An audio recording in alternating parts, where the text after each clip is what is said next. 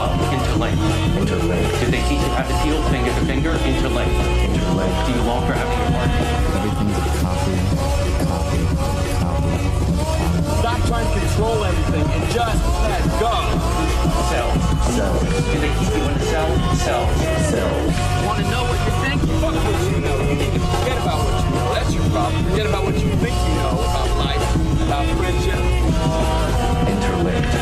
If you were to die right now, how would you feel about your life? I don't know. I wouldn't feel anything good about my life. Look at you! You're fucking pathetic!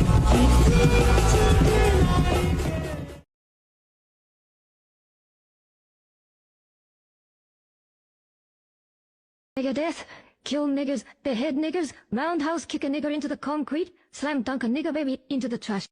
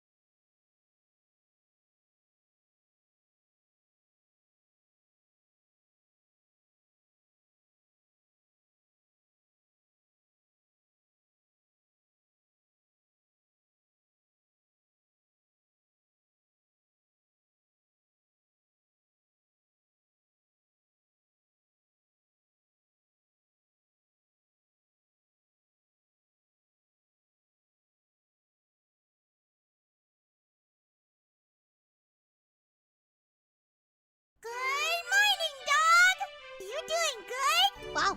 Nice. You're doing good. Wow. I have something important to announce. Wow. I'm also doing good. Wow. All right. Let me turn that a little bit. All right, we are back. We are back. Abyssal for $20. Get my paycheck and I have too much money right now. Have fun. Yeah. Good shit. Always good when you get paid. Keon Keonson, $5. I'm just gonna say it. Who else saw the vaginas over the Metroid Prime 4 trailer? I did not notice any, but now I don't know if I'm gonna be able to not see it. Pilgrim, $2. Linda Cube is the best MGS game I've ever played. It was really good. Just a little bit we played. Was fucking good. It was fucking good. Watching Town Direct today. I saw the Metroid Prime 4 showcase, so that's pretty much all I needed. Mark 9, $2. Sup, Lolly, would you take this deal? Your wife becomes real, but you become a full-on furry. Have to own a fursuit and commission weird furry porn once a week. Also, when you fuck her, one of you has to wear the furry mask. No, that ain't worth it. That is not worth it. That is way too much of a drawback. See the 2 impractical jokers being accused of sexual assault? Yeah. Yeah, it turns out the hit on girls below the age of consent prank didn't exactly work out well. Ubisoft got not bought out by Tencent right after AC Shells dropped. Ain't that a funny little coincidence? Almost as if Tencent was waiting for this moment.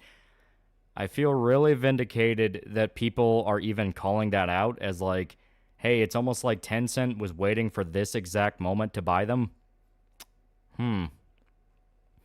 Yeah, Rideout. Yeah, Rideout's getting an HD remaster. That'd be pretty fucking good. It's always cool when SMT stuff gets any kind of love. Yeah, Lolly, we're possibly going to lose Mume. On one hand, it is possible it's graduation. On the other hand, watch it just be a bait, and she was fucking around with people. I don't even know if that's true, but we can hope. Getting the Kirsch Cup later. Yeah. Seen the Studio Ghibli AI memes? Yeah. It's the, what was that, Grok 3? Like the new version of Grok they just put out? Yeah, it's making, like, uncanny Studio Ghibli stuff. But to be fair, I do think a lot of that is like, marketing, like artificial marketing. That's on 22andMe filing for bankruptcy. Don't you love inputting all your genetic data to a private corporation that can go bankrupt and then bought up by someone else? Also, Saga Frontier 2 got a remaster. That's another Saga game on modern systems. Hell yeah. As you mentioned, her throat's been fucked up for months. Surely the Soak Song fans get what they want. I mean, come on, does anyone still remember Soak Song?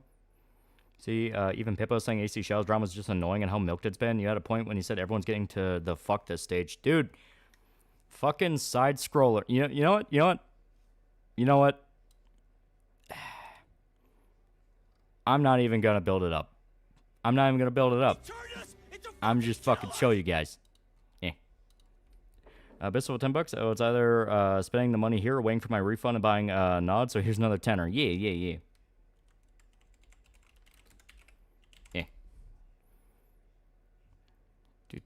Pretty sure it's this nigga.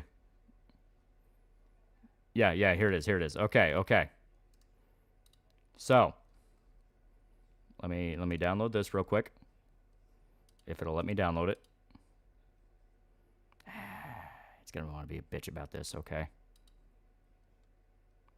Give me one quick sec. One quick second.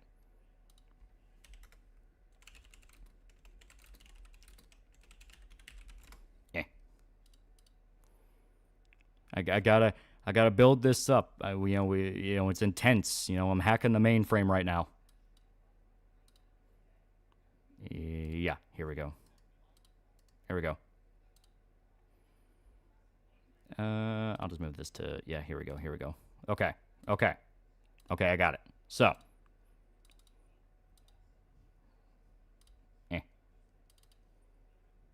Zem says. Okay, so, to build it up a little bit, I had we talked on Tuesday about the vibes. The all-powerful vibes that determine our role in the universe, and it binds us, it breaks us, it combines us, it destroys us. Praise the vibes. The vibes. One of y'all niggas broke containment. Zem says the almighty Loki was talking about the clapback last night on live stream. Last night, he talked about how there's a vibe shift of people being tired of culture war stuff. Thoughts? when y'all niggas broke containment and ran to side scrollers to tattle. And now they're aware of the vibes. Almighty Loki, yeah, right? Stoke Song doesn't exist. It was an elaborate trailer made by trolls to torture Hollow Knight fans with nothing ever happening. Agree, but why couldn't they speak out when it was Monster Hunter Wilds?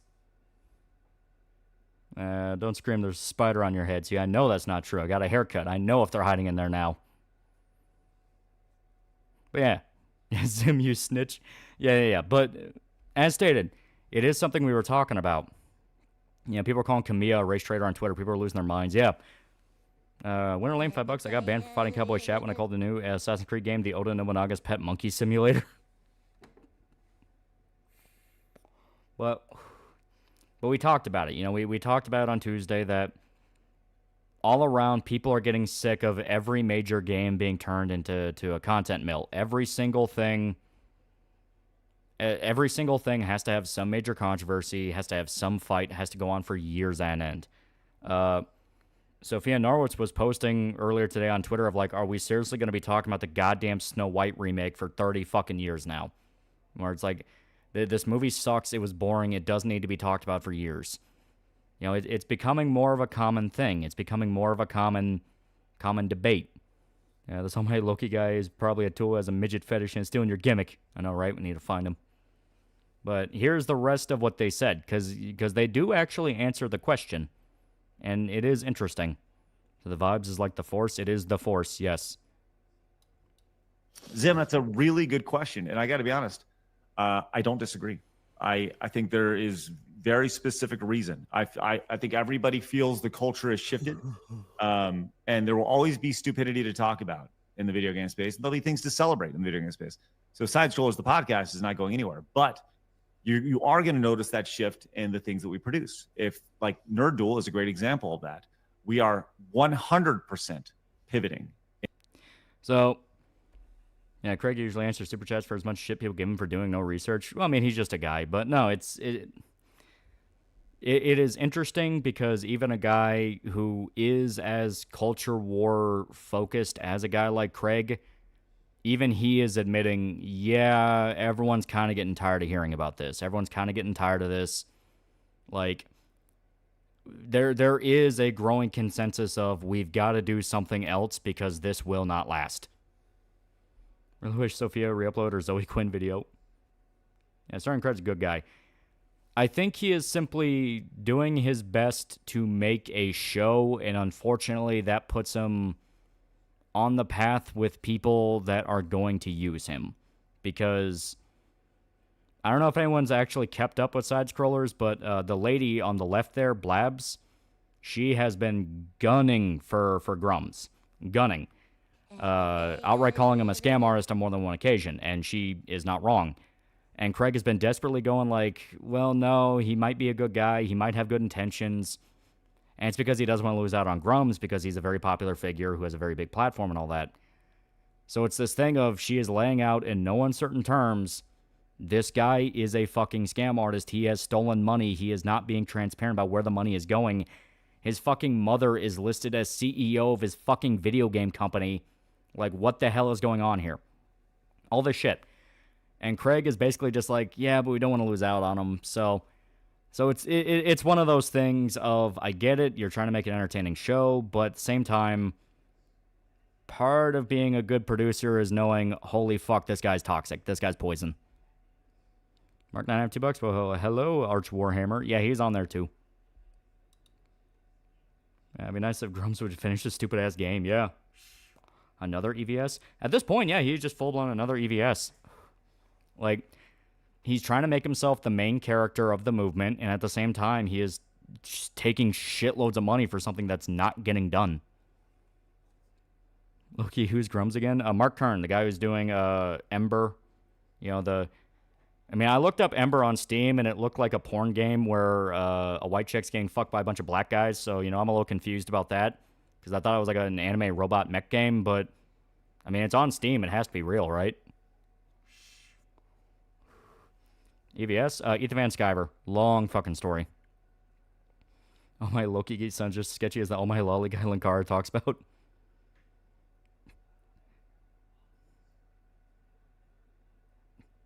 I'm sorry, what?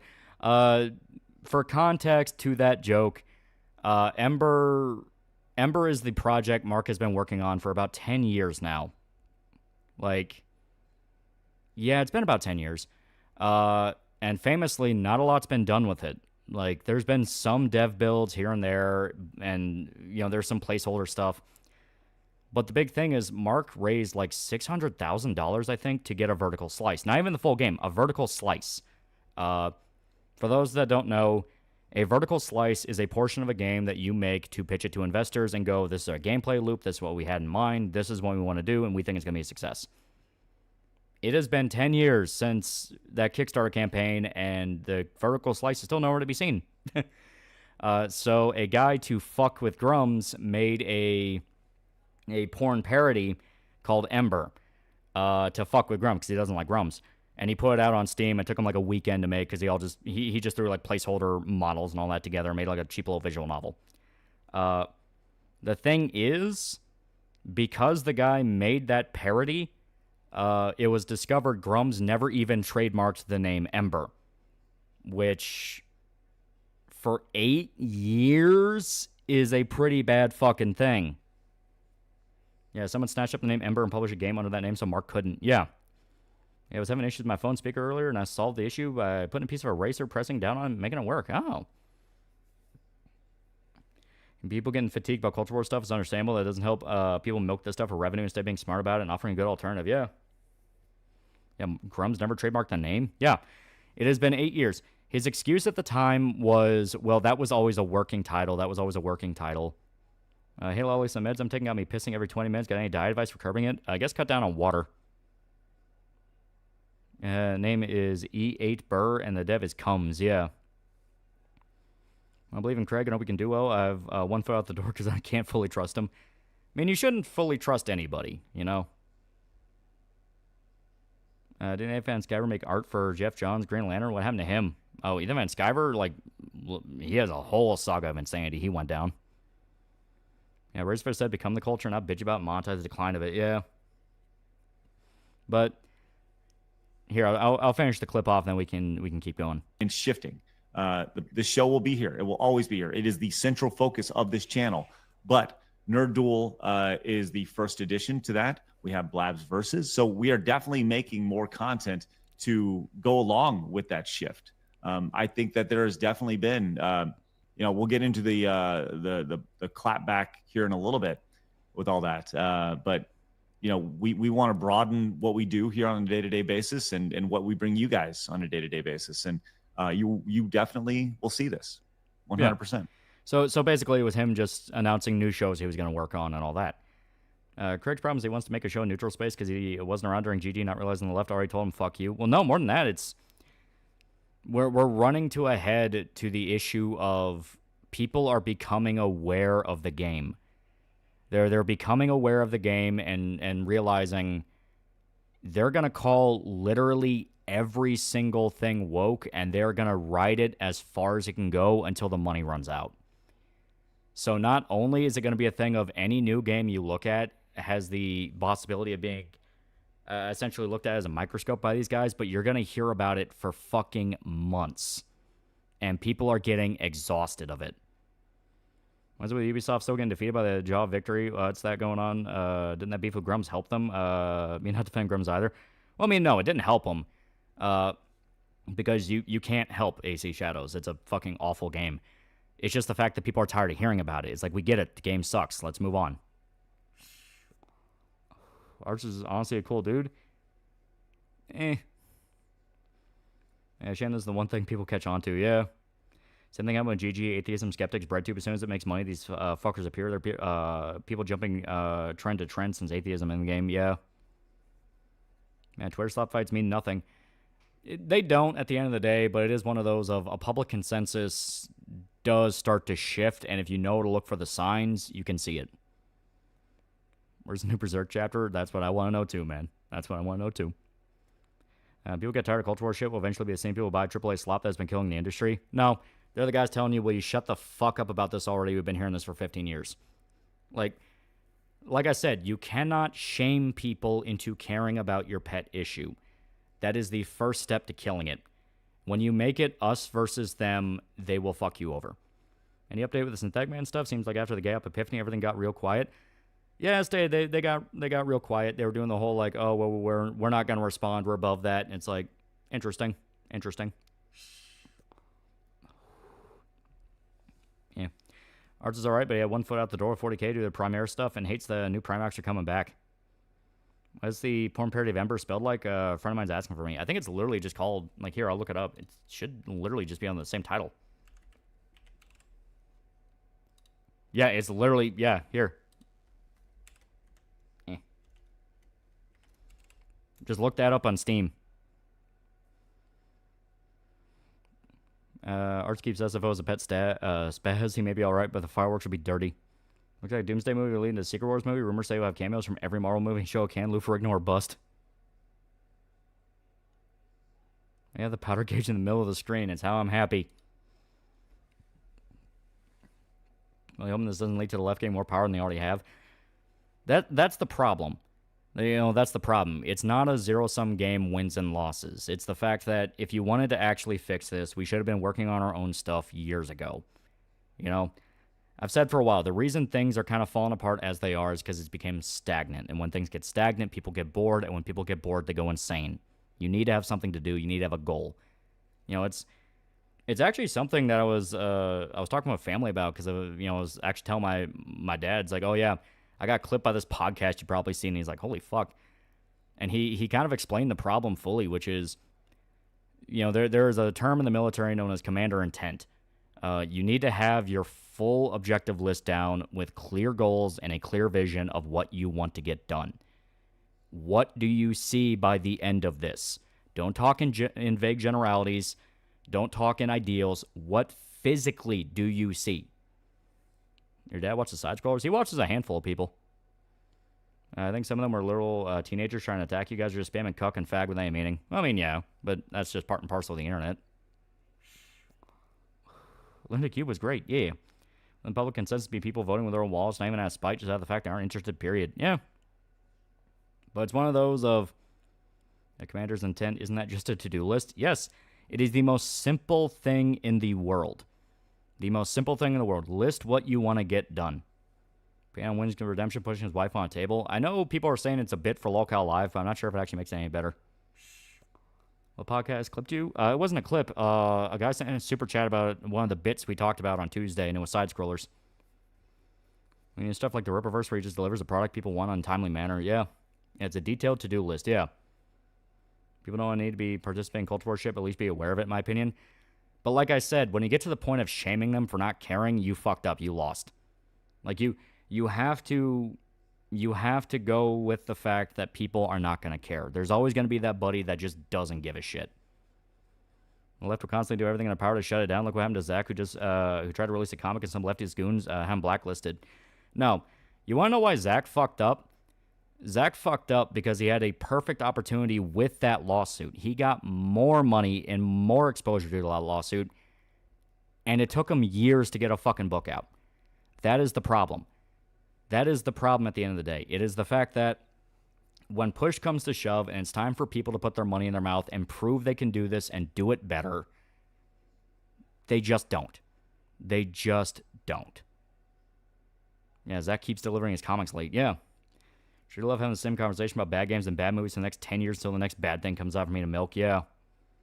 Fair, a lot of morons straight up told me they don't care that Grums is running a crowdfunding scam. Yeah, and they will... That right there is going to be the thing that burns them. Like, you can say all you want, well, I don't care, I don't care. The guys that want to grill care.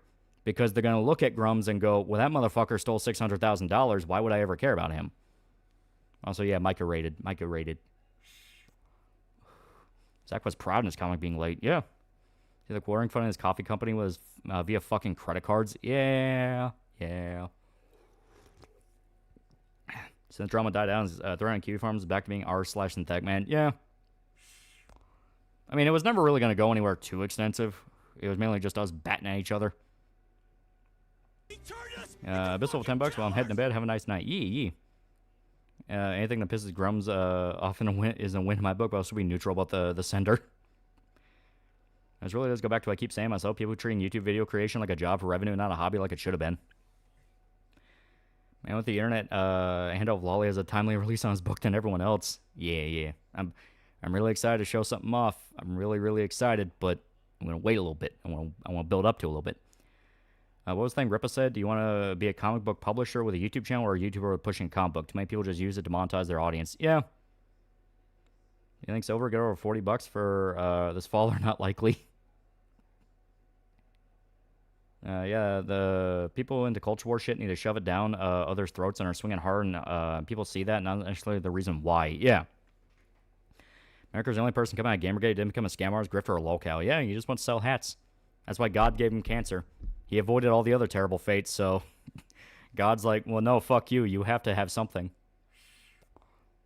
Metro Prime Forum's happening. We got gameplay, and it looks dope. Grimm's also believes China will save gaming. Yeah. Don't hurt seeing how Zach is self-immolating himself. He really should have followed his gut and quit YouTube to focus on the comic business. Yeah. Kentucky Man, did you watch Mickey 17? I did.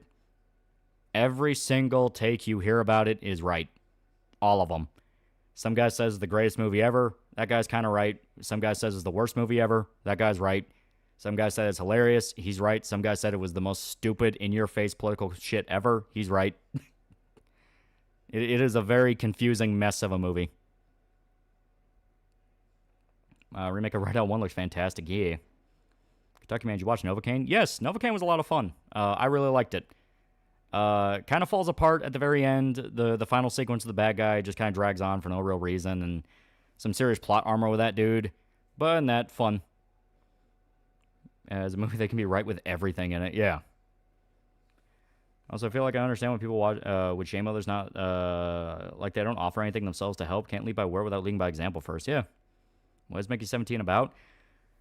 Basically, an amoral corporation is sending a man out into space for kind of like a big colonization project, but they clone him over and over and over again, and he just keeps dying. And he ends up having to kind of like come to terms with the fact he is disposable as a human being. Sam Despot, $5. Saw the Nintendo Direct. Pokemon Legends ZA's new development looks cool, and I hope to switch to his GameCube and Nintendo DS emulations. Yeah. Motocross, $2. Can't wait for the Rideout remaster. Yeah. Moon's better. Yeah. I think if you want an actually like just well-defined story that has a clear message of what it's talking about, Moon is better. Because that's more about isolation, things like that. Someone Cyber Pop call someone else a Gamergate freak show have other Funimation level lines. No, I'm not referencing anything modern. See the new Robert De Niro mob movie? Didn't hear about it until I saw an article saying it bombed opening weekend. I suppose marketing matters or something. Yeah. Kentucky Man, did you see Crony's new maid outfit? It's peak. I have not. Yeah, Moon had a tighter script. Yeah. Favorite RTS? I really like Total War. Also saw a screenshot of an annoying lefty. Evan likes everything. Lying. But also it had Grums and people only calling to Grums being a grifter, not the Ethan faggot. Yeah. It is a thing where I know people say like, oh, well, the guy who wants to grill will usually lean by the lefties more often than not. They're not completely wrong, but I see that more as a failure on the part of the other side to win them over. It usually comes down to a thing of it is a complicated issue. It is complicated. Watchman 124, $2. Have you played the new Ninja Gaiden game? The Black remake? Yeah, it's really fucking cool. Or like Ninja Gaiden 2 Black. Yeah, it's really good. But the big thing is, I've said for a while that the guy who wants to grill establishes what your status quo is going to be. They're the status quo, and if you piss them off, you're never going to be able to establish a new status quo because they're going to go back to the devil they know. You know, that whole thing. The goal was you win them over and you get them to care and you get them to understand these problems are important and we need to get involved. The problem is for the last 10 years, all people have done is tell each other about it and go, you need to watch this video, it explains everything. And there hasn't really ever been any kind of definitive piece of media that could lay out in no uncertain terms to even people that don't pay attention to Twitter or YouTube or anything like that, why this matters and why it's a problem. You can blame it on any factor you want. You can blame it on film festivals not allowing people in. You can blame it on, companies not allowing people in. They fired Gina Carano for takes on Twitter when Pedro Pascal was literally doing the same thing. Give it any excuse in the book you want. The practical reality at the end of the day is nothing is getting done on that front, So I started watching Landman, Billy Bob Thornton Oil Driller Show. Not bad so far. Made by the same guy who made Yellowstone, so I'm waiting for it to get done, but it hasn't happened yet. See the trailer for the latest movie about Paul Thomas Anderson? Yeah, it's weird he's making an action movie. 5-year-old new image for Red Sonja, live action reboot. She's wearing bikini armor. Okay, so it has hope. It has hope. I liked Moon, but the scene where Sam Rockwell talked about getting fucked by a bunch of guys from an Asian girl place. I love that White Lotus clip is spreading around. I started watching White Lotus. It's really good.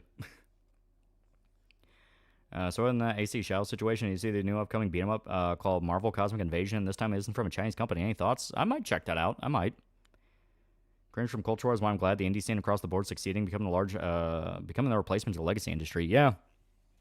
It's something I tell people all the time with it. Like, if you think it's impossible and someone will stop you, dude, the indie scene exists. Indies very much exist, and they are becoming a bigger market. You have the chance, Like, Me-Side got, $4 million in, 2 days, and it was made by 2 Russian guys in their bedroom. Like, you can do it. You can do it.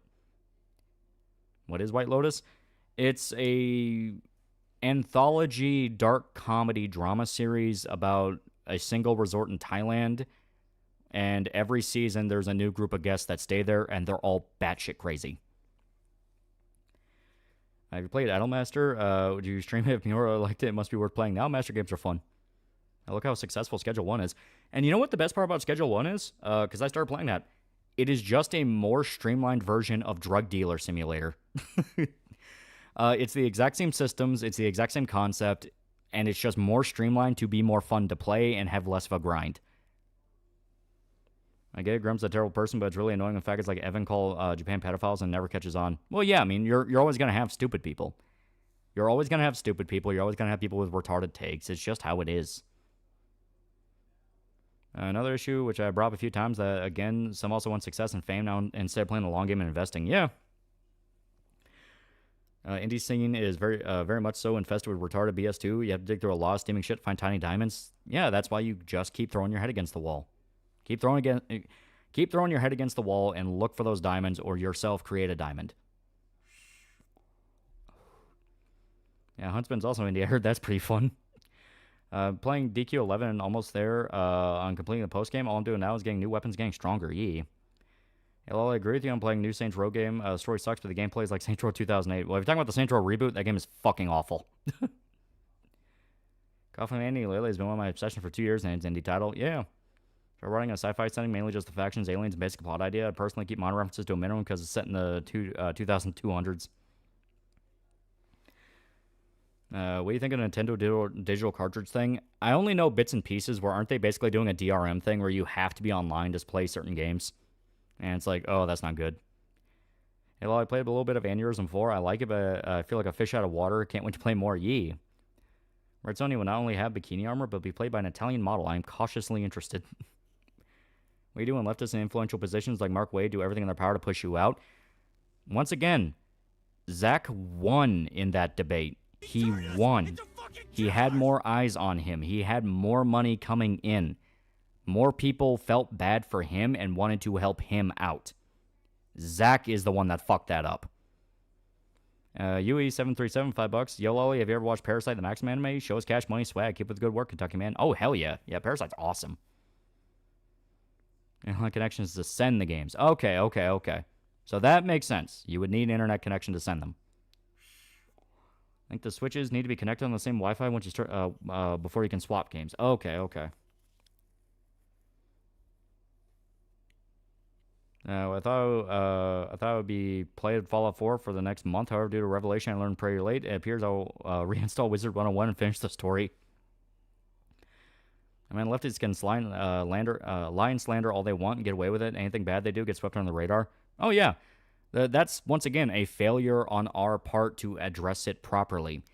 Anytime one of these people fucks up royally, it kind of just turns into content middle of the week, where you have like a million different fucking videos about it, and people can't shut up about it. and people get exhausted hearing their names, and it just gets to a point of, well, no shit, they're able to get away with it. A, they have influential friends in positions of power that they're not going to leave, and B, you kind of burn everybody out from talking about it because you focus more on the tweet of the week instead of the actual illegal fucked up shit they do. Patapon, everyone's golfer on the Switch now, which is bizarre to see. Oh. No, you only need to be online when getting and downloading the card to your system. Other than that, it can be offline, but the last 2 weeks where you have to resend. Okay. Yeah, you see Jeremy lost all his money on a coffee company? Yeah. Hear about Ultimate vs. Capcom 3 Community Edition? It's Marvel vs. Capcom 3, but modding other Marvel and Capcom characters. Pretty cool. Yeah. Yeah, during Comicsgate, there was one YouTuber named Captain Cummings. He kind of called it on EVS and left before it got bad. Yeah. Playing Helldivers for the last 2 days for the first time. Damn, it's good. It is really fun. Yeah, the left doesn't finance their companies with credit card debt. Yeah. Of course, Lazy Atlas can be bothered to remaster both Devil Summoner games. How dare you leash my waifu Mordred? She, it's in her best interest. She's a danger to herself and others. Also get better taste.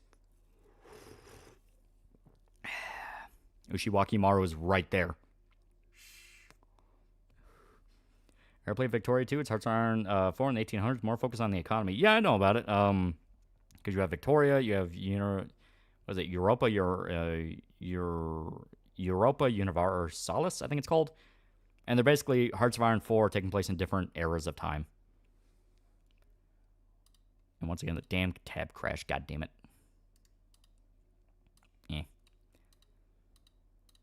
I really love that YouTube keeps crashing over and over and over again with the chat tab. It's great. It's great. I love it. Also, Tamagotchi Life's getting a new game. Yeah, it was weird to see. Also, how are we feeling on the Ubisoft Tencent subsidiary, my guy? I fucking called it. It's like, Tencent already had stake in Ubisoft, and Tencent has stake in a lot of different gaming companies. China has been funding DEI ESG to the span of trillions for years. So, whenever Tencent buys up a company and it starts doing a lot of DEI ESG bullshit, it's a little bit weird. Got Mercury for $2. There's also Crusader Kings and Imperator Rome. Yeah. You can also have a family-type system for selling digital cards. Neat concept, but the 2-week time limit's restrictive. Should be up to the center to take it back. Yeah, it should be. Which game is the Old World Blues mod? Hearts of Iron 4 or Europa? I think that's Hearts of Iron 4. So Tencent's going to buy Ubisoft. They bought up a shitload of their IPs, and they have partial ownership now. Like, just full-blown partial ownership. You got to play on your Tamagotchi Island? I don't really play those games, but it'll be interesting to see people play them. Have you seen the new comedy series from Seth Rogen, The Studio? So that's weird. You call it a comedy, but then say Seth Rogen's involved. That's weird. He doesn't really seem like the kind of guy to do comedy. You ever go on Fate Apocrypha, and why is Mordred the correct choice? Yeah, and that's Tencent's foot in the door, yeah. Super Robot Wars Y looks pretty dope. Yeah. CCP having the race Tom Clancy game's a horrible nightmare. One of the games I'm wanting to get is a remake of an RPG that came out 40 years ago. What do you mix with your oatmeal? It kind of depends. I usually like putting some kind of like raspberry or blueberry. It's really good. New Rhythm Heaven is what I'm most excited for. Interested in the new Marvel beat 'em up game. Looks pretty good. Yeah. Maybe at least we'll get hot assassin waifus with 10 cent at the wheel. No. I think it's going to get gayer and worse than it's ever been.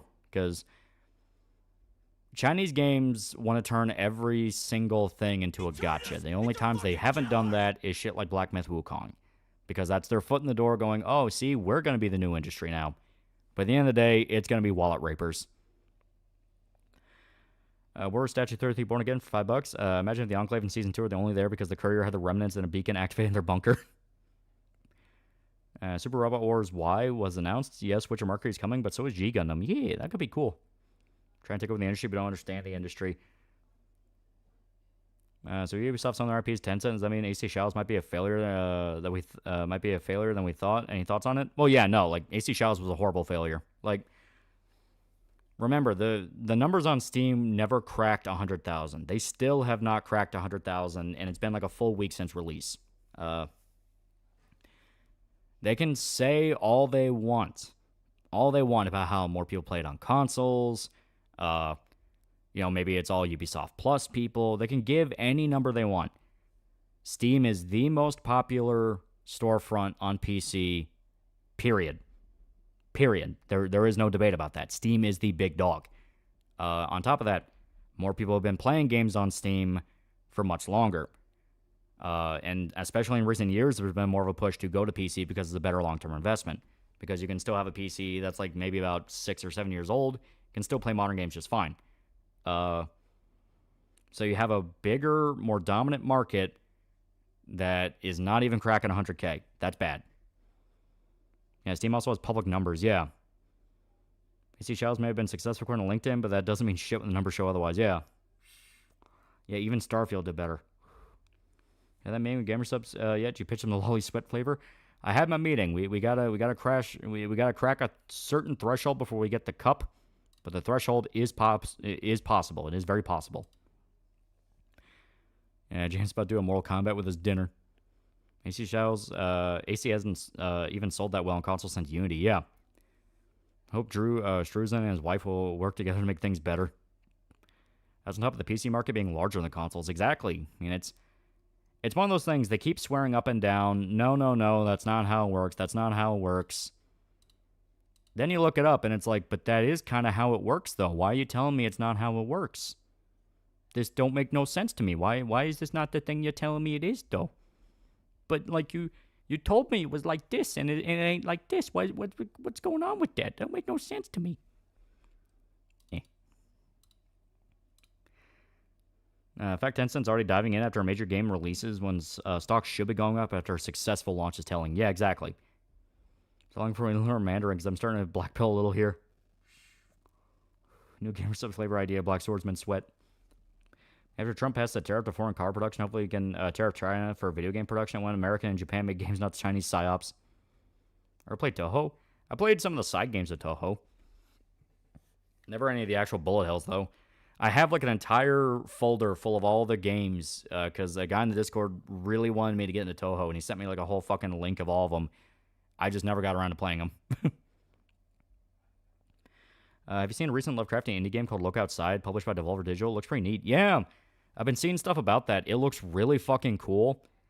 I kind of got spoiled on the true end of the game, but that made me more interested in playing it because it plays with a Lovecraftian concept you really don't see all that often, which is, okay, so Lovecraft stories will usually play with an idea of the creatures are not inherently malicious, they're just curious about humanity.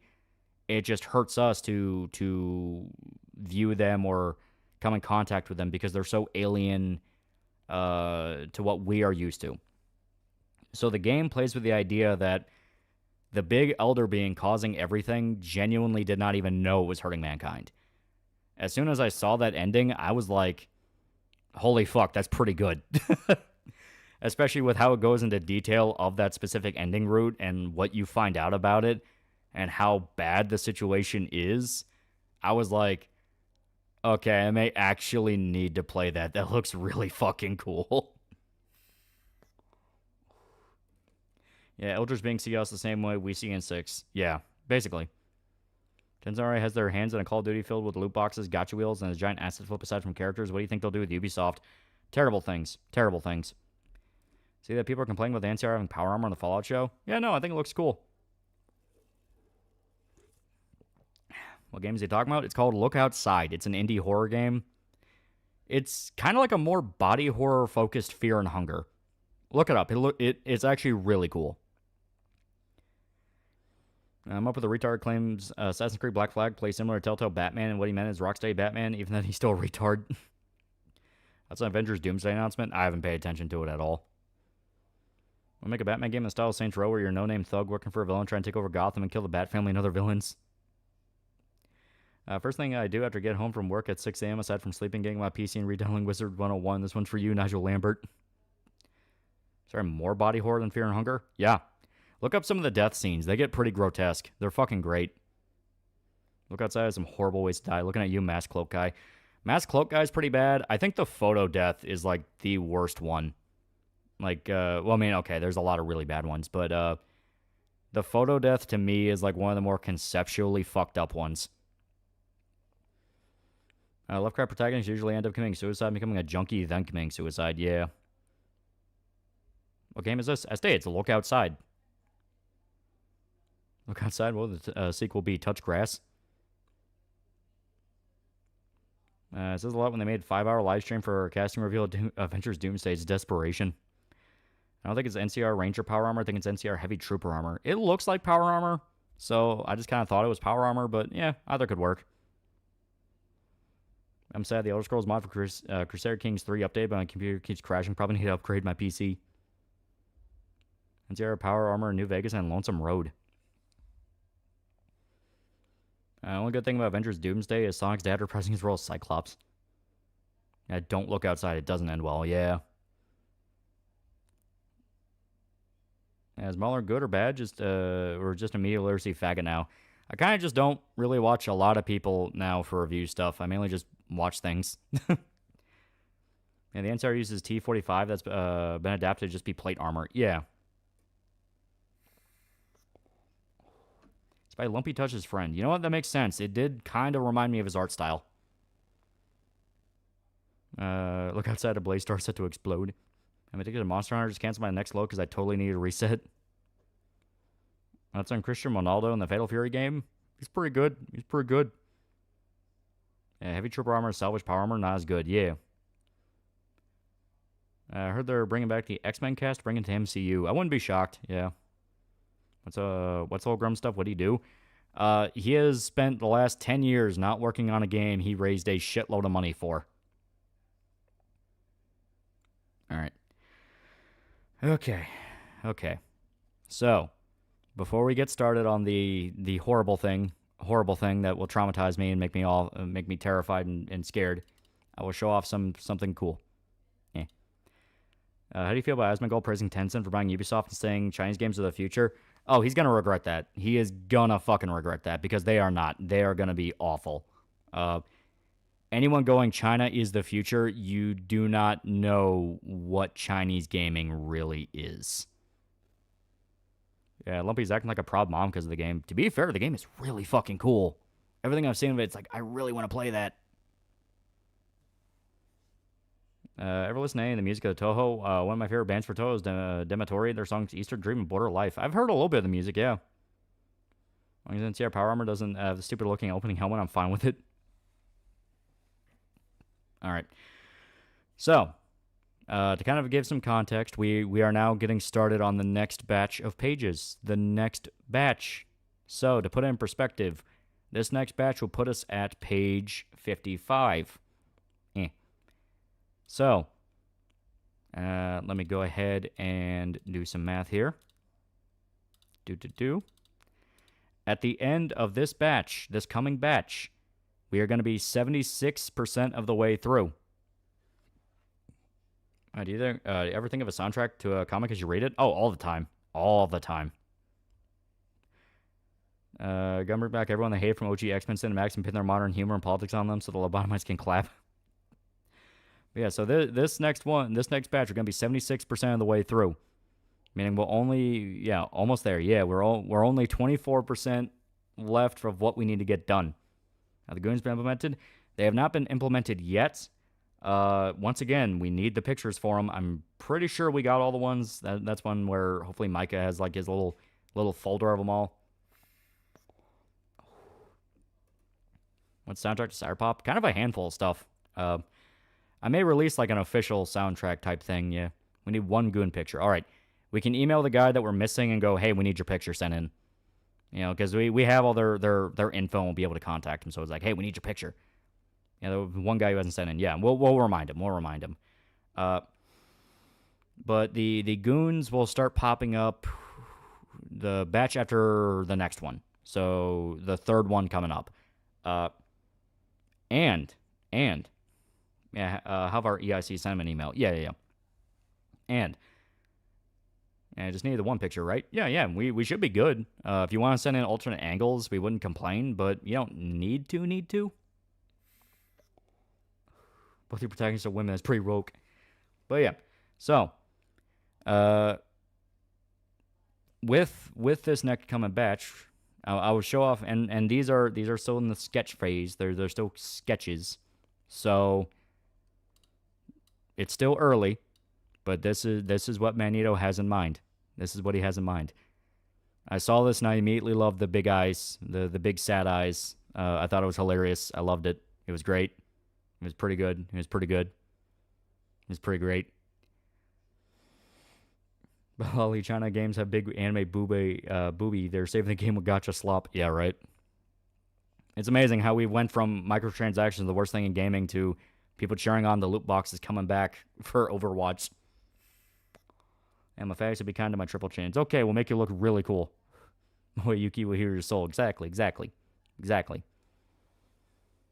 Don't worry, guys. Support China. Support the government. Military. There are people that only play games for 3 hours a week to distract from the fact the population is falling.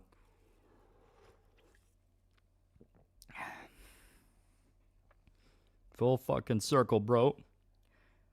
Must pet murder bot. Adaptation of Cyberpop. You should throw everyone a curveball and have an entirely new metal soundtrack. No, like I said, I got like a variety of music I had in mind for it. The whole point is music is going to be, music's going to kind of play an important part. Birthday's on Monday. Can I get an early happy birthday from Lolly Man himself? Hell yeah. I'm going to clap for you. You get a clap. You get a birthday clap. It's pretty good. Elden Ring is a higher player count than AC Shadows right now. Yeah, right? Don't be enticed by Chinese booba. They're designed to hypnotize and enslave your ass. Well, there you go. You get the cute moe.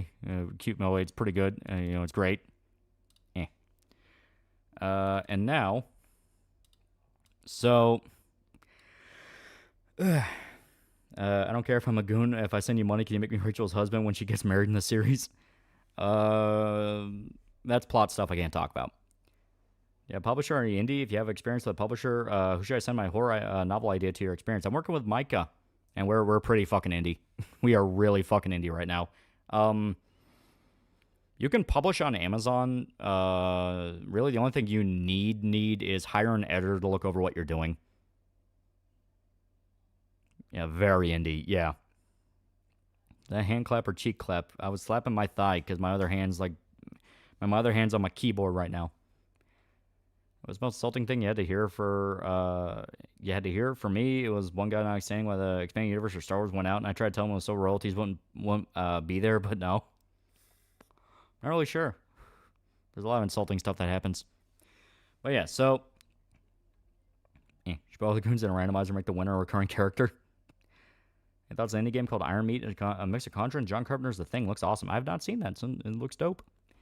After 18 long years, we finally have Metroid Prime 4 trailer. Metroid, the only game on Nintendo I will buy because Nintendo wants me to hate them. Plot stuff, she's already got someone in mind. It's so over, bros. I can't say, but maybe. However, okay. So, to kind of set this one up, when I was doing streams really fucking early into all this, I think it was still when I was in the middle of finishing the script for the first one. A guy brought up an idea of, hey, you're going to include like a VTuber in this, to kind of reference VTubers and that being a thing. And it was one of those where as soon as he mentioned that, I was like, that's actually not a bad idea at all. That's really not a bad idea. That's actually a pretty fucking good idea. So I managed to talk the Italian into drawing a VTuber. Her full design will be shown off when you actually buy the fucking thing. You still get the little sketch. But there is a VTuber canon to this all. Also, I can't read hieroglyphs. I don't know what you're talking about. Are you a pharaoh? Finally getting a sequel to Tamagotchi Life. That's the one thing I wanted Nintendo since I played 3DS one. Somebody said Black Flag's controls are garbage compared to Shadows, and I said, my god, the gameplay of Shadows, you can't kill a guy stealthily if he's higher level than you. Black Flag understood that. Sadako VTuber? Big VTuber Mume announcement in 2 minutes. Yeah. Does the Chuba have big titty? Do Rachel and Yuki have a home, or are they forever homeless with Yuki spending their last $30 on idle merch? You will find out in the story. You will find out. My thing. Yeah. If you have not caught on, she is kind of meant to look like a ghost a little bit. You will see the full version later. But she is kind of meant to look spooky for a reason. Riffin made the Ripperverse, and Lalu make the Gooniverse in time. It's about Goons, not Gooners, by the way. You ever played Pulso 2? Yeah, multiple times. It's good. Sadako VTuber. An interesting idea to have a chapter of one of my novel read like place evidence logs of pictures. A friend of mine said it would screw up the pace. What do you think? If you can do it right, it shouldn't be a problem. Looks like a 5-year-old drew it. It's literally the sketch. Like, he is sketching out the idea of it. You got a name yet? I cannot say the name. Basically, this VTuber is going to be way, way, way more important than you would think. I cannot say how.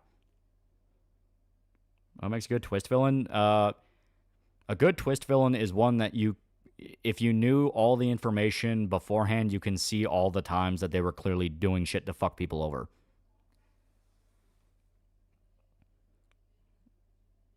Yeah, these are layout chats, not the final product. Yeah. Is that Lena? Shuba. They'll be an incel gang. If so, call them the Chuddy Buddies. No. Like I said, I'm avoiding any reference to any kind of modern political thing because I don't want to annoy people with that shit. Yeah, if you rewatch a movie, you can point out, yeah, this guy's like the villain. Yeah. You got more viewers than you right now. I like the attention to detail. He understood. Quad views are pretty good. Quad views are pretty reliable. She collects super chats to fund her world domination plan. While he taking ideas from Yakuza, putting VTubers in the plot. Dibbers $2. Her username is XXX and Nigger Slayer 666XXX, isn't it? I know, I just thought it was funny. Yeah. But yeah, no, but cracked phone screen's relatable. Yeah.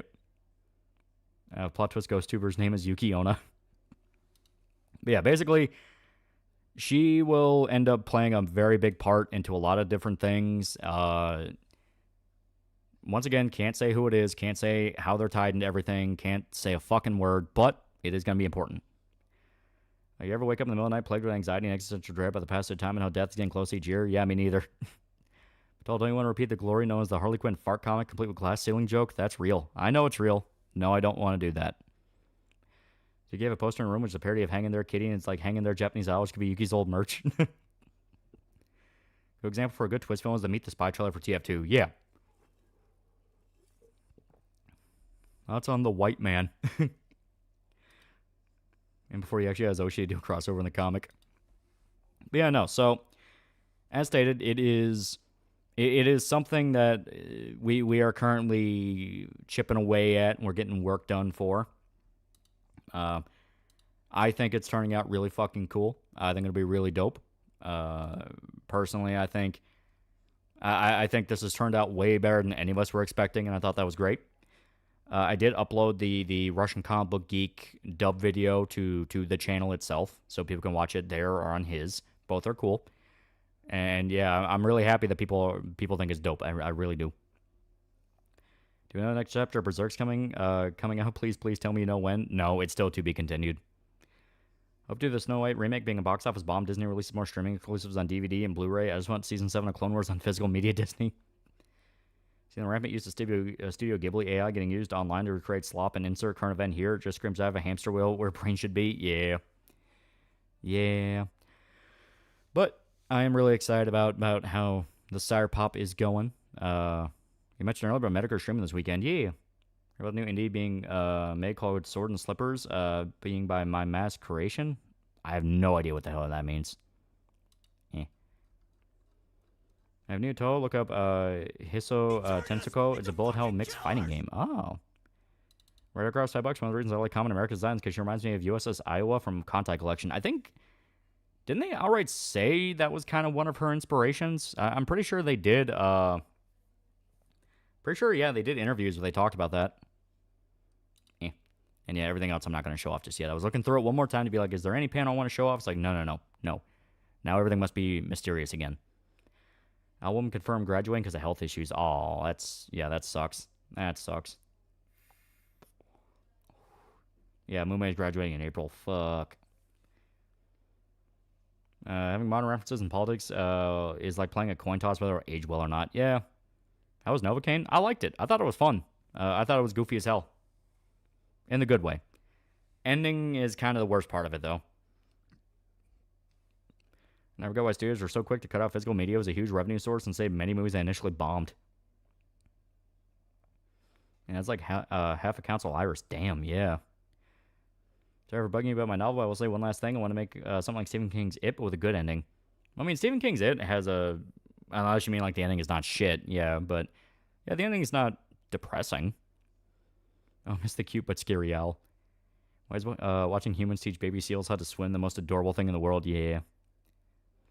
Only thing I care about the whole new Snow White thing is that Disney did not hire actual dwarves. I think that's stupid.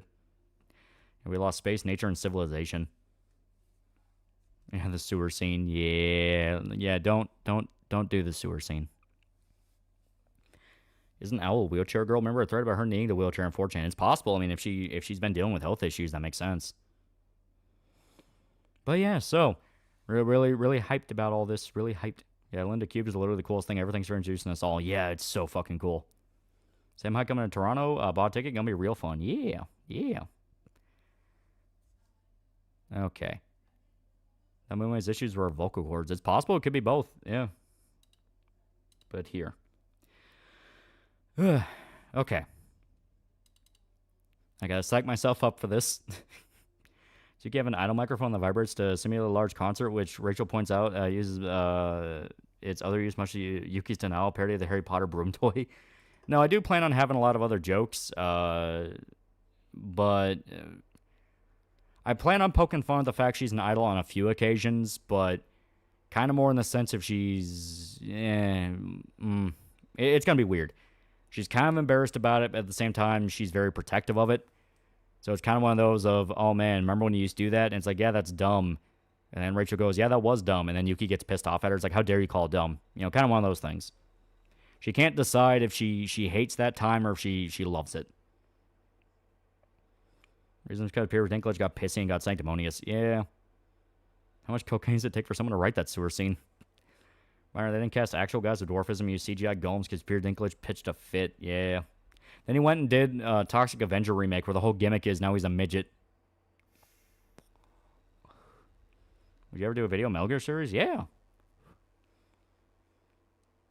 Stephen King Zed also has seen about two boys blowing each other in the junkyard. Yeah, it's a weird book. Couple percent of $2. Why are the girls the best Rule 34 leaving Hololive? I'm referring to the sewer scene just saying I thought the turtle fight was very stupid. Yeah, the turtle fight and the spider fight are a little goofy. Okay. Okay, so this is a game that I stumbled into. I really wish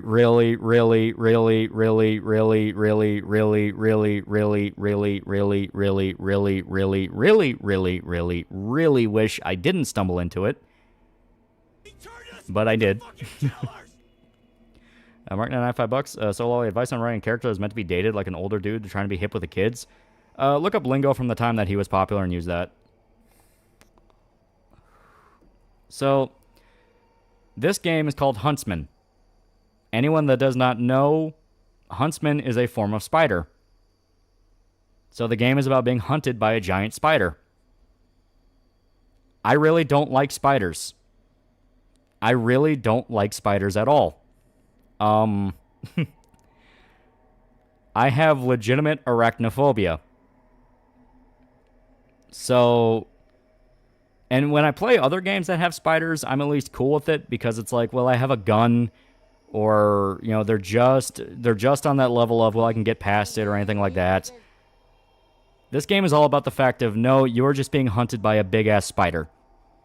Miss Easy said it for $2. There's a lot of reallys. Yeah. So, for those that don't know, the Huntsman spider is really fast. It's very aggressive. And it has a poison that can melt your flesh. I don't like that. I don't like that at all. So we're gonna play it.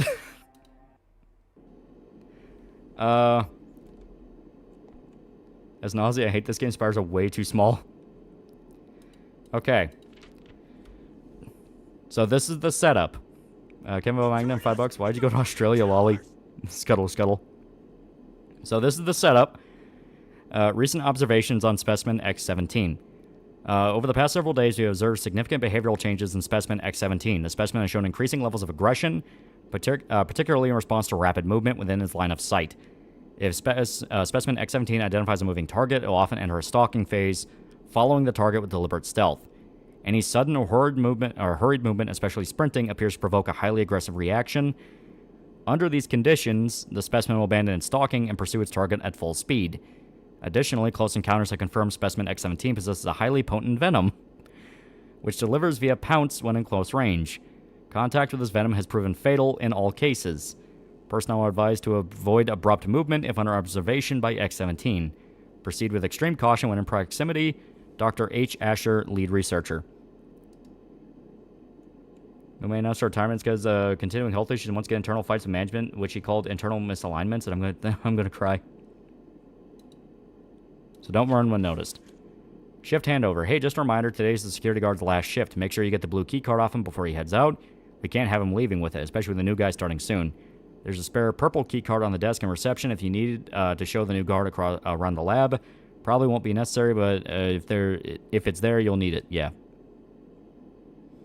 Guessing the MKX crypt with giant spiders gave you problems? No. A lot of other games I can play with giant spiders, I'm fine. I could play Grounded just fine. I could play Skyrim just fine. I can play Resident Evil just fine. Something about this game reacted...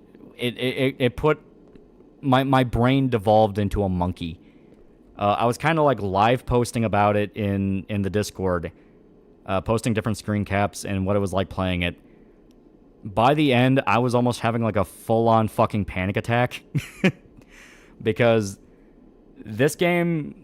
I ran into, a bug, but I ran into a bug in this game where the spider was, like, right next to me. It was literally touching me, but it wasn't attacking. And it was one of those bugs where that obviously is not what it should have been doing. It should have just been killing me. But it made it significantly scarier to the point I'm like, all right, he needs to refine that and turn it into an actual system in the game.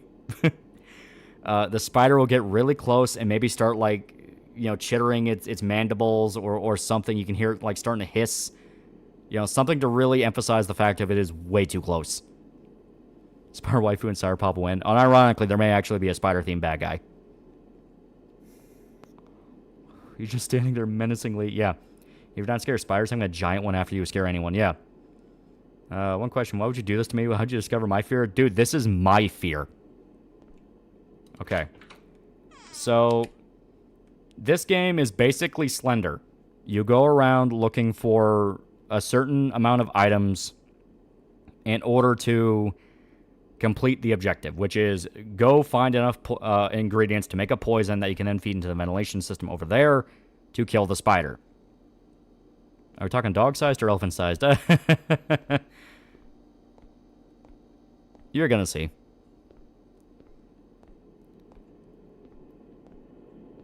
If you played Alien Isolation, you kind of know how the spider's AI works. It's tethered to you. It has just enough range to kind of go off on its own, while at the same time...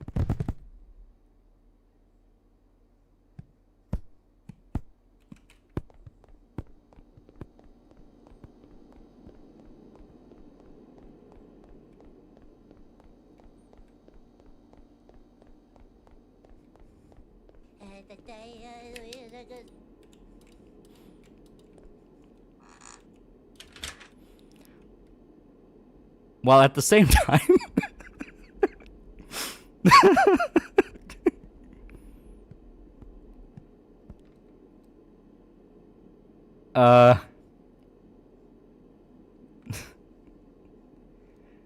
Miss Cece's header for $2. This on Steam. Might Steam it with friends. Check the link in the description. It's on itch. It's itch.io. You went dead quiet. That's hilarious.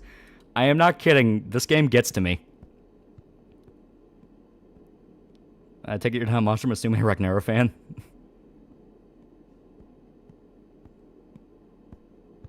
You can hear it skittering.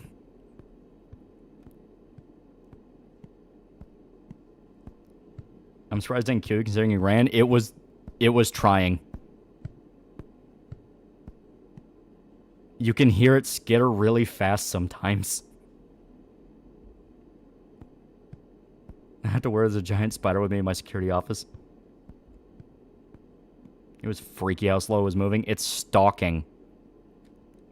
Have you seen the movie Eight-Legged Freaks? I did. So the room is always safe. The room is always safe to my knowledge. I have never had a situation where the spider has directly entered the room. Can the game hear your mic? As far as I'm aware, no, it can't. Didn't realize my husband was afraid of snakes till we went to buy a house and one we looked at was infested. I can handle snakes just fine. I think snakes are actually pretty cool. Spiders are my big...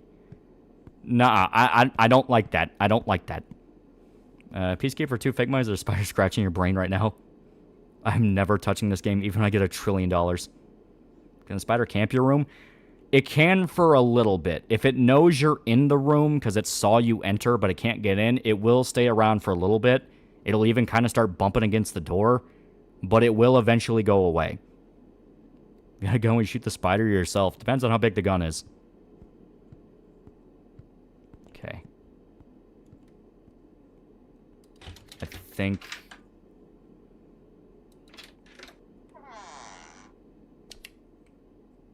Okay.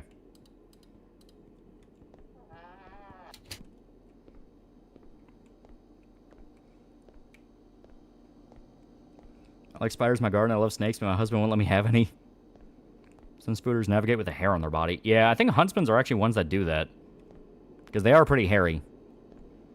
Kind of gives you a crawling feeling in your legs, huh? Dude, this... I am not kidding when I say this game had me as a fucking mess by the time I got close to the ending. Like, the reason I died my first playthrough was because I got all the ingredients. I made the poison. I just needed to get down to the ventilation system. And the spider was right around the corner, and it stuck onto me. It stuck onto me, and for 5 minutes straight, I was just staring at anything but the spider, knowing it was right behind me, and it could see me, and it was about to kill me. And I just didn't move. I was, like, moving the camera to get screenshots of it and posting about it. And I was even like, I'm not going to think about how the spider's right there. I'm not going to think about how the spider's right there. I'm not going to think about how the spider's right there. Does it climb the walls? As far as I'm aware, it does. You just don't see it. Because it can enter another floor. You ever saw arachnophobia? I think spiders and scorpions are cool. I don't. I really, really don't. Oxen for $2. So low, I need someone to watch my tarantulas. Happy Fallout hasn't introduced giant spiders. They did, though. Okay, we're clear. Listen for scatters. Any IRL spider stories? Maybe one that attributed to your fear? My mom got bit by a brown recluse once.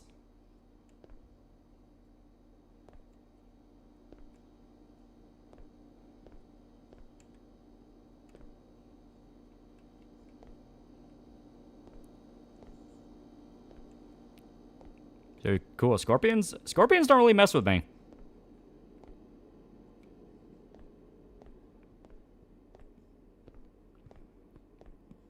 So her roommate's graduating mass suicide happened in late April, yeah. Oh god, I can hear it. What direction is it coming from, though?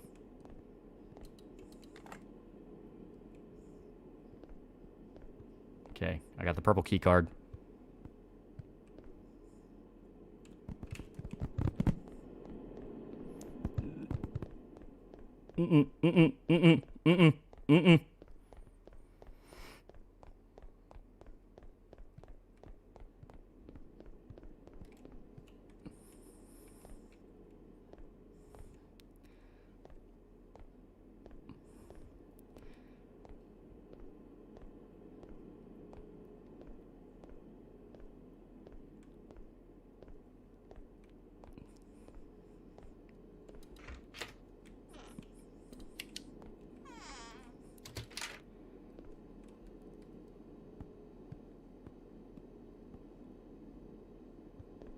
Okay, I can breathe.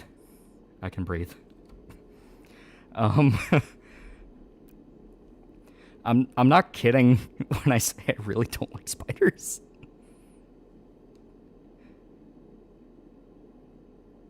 Yeah, I'm not doing a bit. I really, really don't like these things.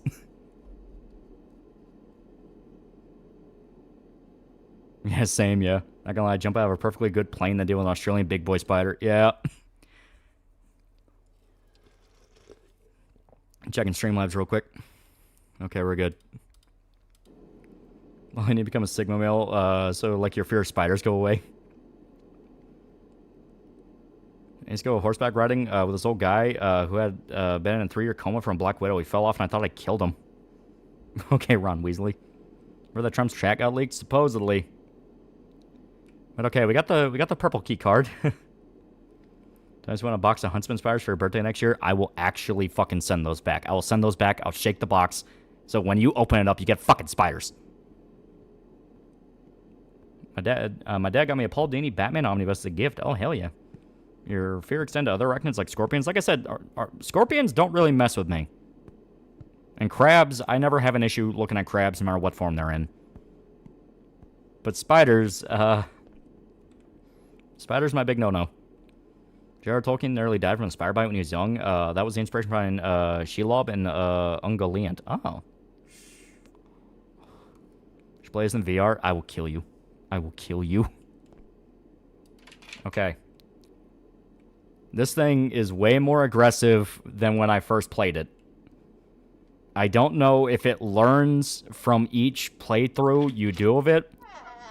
First time I played it, I was able to get through way more of the game before ever seeing it, and now it has chased me twice. What about snakes? I don't have any issue with snakes at all. I actually think some of them are really cute.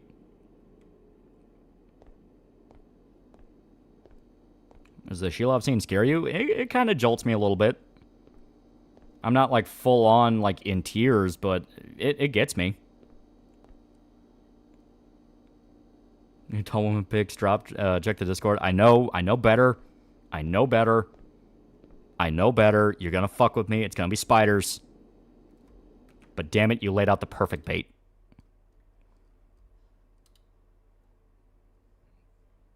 And it was, in fact, spiders. Damn it. Snakes are the devil's noodle. But the crabs that look like spiders and they're big, yeah, but I just am able to understand that is a crab instead. Do you like snakes? That's why you're a Monster Musume fan. Snakes just never got to me. I never had a negative experience with a snake.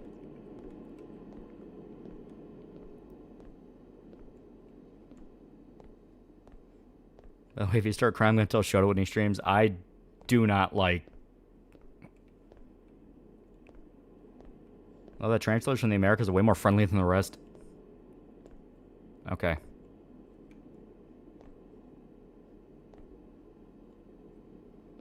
So the spider will have a set pattern it goes down for each floor.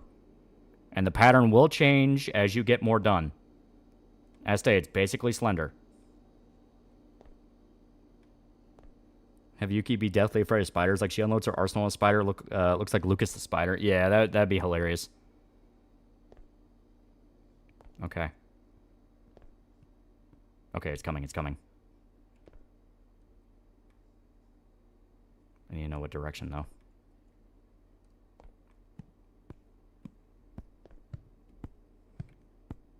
Okay, it's coming from that side. Would you fuck a spider in the Spidusi if it meant your life? Yes or no? No, I'll die. Clearly, that's God telling me it's my time to die. What about cockroaches? Cockroaches are just annoying. This tall, sexy spider woman who desperately in love with you should make some more noise and let her find you. Okay. Also, look, the security guard's dead. Can you hide under desks? You can, but at the same time, it's not really about being seen per se. It's more of just don't move.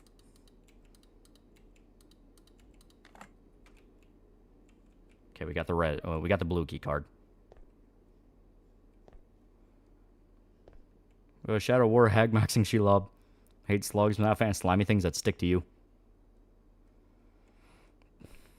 He keeps calling it war plans when in reality no actual war plans are shown. Just Trump and his team talking about having to bomb Houthis again while Europe does nothing. Yeah.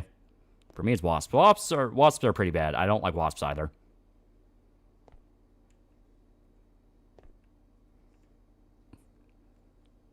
Ever been by radioactive spider become a hybrid human with superpowers? You'd be living in existential dread. Haven't there been jokes in Spider-Man comics about Peter not liking spiders?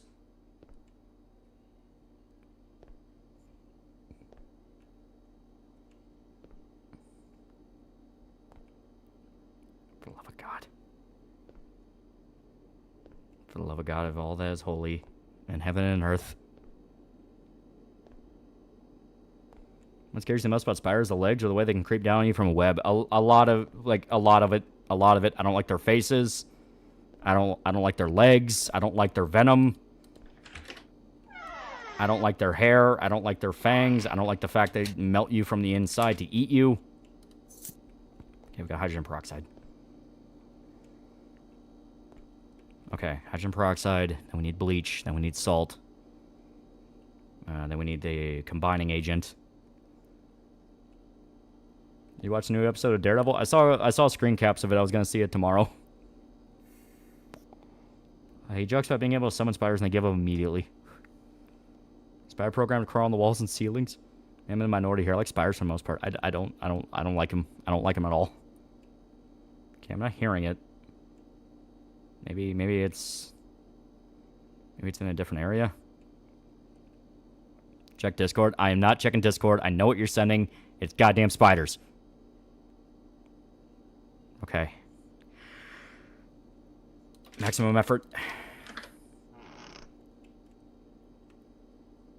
Okay.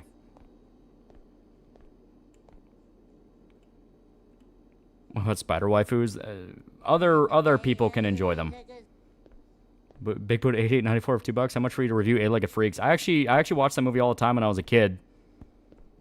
I can watch it as an adult, and I'm relatively fine. It's just a few scenes where I kind of have to look away. Just because the scene where the guy's sucking on the hose because he thinks the hose is clogged, and he gets a mouthful of spiders, I can't watch that. I cannot watch that.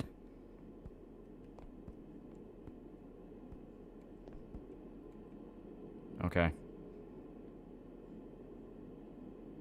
Where is he?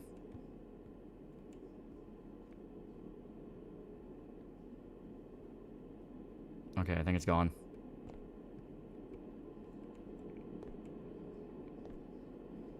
Most spiders are actually afraid of humans, try to keep their distance from us. Yeah, this one doesn't.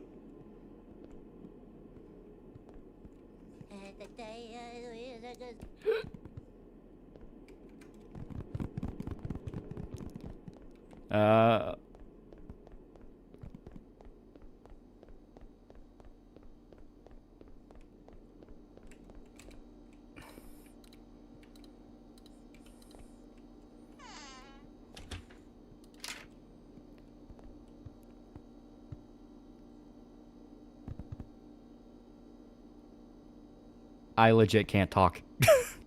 I couldn't talk. Oxen for $5. A lot of who would never lie to you. Check the Discord. I am not checking Discord for spiders. Do you know the average human inadvertently eats about 2 dozen spiders per year, mostly while sleeping? That's an urban legend. That doesn't happen. Oh, don't check Discord. It's all spider women, hot spider women with spider nonetheless. Also, She-Hulk is there. Spider fact: male spiders ejaculate onto sperm webs they make and load into their pedipalps, which are on the sides of their faces. It's like unloading a cum shotgun when they punch. It's all spiders. Please tell me this says VR. It's still a prototype. The main dev behind this is focusing on getting the AI for the spider perfect. So far, he has done a really good job. And he also admits he has arachnophobia and has been studying a bunch of spider stuff to make this perfectly emulate what it's like to really not like these things. Ever seen the Arachnophobia movie? I did. That might contribute to why I don't like them. Try and play Helldiver. Listen to this. This is making it worse. You're more scared of cockroaches. You know how they got their name, right? I'm pretty sure I got bit by a brown recluse when I was 9. Kept touching the bite mark and some yellow stuff came out. It tasted like honey mustard. Couldn't have been a brown recluse then. Brown recluse was just straight up eat your flesh. Here before you have an official channel OC waifu that gets fan art of them sharing your phobia of spiders, having this moment anime with them in it. How would you join the Discord and be part of the trollage? Well, since you're a member, you should be able to connect it with Discord. Show a message about that bug you experienced. Yeah. Not scared of spiders, but a lion-sized spider would certainly be scarier than a lion. Oh god, I can hear it skittering. One morning I woke up feeling a spider trying to crawl into my nose. See the season finale of Reacher? No, I'm gonna watch that later. I got bit by a spider almost 4 years ago. My leg was swollen. Yeah, spider bites are really, really bad about getting infected. Because they're puncture wounds, and puncture wounds are some of the easiest ones to get infected. Well, I need to get over your fear and establish dominance over spiders by eating them. No, I don't. No, I don't. Okay. What about jumping spiders? Any kind of spider is bad. I think I relocked the door. Even with a lion, you won't feel creeped out petting it. Yeah, they're big cats. Woke up from a spider crawling up my arm, wiped it off, and separated the body from the legs and made it so much worse for me. How do you feel about camel spiders? You ever seen one? Yes, I have. I don't like those. Make sure if you get bit by a spider to wash it really well with soap and water, you'll be fine unless it was poisonous. Yeah.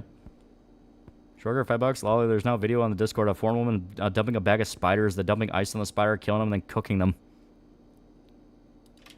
Okay. 1, 2, 3.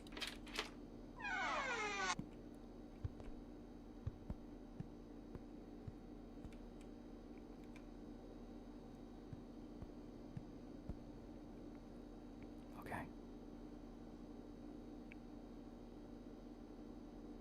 Okay.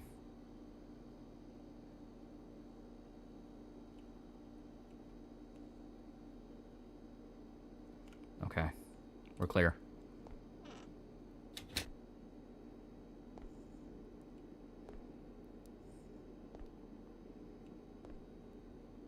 Okay. Clear. Can't see your flashlight. It only detects movement. So I can look at it as long as I want. But if it sees me moving, then it'll gun for me. I mean, spider's down the hall. It's never going to get too far away from you. It's going to remain a certain distance because it's like the alien isolation tether. But you'll be able to find blind spots. Shit, okay. I need to find the red key card. I think that's in the lab, but if I go to lab now, it'd be a really bad idea. I have to go to the reception desk. No, I think I already got what I need from the reception desk, so let's find the janitorial closet. What kind of spider is it? It's a Huntsman spider. They're already well known for being pretty fucking big.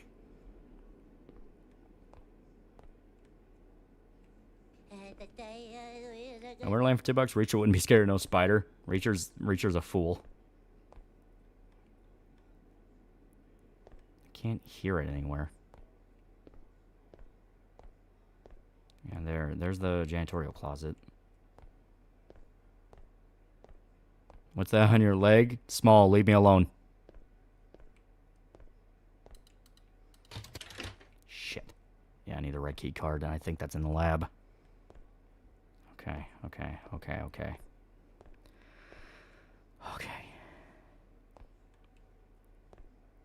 So, I can go up here. Should get me close enough.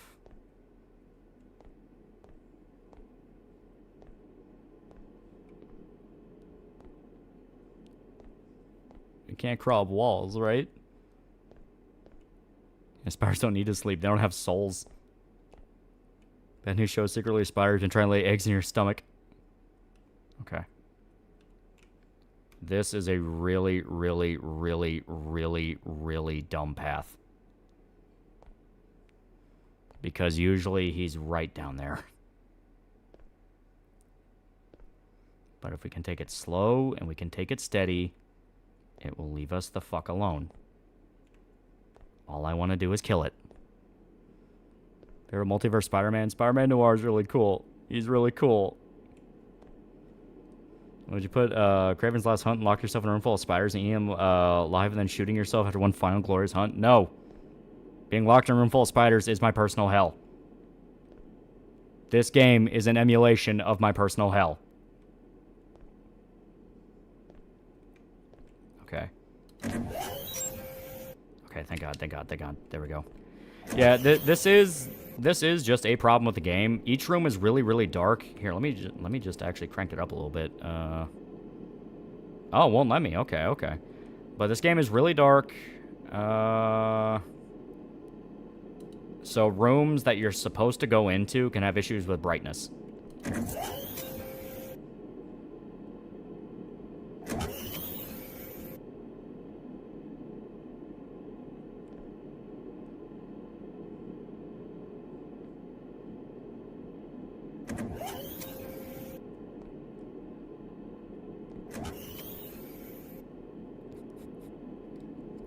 It's opening the doors.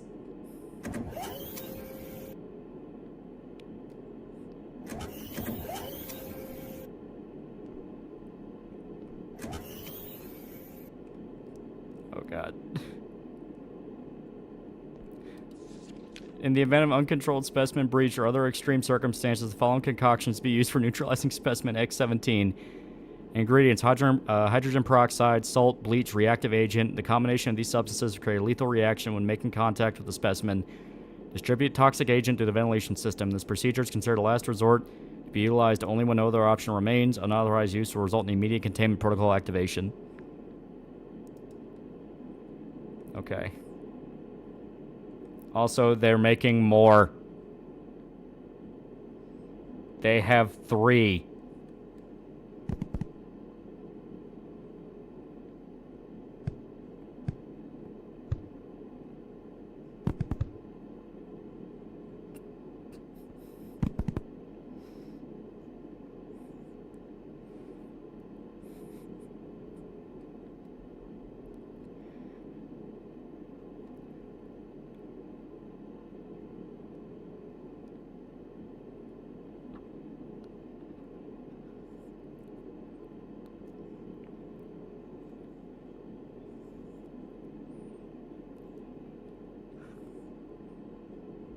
I don't know where it's at.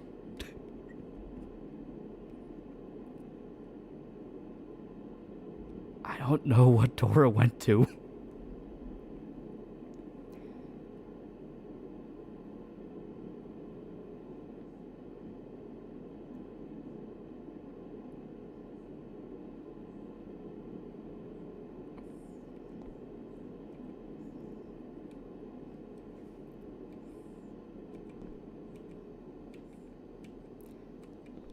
Look up.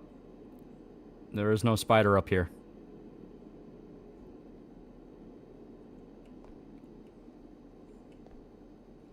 Turn on the flashlight. You can't do it manually. You have to do it each time you enter or exit a room. What are you doing? Open the door. Don't open the door. For the love of God, don't open that door.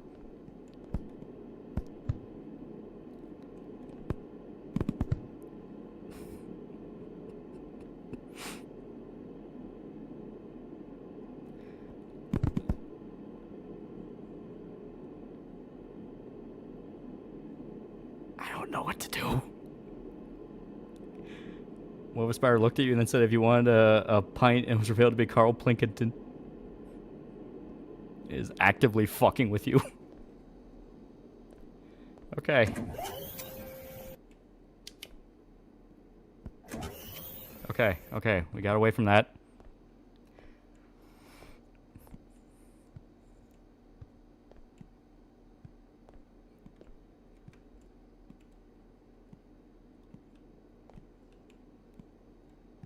Okay, okay.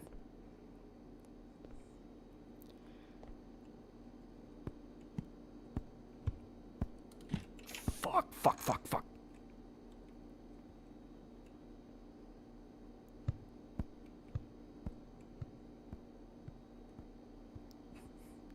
You scared of spiders? I am terrified of spiders. I don't like these things.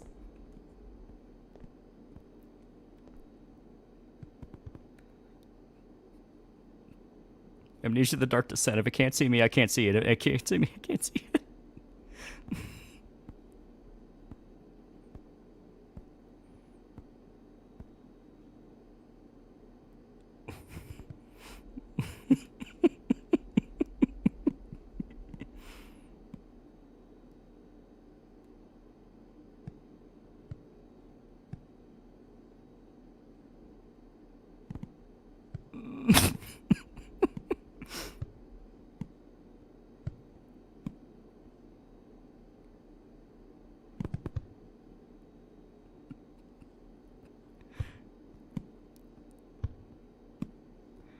I think it's getting closer.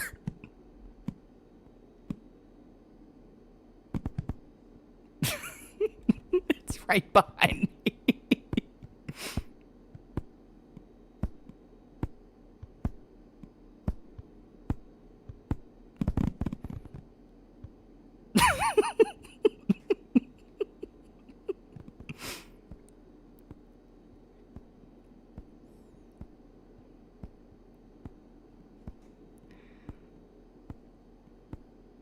It's coming back.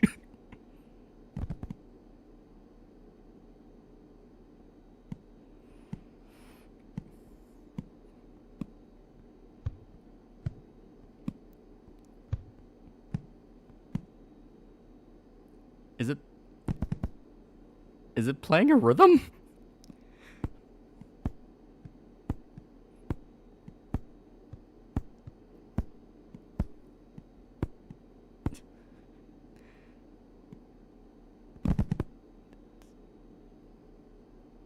Please fuck off. Please fuck off. I know if I turn around and try to move.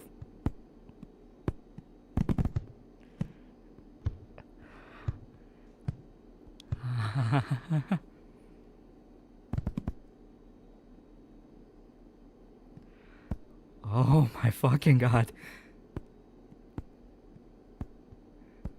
Holy fuck. Holy shit, that's not good.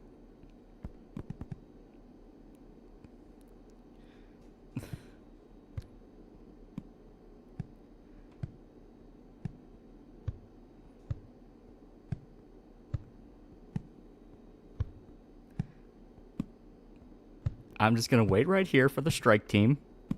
They will send in a strike team to kill the spider, and they will get me out of here. Until then, I will stay right here where it's safe.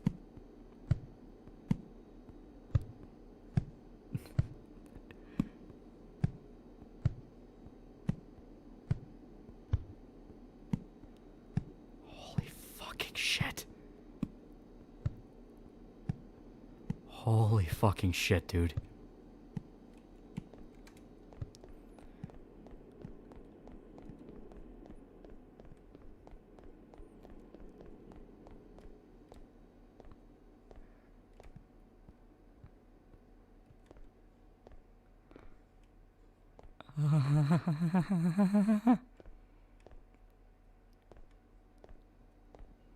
Okay. And just walk past you. I didn't move fast enough for it to notice me. Oh my fucking Christ, dude.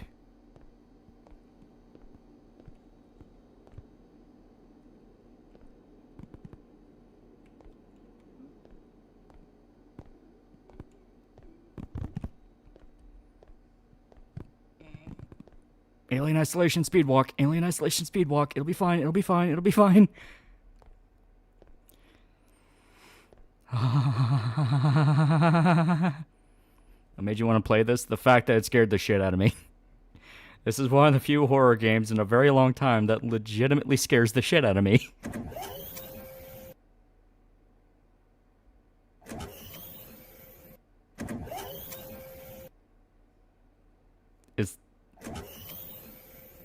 Is it opening the lab doors upstairs?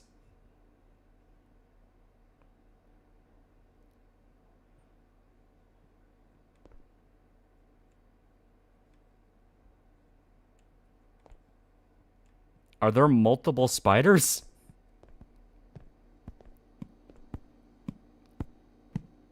Oh my fucking god, there might be multiple spiders.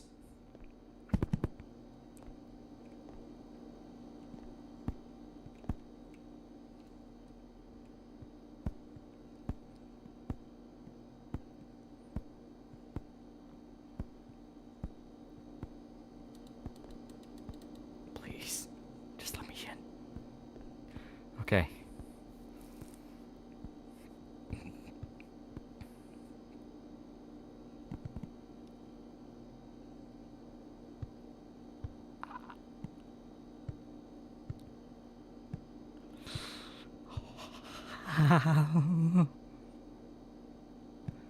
Oh my god.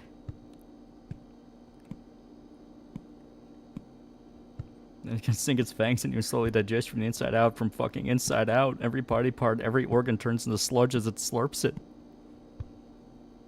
Oh fuck that shit, I'm out.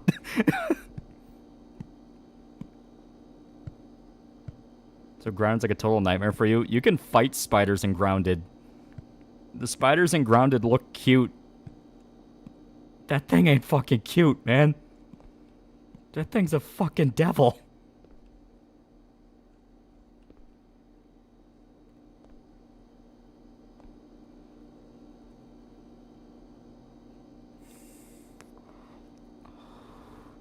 Second coming a gigantic Discord. It's gonna be more spiders. I know it's gonna be more spiders. It's always more spiders. You have legit arachnophobia. Isn't that pretty fucking obvious now? Oh my god, it's playing with the chairs.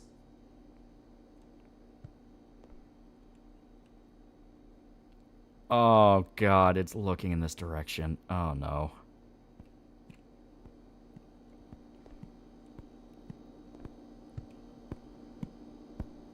Who in the right mind thought making a giant spider was a good idea? They give you a gun? No, I have to make a poison, and all the poison ingredients are scattered around.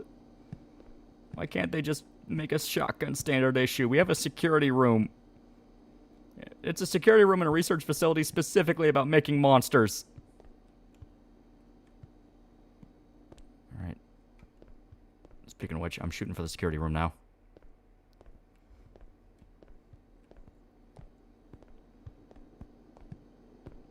Can you throw things to distract it? No. Ironically, Doge found this to be a suitable use of taxpayer dollars. Holy shit. Guess Jerry from Street Fighter isn't your favorite because of her spider motif. I don't like spiders. Oh, thank God. Okay. For the love of fuck. Fuck, close the goddamn door.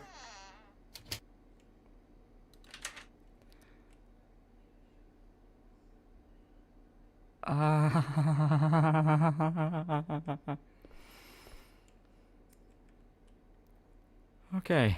Okay.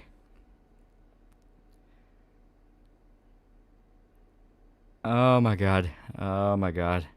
And yeah, you can see it's laying webs. Okay, okay, okay. Throw lamps at like Wolfenstein. So we gotta see where it's at, where to go. Okay, it's by the reception room. I think it's gonna hang out in the reception room for the most part. Just watch it sprint down the hall like in FNAF. It does that. It'd work well if it was two-player and one guy was stuck in this room with a radio. Oh god.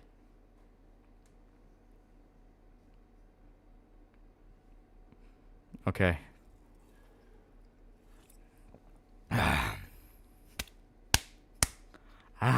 Okay. 1, 2, 3.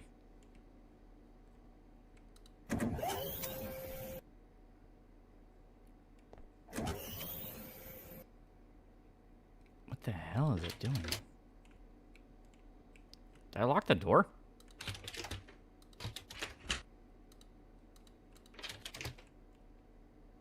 What the hell? I can't see. Here. Damn it, I can't see. What am I doing here?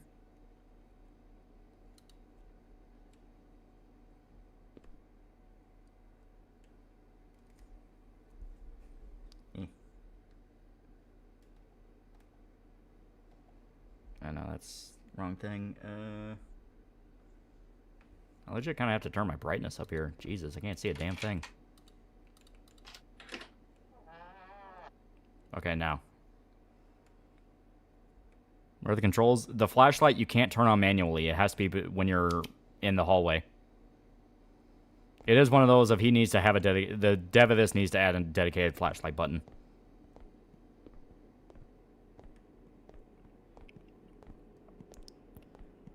Terrified Lolly just sounds precious. I am fucking dying here. So he webbed up the hallway down here. And he's opening the lab door over and over again. What the hell is with that? And someone mod this game to have spider monster girls chasing you? Dude, this game is fucking horror. Pretty stupid feature. Yeah, it's made by one guy, so... One of those things, like, yeah, if you just fix that, it'll be good. Run to the web, see if you stick it. I don't want to try that.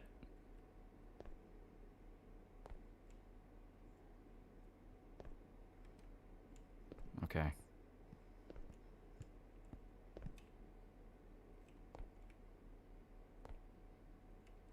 Okay. Janitor closet.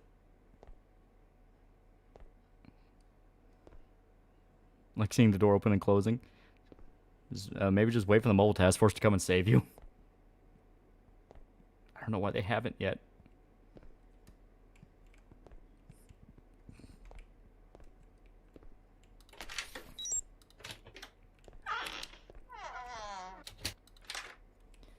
Phew.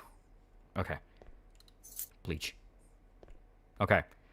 So we have hydrogen peroxide, reactive agent, bleach. Now we just need salt. Okay. Okay. Okay. Ah.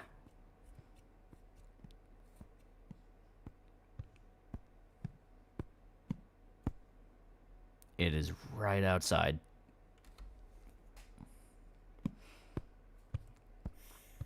The task force is just more spiders. Okay. So we need salt, which is in the kitchen. Basically making chlorine gas. Yeah, we're making chlorine gas, because that will kill the spider. I'll sleep at night once you get the other three walking. They probably give out dozens of children. Speaking of which, hear me out, chat. Okay, okay, okay.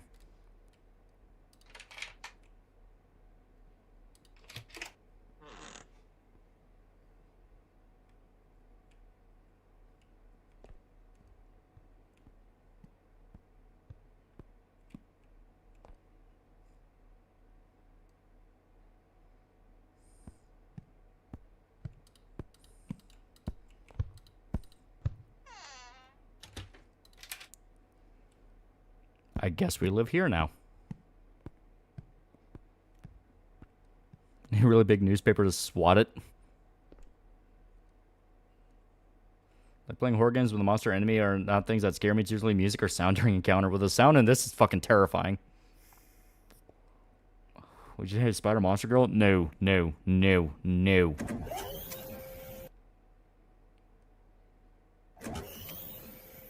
It keeps opening the door. Can you outrun the spider? No, once it starts chasing you, it'll go after you. Huntsmans are known to be really fast. So Jorogumo is a no. No. No, I don't want it.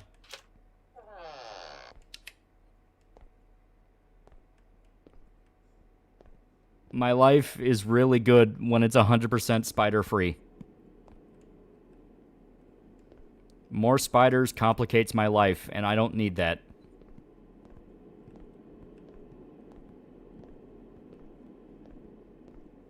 Okay. So he's down that hallway. Dev can't program a flashlight, but he nails a Huntsman's speed. Yeah, it's like...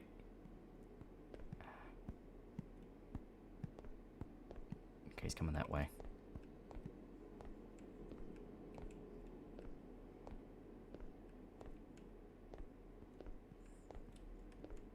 Shit.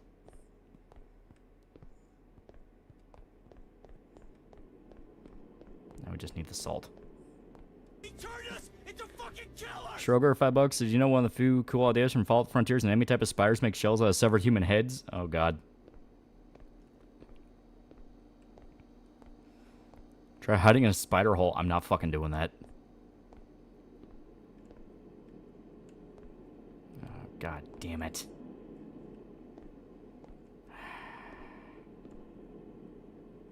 Fuck. Fuck!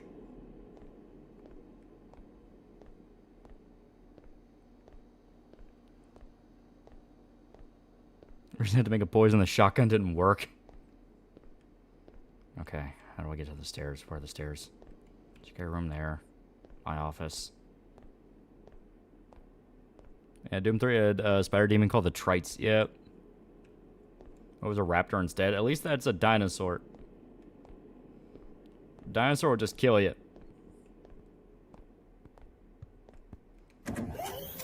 A spider will kill you really bad. Yeah, Dev really nailed the erratic movements of spiders. Yep. If I ever meet the guy that made this game...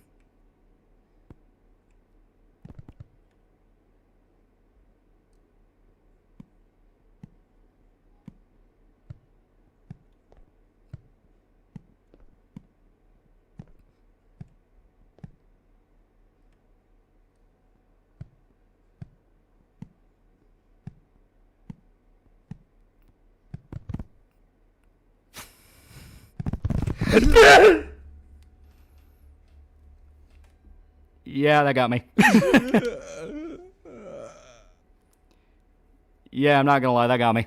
That got me pretty fucking bad.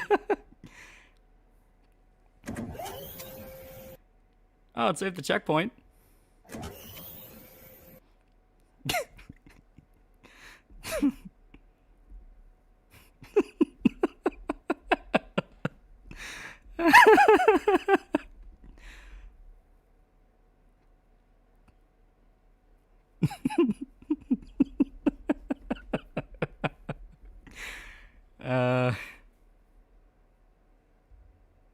No, you literally killed you. You're gonna talk shit with the dev. That was great.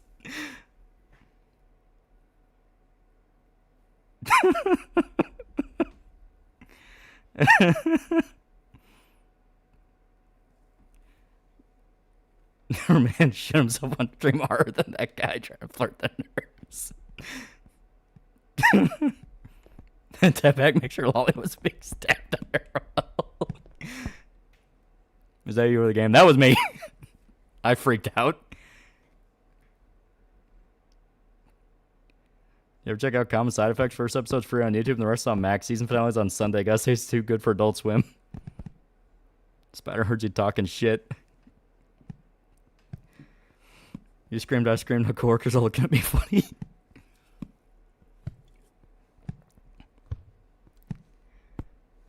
That was not a full disclosure. That was not a bit scream. That was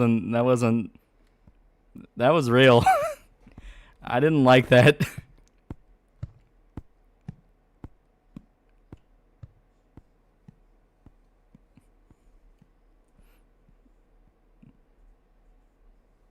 Open the door. I don't see a reason why I should.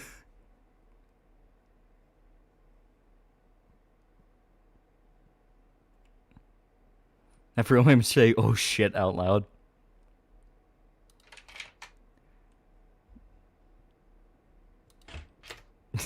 You can hear the nervous pants shitting smile. That's not even a joke. So we got the bleach. We need the salt. It's cool it gave us the objective.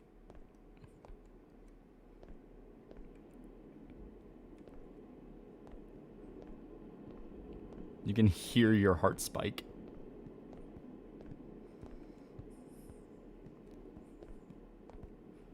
Meet the guy who made this game. I was gonna say, I would tell him, you made a really cool video game. It's really inventive. The details with the spider is really cool. And I fucking hate you.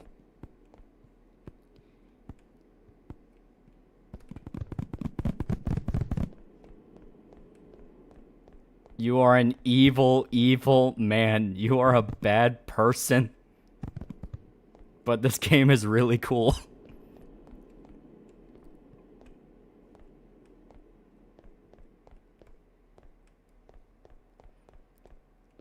You actually be terrified for your life is something else. I don't like the spider. I don't like it.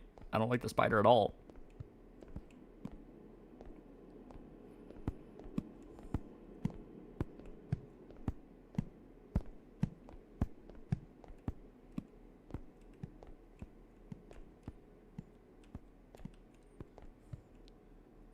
I was getting jumped by spiders and I'm begging betrayed by the Chinese mafia. What world we live in.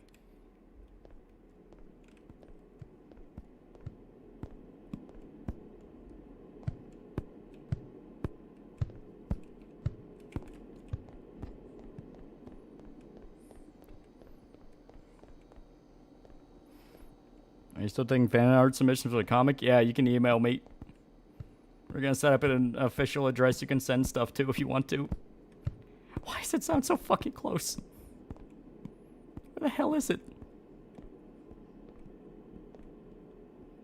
I don't think I've ever seen Lolly so fucking terrified. This is my hell. This game. If I ever die and God deems I go to hell, it is just this game forever.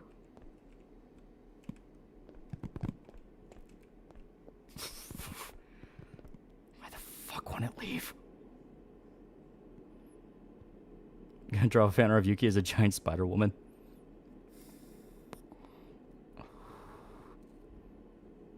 Let that scream with a sneeze? No, that was not good.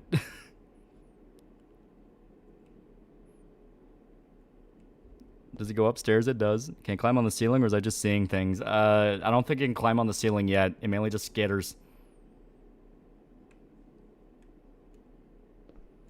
Can you run this game? I can, but you gotta make sure you're not close to the spider when you do it.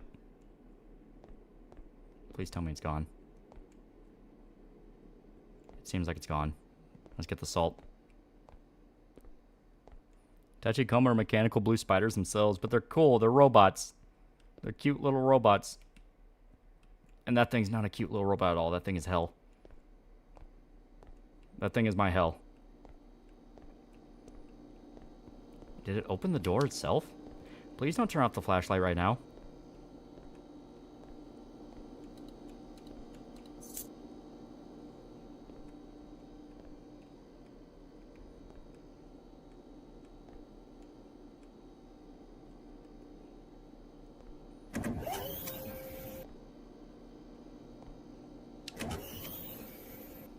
Yeah, it needs a manual flashlight button. The turn off on auto thing is really annoying.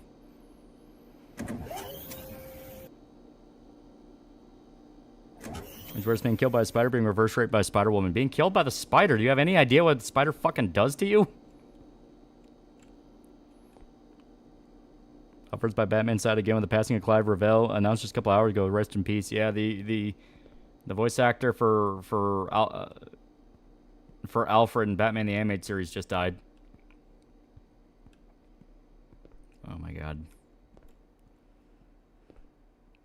Spiders will liquefy you slowly and slurp you up. Yeah.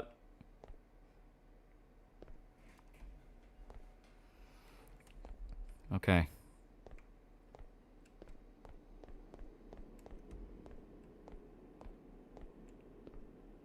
Plays in VR, no true terror. I'm not playing this fucking game in VR.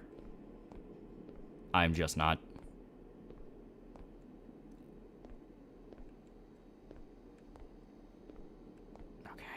Okay.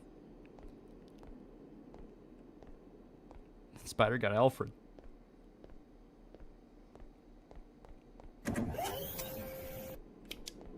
Okay. Okay, we got the toxic solution.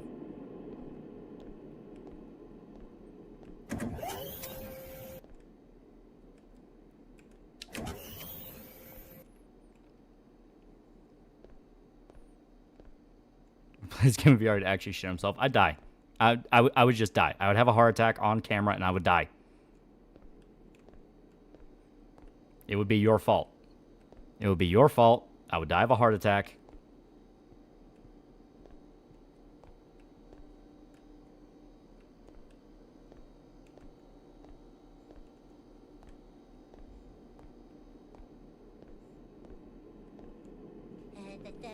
Sam Gallagher too much. Spider-Man. Spider-Man does whatever a spider can.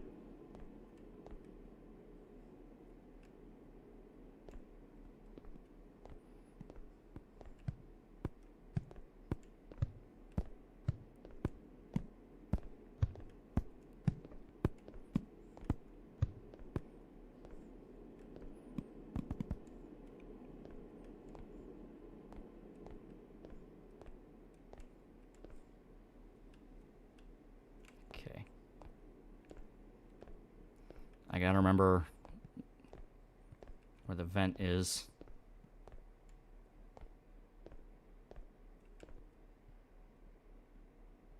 Okay, we're on the other side. Can go up the stairs. It teleports between each floor when you enter it. So I don't think you'll ever physically see it teleport upstairs or like use the stairs, but it'll get up there.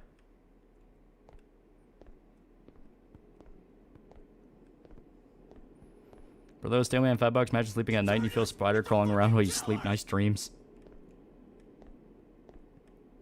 There it is. Okay.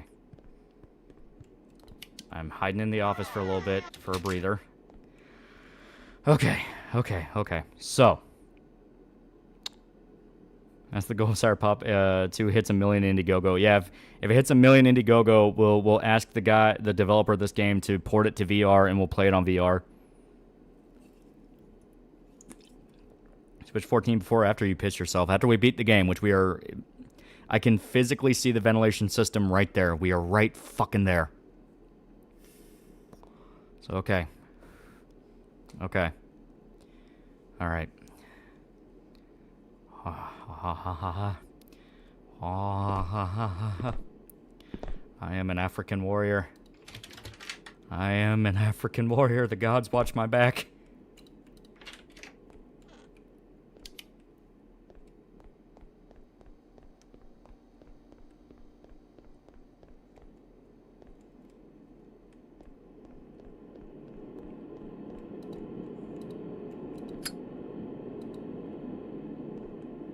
Is it working?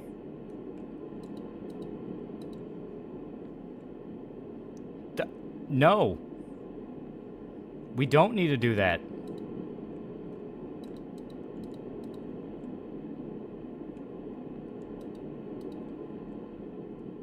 We are African warrior. We just dispersed poison. The gods are at our back. We should fucking leave.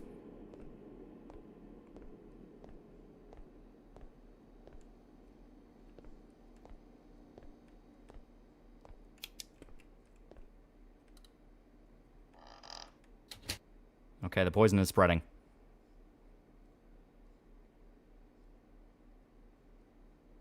Okay. There it is. It's by the reception desk. Unless that's a stain.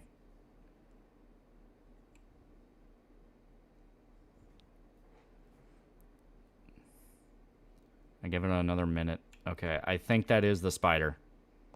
I'm gonna go check by the reception area.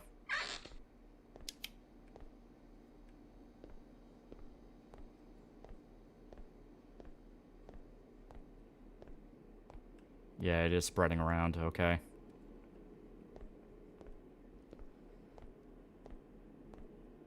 One day I see spider walk into the village. I beat him with big fucking stick. I hang it up like Jesus Christ. The spider never come back to village again.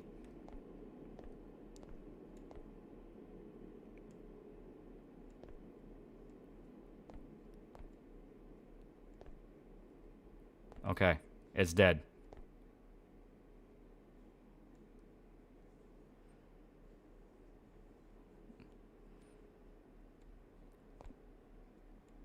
The Chorus Astartes does not support this action. However, I do support putting the spider in the shower.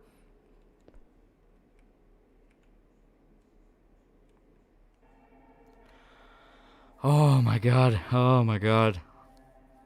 Oh my god. Okay. Oh my god.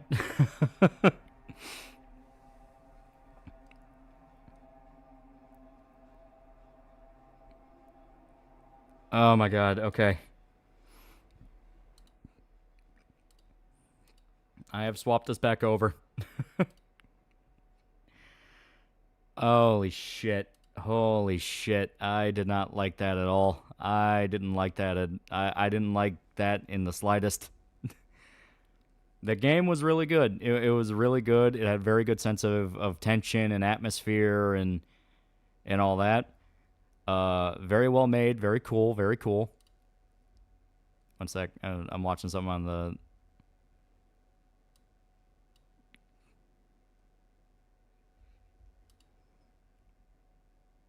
Okay, yeah. All right. I'm downloading that clip right now. All right. Yeah. So here. Someone just clipped it.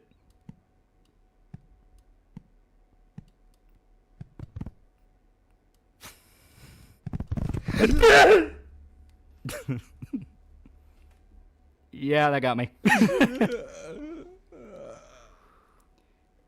Yeah, I'm not gonna lie, that got me. That got me pretty fucking bad.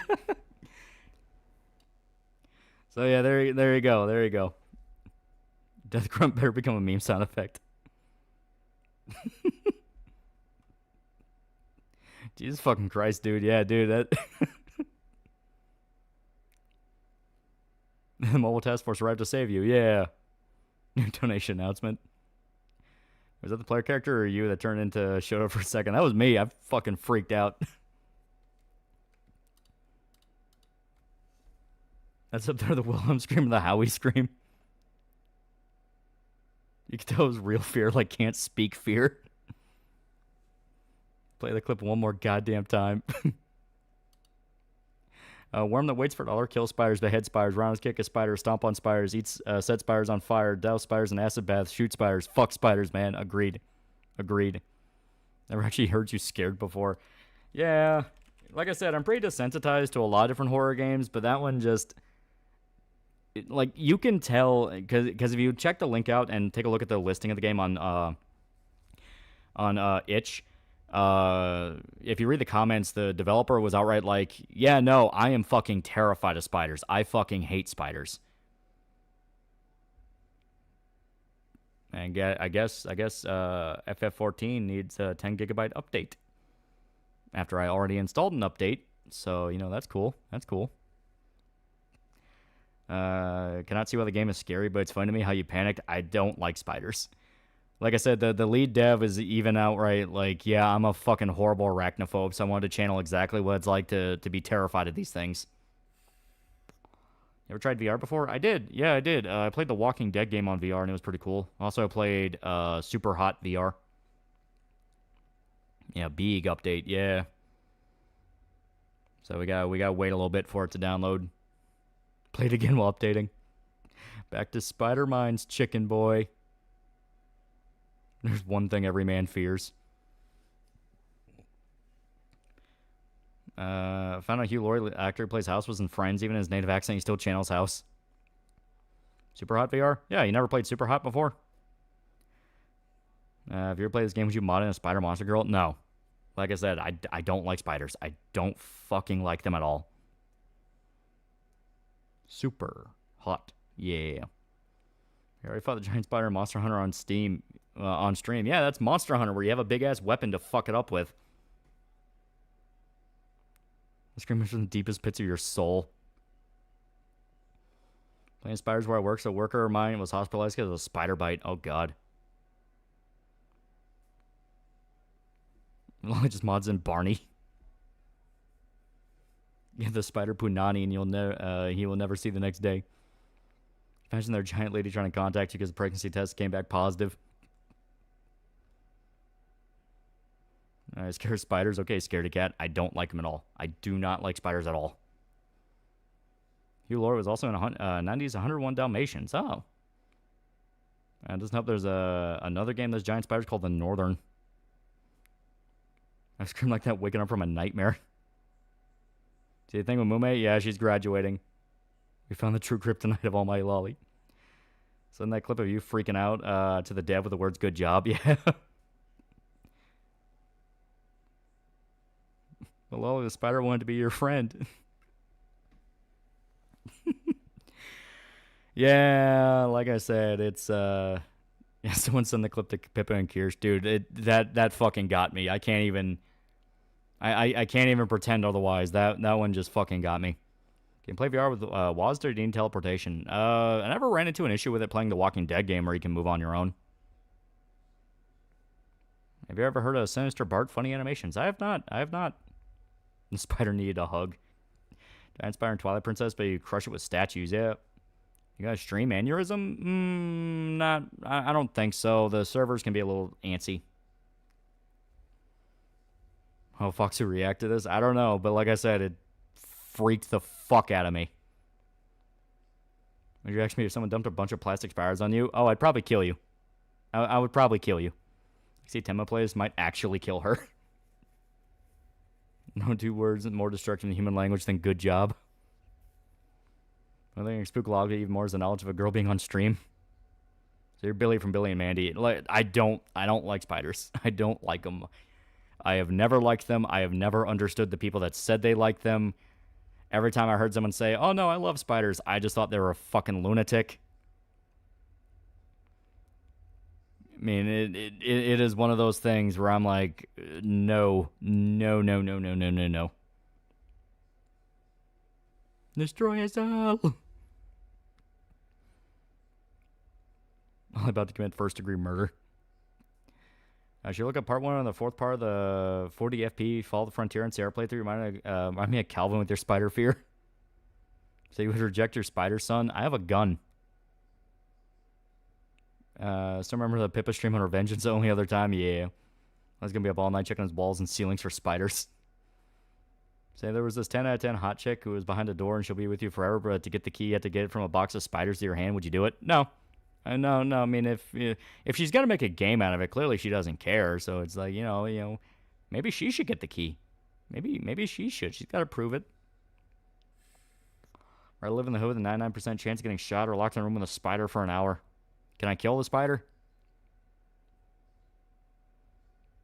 The game had audio of Doug Walker going, "Spiders, a giant legion of spiders." As a coping mechanism, you pretend the girl you fumble is a fan of spiders. Company originally was going to make a zombie virus, but they decided that was reckless, so they went with giant spiders instead. When's your birthday? So I can make sure the box of Huntsman spiders gets to you on time. Spider son, why won't you love me, Dad? I'll be everywhere you want me to be. I want you to be dead. Oh my God. Jeff the Spider, why won't you love me, Dad, when I wanted you to be dead? 45, 75, or 50, 90 will do the job. Well, the spider wasn't doing anything, just sitting there. Then I can just kill it. I was gonna hire Ray Smith to hunt you down if you sent him spiders. You go back to the cashier girl you fumbled. She wasn't there. She wasn't there when I went back. I like spiders. I have them on my ceiling on purpose. There's even a spider nest to my ceiling. You want to play Kill It with Fire as therapy? You kill spiders, all sorts of things like guns, shurikens, rockets, clipboard with a red dot sight, etc. You know, and since we are waiting for FF14 to update, let me... Do I have Kill It with Fire?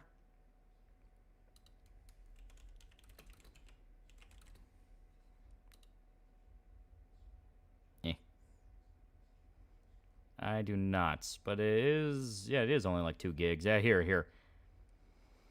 So, while I am waiting for Final Fantasy 14 to update... Here we go.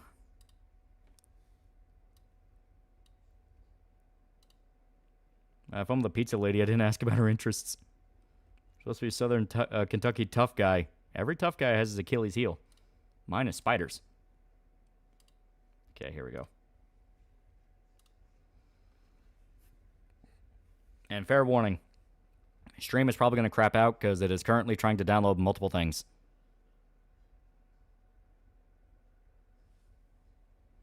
Here we go. Because I got FF14 trying to download a 10 gigabyte update, which I guess I was just neglected to be informed of said update. Yeah, yeah, that's exactly what I'm talking about. That is exactly what I'm talking about.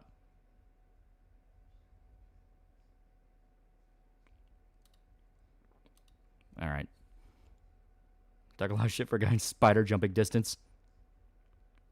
Fun fact, orb weaving, fishing, and ogre face spiders create casting nets. They essentially throw, and by throw, I mean shoot their arms out quickly and wrap prey in it. Yeah. So, Gyarados isn't one of your favorite Pokemon. I'm not a fan. I am not a fan. Scared spiders, and I'm scared of developing dementia. We are not the same. I'm just imagining I get dementia, and eventually my memory gets so bad that all I imagine is playing that game over and over again. I am stuck in the spider loop forever. My arachnophobia manifests in showers. I just imagine them there when I'm naked and vulnerable. Yeah, well, it doesn't help. Spiders love bathrooms. They fucking love bathrooms. For some reason, the bathroom in the basement where I have all my equipment set up to do, like, video shit, that bathroom attracts so many goddamn spiders. I am genuinely considering getting, like, a little packet of mint leaves or something and leaving it open because spiders hate mint. They hate the smell of mint. If you put mint oil or something like that in the air, they will leave. They will run away. That's a classic way that people tend to keep them away from certain rooms in a house or get them to leave your house in general. Put a bunch of mint in the air. They hate it. Old Man Lolly with the Ironside Siren playing in his mind the moment he sees spiders. Is she up in Lord of the Rings isn't your favorite either? I don't like it. Up the water spout was a warning, nigga. Spiders also love my basement bathroom. Yeah. Do the frost spiders in Skyrim bother you? They used to bother me, but I kind of got over it. No. Skyrim, they don't bother me. Resident Evil, they don't bother me. Grounded, they don't bother me. This game is like the only one that has genuinely gotten me to feel like a little kid being terrified of seeing a spider in my room. Spiders love dark and cool areas like basements. Yeah. Your thoughts on Spider Devil from Chainsaw Man? I don't like it. I don't like it. I don't like spiders. It is not good. It is not good. Spiders are attracted to humanity since it's their preferred kind of environment, especially arboreal spiders. Yeah. That's how Skyrim has fucked me up, man. Next video should be the Isekai anime about the girl who becomes a spider. About the spiders in Minecraft. I mean, those are cartoony as fuck. Hello, am I wrong? Crazy for being hesitant at buying stuff I want, especially online? I mean, you're thinking about it. That's a good thing. Play Choo Choo Charles next. Alright, we know your weakness is what showed us. Alright. Yeah, right now, Kilo of Fire is downloading because, like I said, even if I wasn't downloading anything else, 14 is going to take like an entire hour to download the patch, so we can play a video game while we're waiting on that. I want my revenge. I want my fucking revenge. There are mods and texture packs. I don't download those. I don't download those. I don't want to download those. There's a mod that makes those crawl all over surfaces like real spiders. Yeah, I'm not gonna download any of those. Shows weakness are Latino women. Yeah, dead. Yeah, I outright told you. I outright told you the stream was gonna be the stream was gonna pop in and out. It's gonna pop in and out because right now I'm trying to download multiple things. The 14 update's downloading, and now Kilo of Fire is trying to download. Kilo of Fire is almost finished, so it should stop hiccuping at least reliably soon enough. What do you think of the Ananasai, the Werespiders from War of the Apocalypse? Their whole tribe can die. Their whole tribe can die for all I care. You about to get Lolly over his fear of spiders by exposure therapy? Now stick your hand out and let the tarantula crawl on it. Stay calm. Don't make sudden movements. No, I'm going to kill it. I'm going to kill it. Didn't you say on Monday there were videos you're going to play on Thursday? Yeah. Once again, I got to wait for... Yeah, there we go. There we go. We have crossed the Rubicon. Download is basically finished now.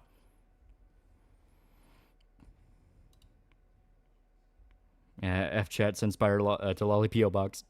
That's in the drink spider, Coke plus ice cream. Isn't that a Coke float? Pretty sure that is. But okay. So now Kilo of Fire is downloaded, and before we start that, so I did kind of explain a little bit of this. Let me close that. So I explained a little bit of this. I dug into one of the guys that was kind of puffing up Synthetic Man a lot, who, if you don't know that, that's a guy who does like video game reviews on YouTube. I made a fully well-natured jab last Friday. No, it was last Thursday. That I didn't think he was that good at being a critic, and he tends to go after people that make fun of him to a degree that shows that he has kind of a big ego. And over the entire weekend, I had dudes streaming about how I'm a gay, Jewish, BBC-loving, traitor, communist whore. So it's like, okay.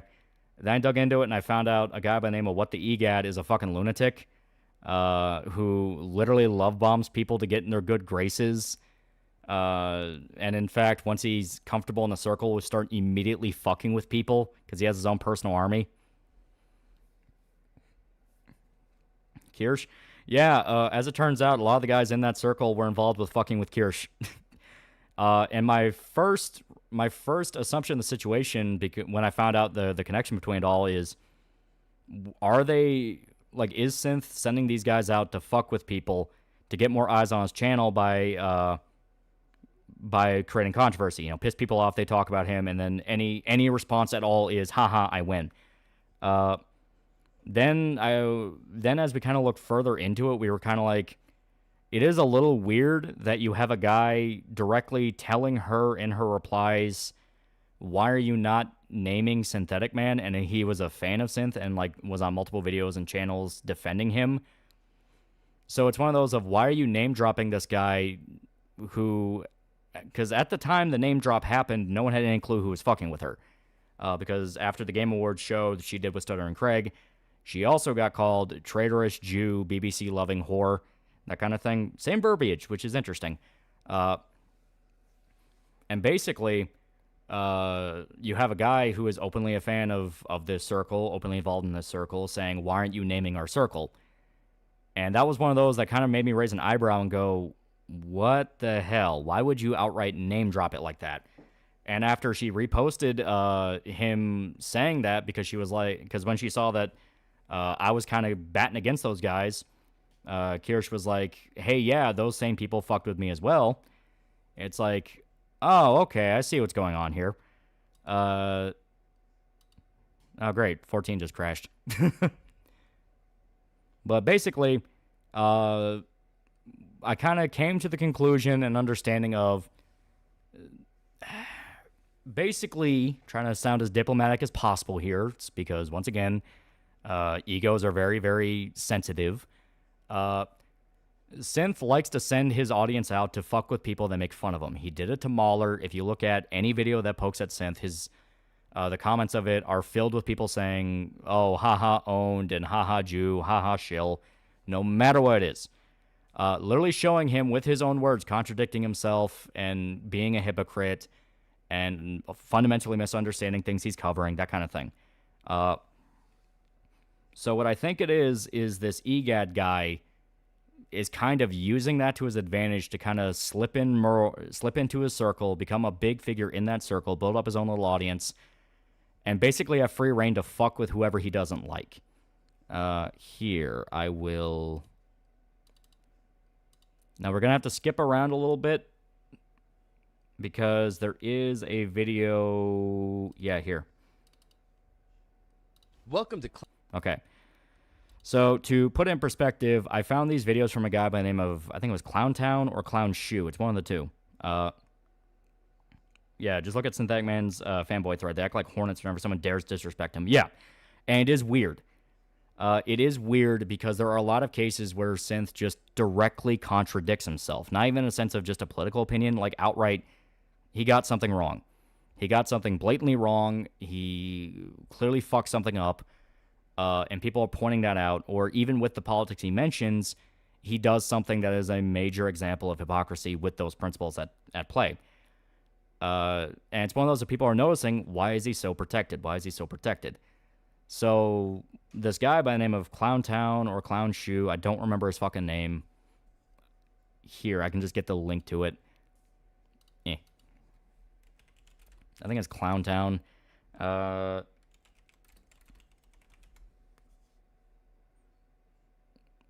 Okay, that's not it. What's the title of the video again? Yeah, okay.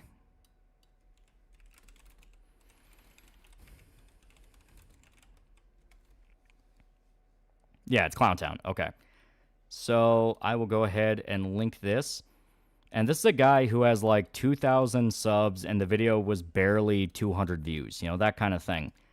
So you guys can go ahead and watch that. I'll play it up on here in just a sec, but I want you guys to see it. And really take a look. As stated, a guy with barely 2K subs, barely a few hundred views, and yet it's full of EGAD and his fans shitting on the guy saying, haha, thanks for the promotion. Thanks for the promotion from a guy who, if you look at it, has a bigger channel. So he went after a literal two of you to fuck with because he called him for what he was, which is, this nigga is crazy. How do you feel about Sense fans, since the only thing I saw of them was a video surrounding you and him, and it just took separate clips of you in the comments talking about KSD2? As stated, they're fucking crazy. They cannot handle a single fucking person disagreeing. Like, they're the ones where they already have their opinion on what something is, so they shop around for critics that agree with them, and they will jump onto whatever critic spouts the thing they want to believe in, and they just write it from there. Why is the internet right so gay? They always bring up black dick and who's sucking it and getting fucked by it. These people are all obviously queers. It's kind of what I think. Or seems like he doesn't get involved in any drama. He's usually mellow. He can be, yeah. If they were EFAP audience, that would be funny as all hell because the original nicknames were the Toxic Brood, the fucking irony of it. Yeah, the former EFAP fans who think Mahler went soft. Yeah, basically. And as stated, it's this thing of Synth has his fans, he has his, he has his audience, he has his circle, whatever. I just don't watch it. The problem is they've gotten to a point where they will bring him up anywhere and everywhere, and if you even say one wrong thing about him, you are getting spammed with, oh, he owns you, and oh, he's the only one that's not a sellout, and you lost it. Like, all this shit towards literally anybody. Like, any fucking buddy. And it's this thing where I talked about it where, like, he clearly has a very big ego, and I think this what the EGAT guy, who is a fucking crazy person, is doing is he's playing into that ego to kind of get a hall pass to do his various gay ops that he has had a history of doing. Bad news, somehow Keffels returned. Watch SM get canceled or the skeletons be exposed. Well, I mean, it's going to be a lot more complicated than that. I do fully believe, like, yeah, with the traction of his personality and how hard he kind of doesn't react well to people making fun of him, he will eventually cross a line to where even his audience is like, yeah, no, I can't stand by that. Why they even like him that much, since Synth just says the same shit 1,000 other people say, more whiny with an annoying voice. As people can't let people enjoy anything, even if they disagree with it. Yeah, basically, it's like I talked about with the Fighting Cowboy guy, who, from what I understand, is kind of a wokey person. Then you also had Hideki Kamiya, and now even apparently Pippa. Even Pippa is like, will you people just shut the fuck up already? You know, there will come a day where everyone just looks at all this shit of like, well, enjoy your goy slop, goy man, and they go like, and they basically go like, dude, shut the fuck up already. Shut the fuck up. Yeah, him acting like you and I know he has bad dirt on himself. Like, what are you talking about? So basically, since that guy's just another internet dad for retards, in a way. Repeat yourself, I want to retweet bunny videos, stop interacting with tards. Expect people autistically double down on anything like you have no life and don't know what else to do. All this unfathomably gay. It's extremely gay. It's extremely gay, especially when you kind of figure out what the mentality behind it all is. It's basically just, but he says things I agree with. Okay, I'm watching it. It feels very off. It's very weird. It's very weird.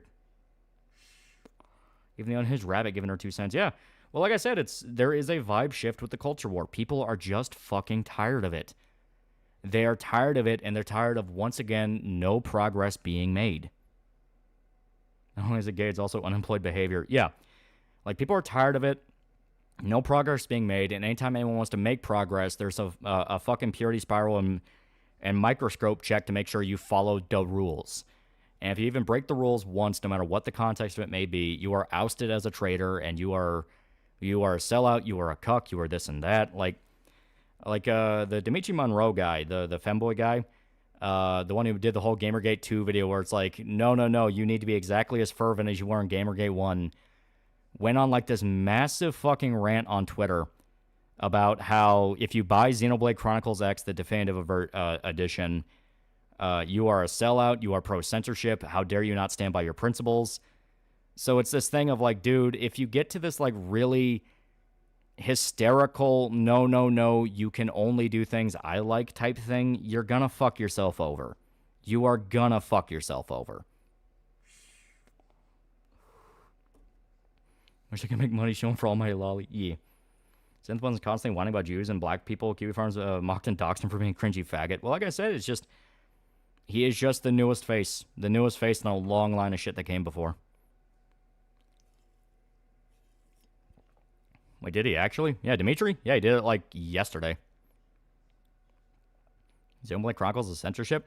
Xenoblade Chronicles X is a definitive version of Xenoblade Chronicles X for the Wii U, and it's literally just the same game again. It's the same game again, it's based off the same version, just with a few more gimmicks attached to it, so they didn't actually change any of the censorship that was already in the game. I hate to slander, but I swear SM fans are so loyal. If he said hanging out with 15-year-olds like Andrew Tate's good, they'll believe it, and if you say otherwise, you'd be called a Jew. Well, so far I haven't seen anything that pointed to him being a pedo at all. It's mainly just, as stated, just kind of a prick. Demetri Monroe was caught stalking. Press hard to continue. When I first heard of him before GG, where she told him to stop, he's one to talk. Yeah. Well, it's... The people that get the craziest and most fervent about this shit are always guys who have something to hide. And that's why I say all the time, like, you gotta remember, at the end of the day, it's video games. It's video games, it's media. It's our entertainment. We can be picky about our entertainment. We can talk about how much our entertainment means to us. But it's entertainment. Reminds me when I got into an argument with synth fans over KSD2, usual bullshit with characters being underage Musa, and one guy said you need to always point out woke shit. Yeah, it's like, everything is woke, everything is Jewish, everything's a humiliation ritual, and you need to point it all out. It's one of those of, that exact mentality is what's getting people to say, fuck off. Yeah, like I said, I hate to slander. Yeah. Here, let me go ahead and try to get the update started again. You can choose not to consume. You can, but you also need to respect other people that do. Xenoblade X and 2 has censorship that's mostly for X removing breast slider, while 2 is dialogue that got censored. Yeah. They complain about KSD2 going woke, even though it clearly isn't. The only woke staying in the game is the gay romance between Hans and Henry. Everything about Musa was wrong. Everything about Musa was wrong. He does not cuck Henry. There is no reference, because they specifically say Musa has sex with Teresa, which is one of the love interests. She's the lady with the big titties. People pulled her entire voice line file, and no, she doesn't. People said that, well, Teresa is also in the first game. Yeah, it's... I'm trying to remember, because it was like two separate things. It was the original love interest from KSD1 leaves you and cucks you. That never happens. The lady with the massive tits, who I thought's name was Teresa, but that's not the lady from the first game. She never has sex with Musa. So it's this thing of, now that the game is out and people are playing it and they are getting full context of what's going on, they are kind of understanding of, this was all a big hoopla over nothing. Catherine. Yeah, it was Catherine. Yeah, Catherine's big titty lady. Yeah. Quote Sam Hyde, come here and demand how we should run things, behave. You'll get called a slur. Yeah.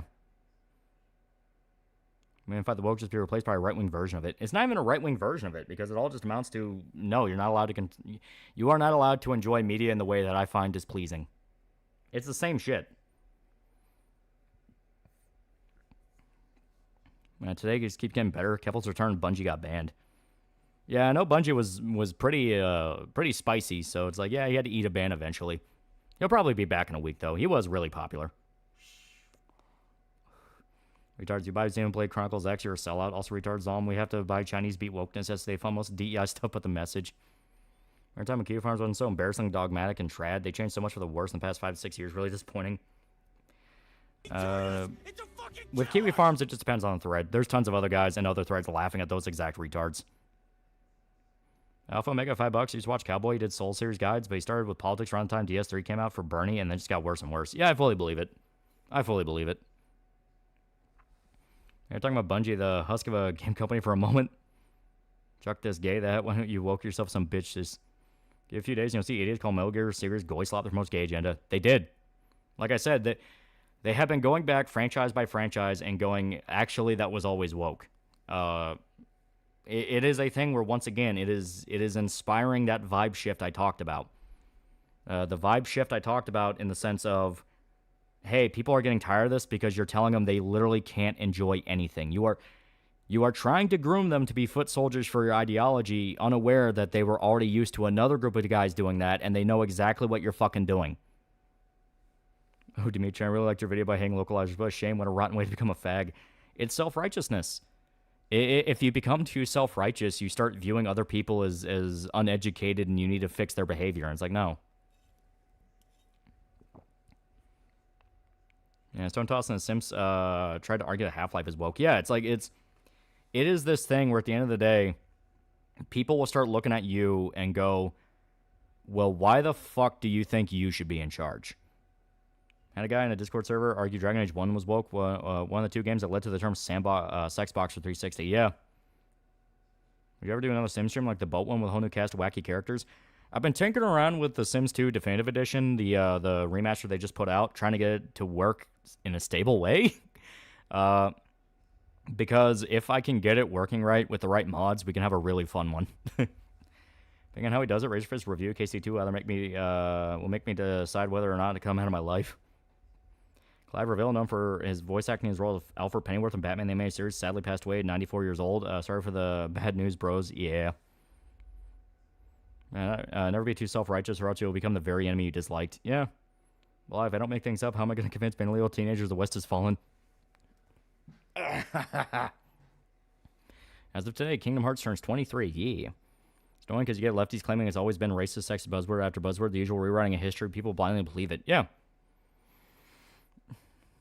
As Archive the Wolf said in the Kiro returning response video, Kiwi Farms is a peanut gallery. Yeah. Like I said, it literally just depends on the thread you're looking at.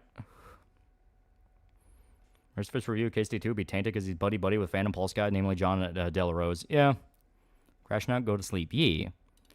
It's one of those things where all too often we have seen... It is part of the reason I talk about the vibe shift. The vibe shift is probably the best way to describe it. Okay, the update is downloading in a steady pace, so I will go ahead and start the other game. But the reason I talk about the vibe shift and where that way is, over the last few years, we've had too many guys come with the conclusion of, well, I can lie a little bit just to win against the woke. The ends justify the means. If I lie just a little bit this time, we can get a greater good done. Not understanding that never works. Like, it never fucking works to do that. For a very simple reason, too. The very simple reason is the fact that once people find out you are lying and you do not actually believe in what you're saying, and you are doing this specifically to manipulate people, they're gonna get pissed. They're gonna get really, really, really pissed off at you. Here, I'm gonna swap us over. Doop. Yeah, we don't see the game. Yeah, I had to swap over. There we go. But they're gonna... All they're gonna see it as is, well, you lied to me. Like, you have lied to me. People on Twitter were trying to claim Doom is woke. Doom, the series, one of his careers. Carmack literally stated the story in video games like story in porn. Yeah. Yeah, bye-bye to all your goodwill. Yeah. Yeah, like what Grums did. Literally what Grums did, yeah. So we're hopefully going back to calling the culture war stuff pointless crap era. Are we going back to SJW being the winning underdog? It's hard to say. Like... The simple truth of the matter of the reason why woke shit exists the way it does for so long is because they're the only people in the industry. Everyone else, I've talked about all the time with the whole thing of you guys have to get involved. You guys have to get involved. You know, this and that. Like, okay, there's no spider in here. But, you know, people would always make an excuse of, well, it's easier said than done. It's this and that. And it's like, dude, no. Oh, there he is. Little fucker. Alright.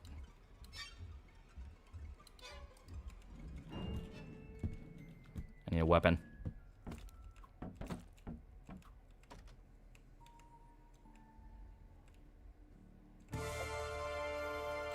Anti-woke side has become the thing that this thing sucks actually meme. Yeah. Fuck, man, the same talk every stream. Dude, It drives me fucking nuts. It drives me fucking nuts specifically because I'm like, guys, do you seriously not... Has it not clicked yet? We've been having the same exact conversation over and over and over again. Like, it is one of those things of like, dude, we have been talking about this for 10 years. None of this has ever changed. It's the same landscape. We have been stuck in the same landscape for 10 years.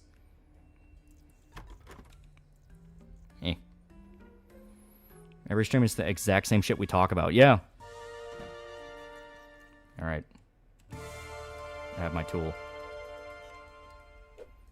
I'm getting my revenge on the spiders. 15 years you count OG Gamergate. Yeah. I feel like you're going to pull the wall down and see a hive of spiders. Need phosgene for that.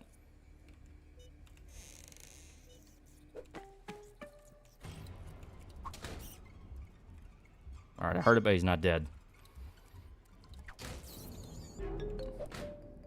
Fucker. Hey, kill a fire, yeah.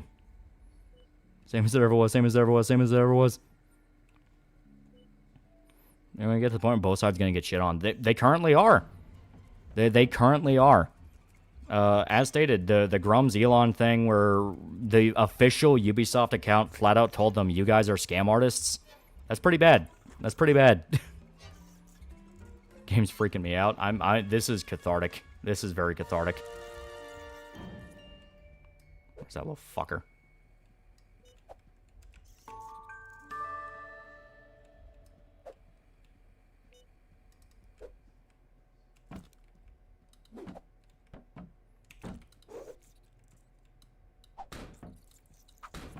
Where is it? There you are. Ubisoft have no room to talk. They don't, but they were right. That Grums got cooked by the AC account should speak volumes. Even Asmund didn't try to defend Grums. Even called him out and not making his game. Yeah, that's what I'm saying. Like, it doesn't matter if you think, well, Ubisoft doesn't have room to talk. All people see is, wait, this guy spent $600,000 and still hasn't made his fucking vertical slice. We keep having this discussion every stream to ever tell you the definition of insanity. You tell them Ubisoft account had a point that was calling you Ubisoft show, not realizing you don't need to support them, say you have a point. Yeah. It's not even a matter if they had a point. They were just right. It's like Elon got caught paying a guy to play Path of Exile 2 for him, claiming he was playing the game himself so he could fit in, and Grum still has not made his fucking game. Like, these are big, serious problems. The Elon one's more just embarrassing. The Grums one is flat out, he can get in legal trouble for that.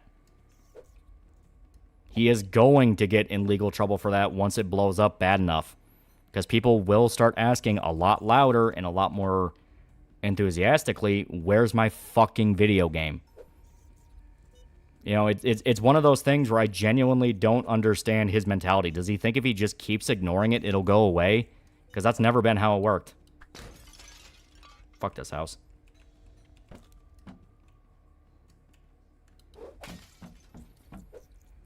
Real life fake wizards keep trying to start keep saying it's time to start creating things ourselves. Yeah.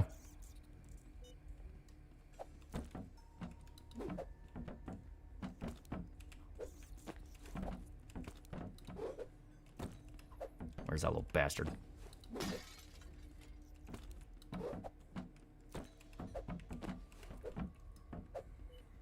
All right. He's hiding somewhere.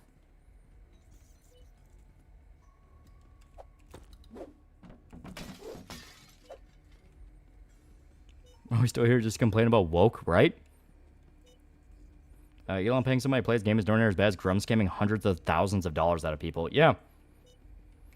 I mean, it is one of those things. The Elon one's more embarrassing until you do realize, like, oh, so he actually didn't give a fuck about gaming. He was just claiming he did to get into a circle.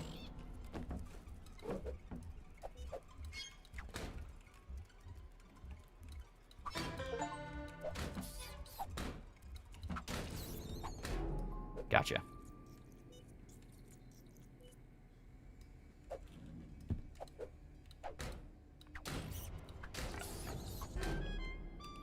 All right.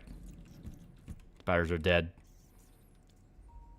Honestly, at this point, you need to start streaming yourself, editing videos, or painting a figure, and show people not, to just do shit. Yeah.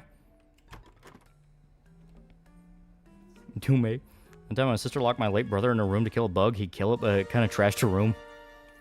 So people praise Ubisoft for not being like Grums, even though I don't think it's that fucking hard to do. Yeah.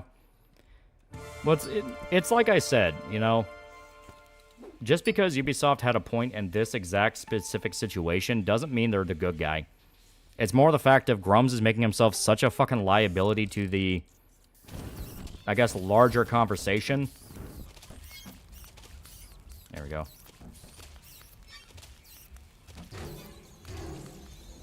Okay, there we go.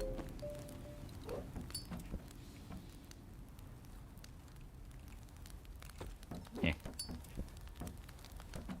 You know, it's defense, I have the kind of money where I could pay someone to grind games for me. I do it for Master Duel. Never forget Blast from Side Scroll was blocked by Grums a while back because she kept asking Grums a tough question. Just saying. That's exactly what I mean. This is not meant to be a hierarchy system of guys you don't question and guys you just allow to take money from other people. The whole point of it is we're not supposed to be acting like that. You know? We're not supposed to be like the big AAA companies. You're supposed to actually give a fuck about what you're doing.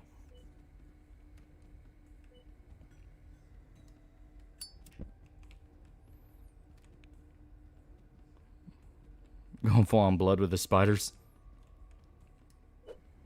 Okay. Toilet.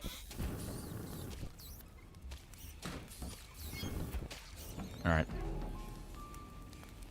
This is a video about a guy becoming crazy because of arachnophobia. Alright, how many are dead?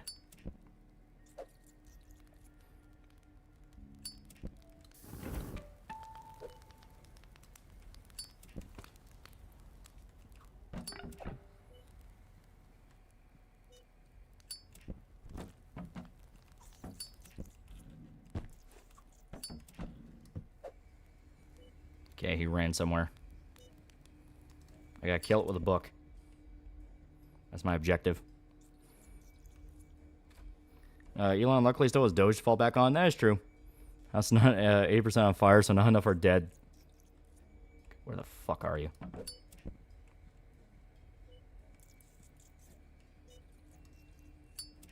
He's on the table.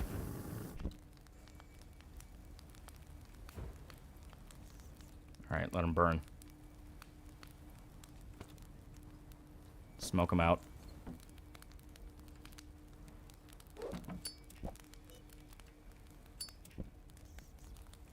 Where the hell are you? You're going to Gabby approach spiders? Go get your revenge. Alright, I need to pick up ammo. Spiders chill, they don't really do anything. Arachnophobia is an irrational fear. It's termed phobia. No, it's not. It is a perfectly rational fear. Perfectly rationable, fully justifiable.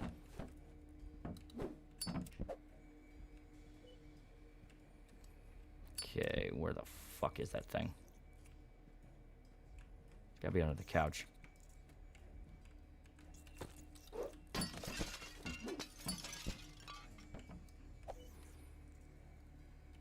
Alright.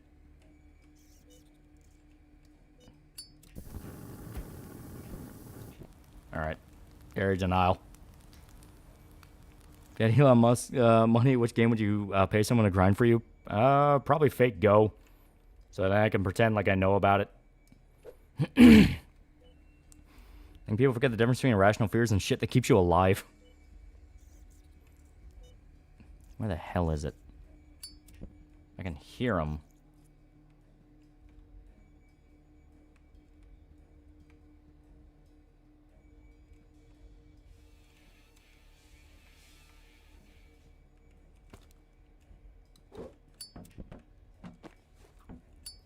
All right.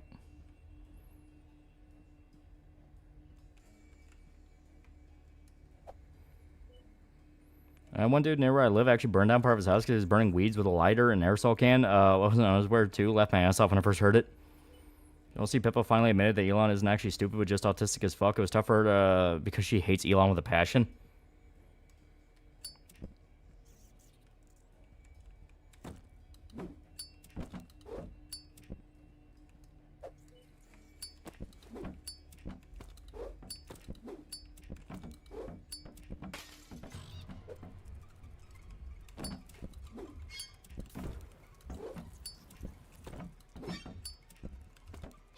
you go? Where'd you go, you skittery little fuck? Where you running to? Where you running to? Why do snakes sometimes eat each other? A lot of animals actually can commit cannibalism. It's a strange thing.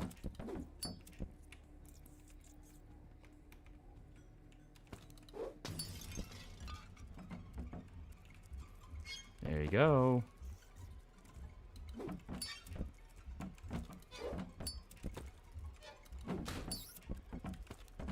There you run into, little guy. Don't be scared.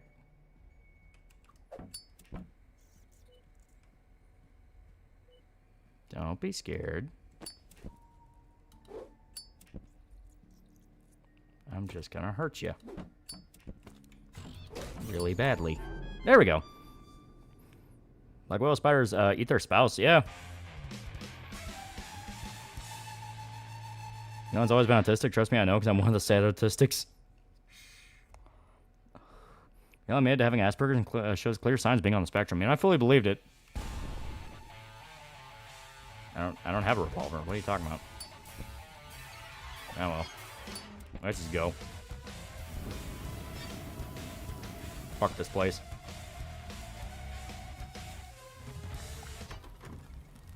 I'm not gonna hurt you, Lil. I'm not gonna hurt you. I'm just gonna bash you right the fuck in. Yeah. So what's this? It's called killing with fire.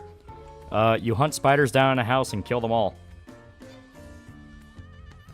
Different Discord server, someone posted a clip of the French rat VTuber lady, and one person freaked out and said she was a Nazi, another accused her being groomer. Both those are fake.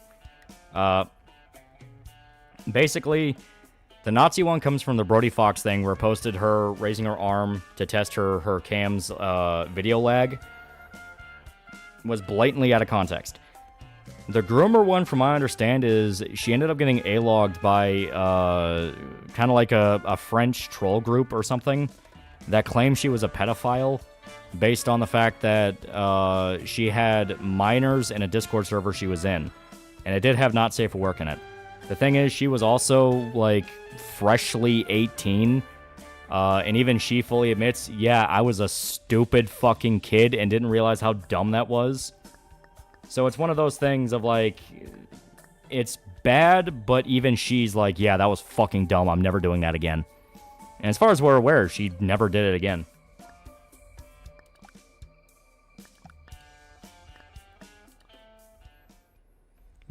What do you think of Sugar Skull's hustle at making a Helltaker game? Taught himself the basic programming, some minor plot with waifus, boom, money. A lot of people can do it. A lot of people should. It's also a fact one of her subscribers have a Nazi username, but once again, it's some guy who subscribed to her. It doesn't mean anything. Yeah.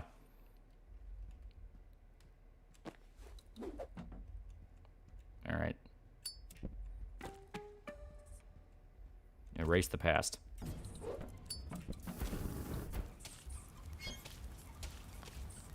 All right, just be safe.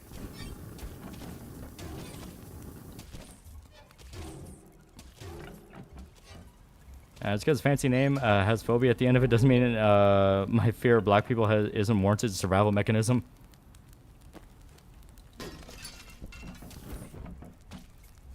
There's a shitload of spiders in that shelf.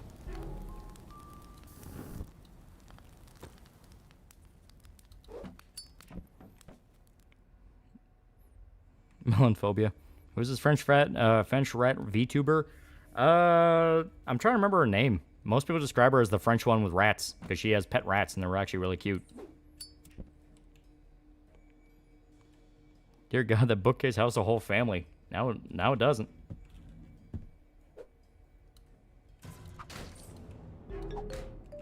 There we go. Shatter picture frames. Oh, okay. So, break everything in the house.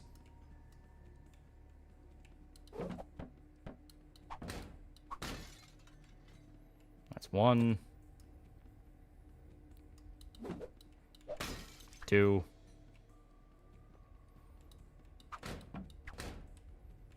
Need to find more. So it's basically if Ratcatcher, the second from Suicide Squad was a VTuber.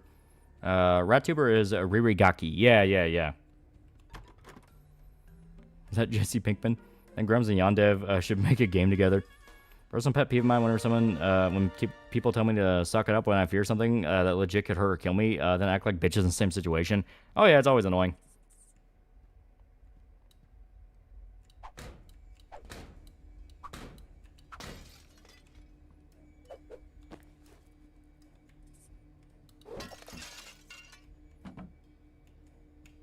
All right.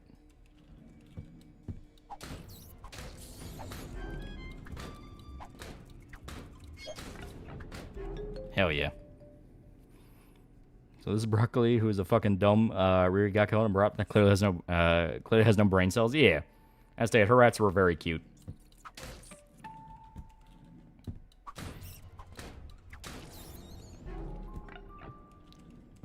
Yeah.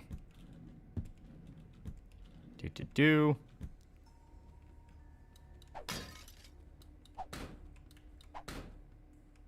Yeah.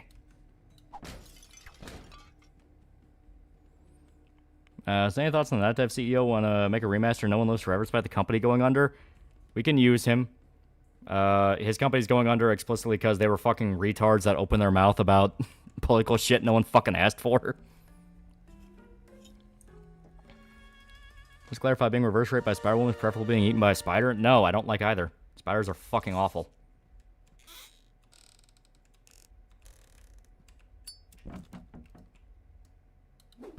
Oh, hello.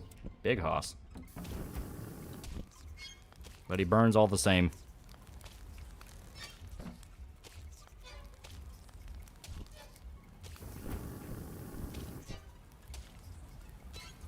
That type guy was talking about Monolith going under. Ah, okay.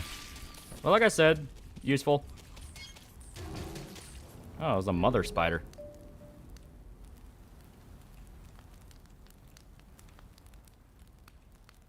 Okay. Check for skeletons. Okay.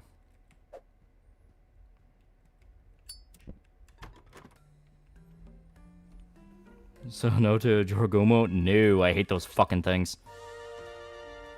You shit your pants singing the climbing spider song in kindergarten? No. Like, it was literally only when a spider is, like, up in my face. I hate those fucking things.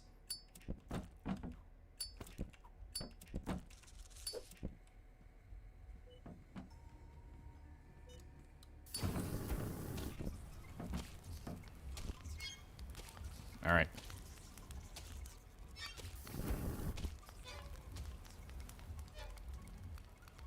Tough little fucker.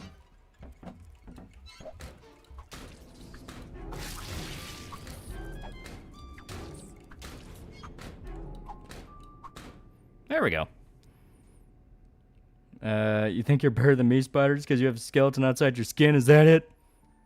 When Charlotte wrote some pig in her web, Lolly took that personally. Exactly. Fucking agent of Satan. Yeah. Okay, it's a bitsy spider. Give a fuck about the rain? No, lock in. Okay, so we solved that. Interesting.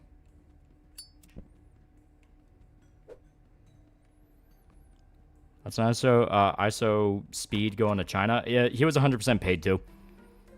Considering the fact that he got like one of the better experiences in China, I was talking about how beautiful it is. CCP fucking paid him. Oh god, kid's a streamer.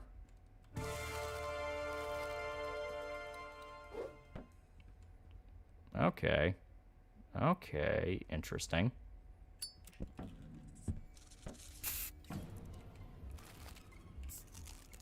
Ah, it's a lure. Interesting. Cheesy poofs.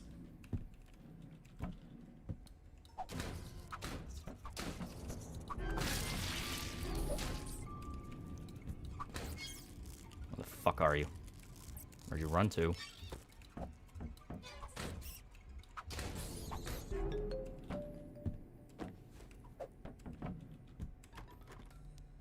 China, the country is legit beautiful. The government fucking sucks. Yeah. My spiders have radioactive blood because they must die. Oh, the computer part down there.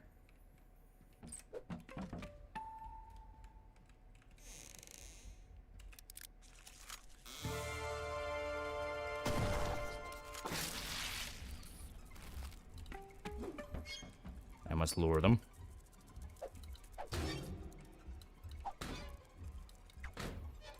Yeah, kill all of them.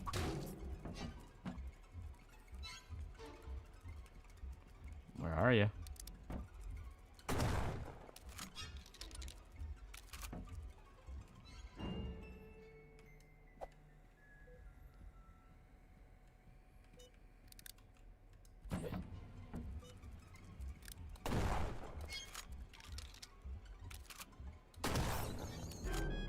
There we go. That reminds me of a previous question. If you hate spiders so much, why and how do you like Spider-Man? Because Spider-Man doesn't look like a spider. Spider-Man just has spider-based powers.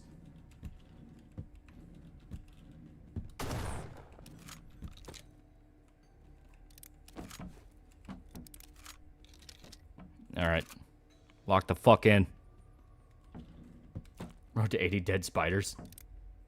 Looks like ammo. Okay, good to know. Ammo. So what's my objectives? Kill 2 spiders, 1 shotgun blast, discover hidden room. Spider-Man has a variant named Man Spider. Yeah, Man Spider's a bad guy. He's awful. He's evil. Okay.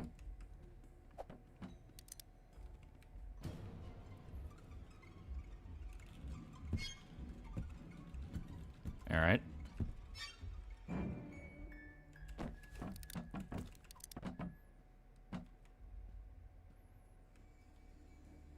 The only thing I can think of. Okay. My Chroma Squad guys, man, Magical Girl game, yeah. I just want to fuck over Looney Tunes when they have the Looney Tunes movie in theaters, because they do not like their animation department. They have been bitching for fucking years about wanting to get rid of them. Alright. So I need to find a hidden room.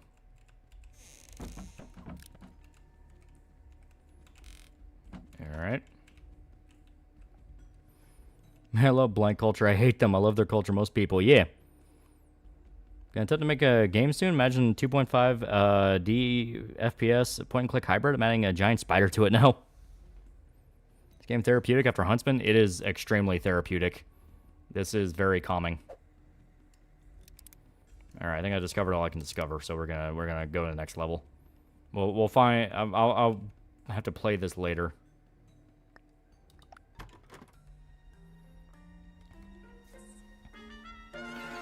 I used a coach gun to hunt spiders because fuck spiders. Let's get rid of what made our company famous. Very smart CEOs, right?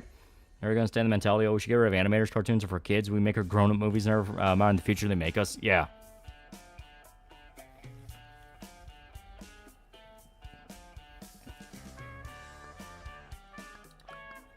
Okay. My spider gain anthropomorphic form, start beating up IRL streamers. Okay, jumping spiders.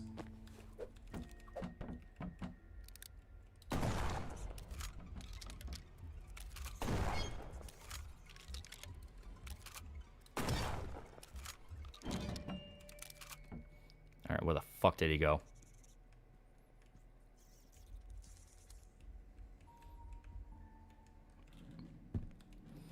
This is not Blitzball. No. Update for 14 is about to finish, so we can swap over to that as soon as this is done. Where are you?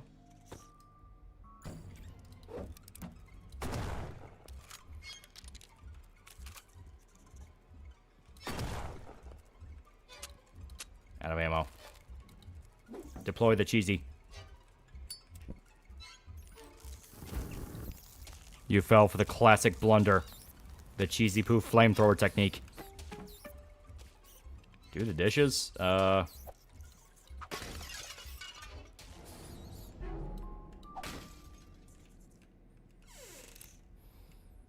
Okay, there we go. There we go.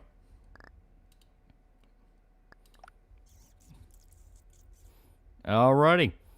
I will now swap us over to Final Fantasy.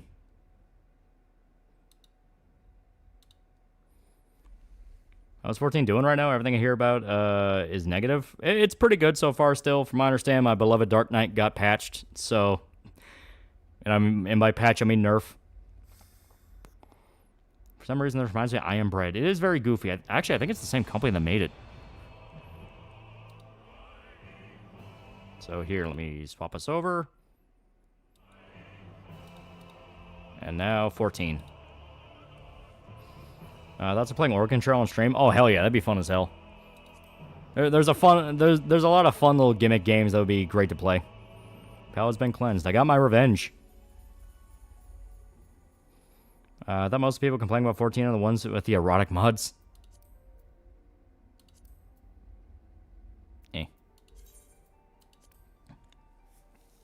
Looks like he got mocked by the spider.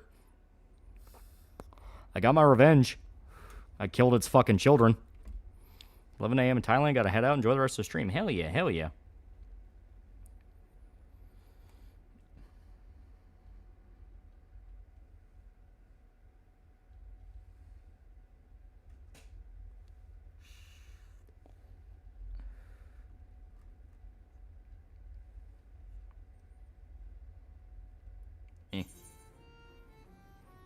Video of some dumbass running around a Turkish anti-gov protest in some fat Pikachu mascot costume. They're a gang from the original Manhunt games. The Hunters were pretty cool.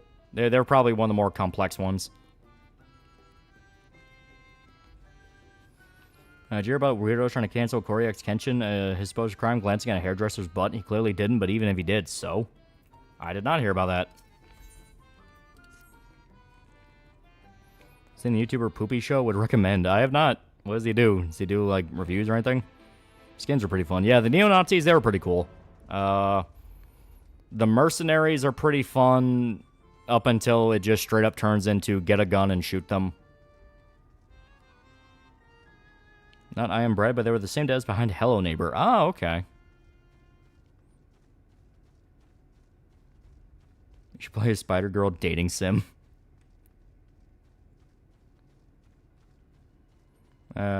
The guy should only be canceled if the ass was not nice, then it's just a waste of time.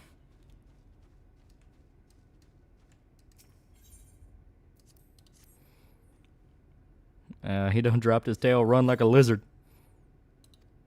I like Starkweather's, I like Starkweather PMCs, were annoying at the end of Manhunt. Yeah. Like I said, the mercenaries are kind of a pain in the ass, because at that point that just turns into shoot them. Get a gun and shoot them.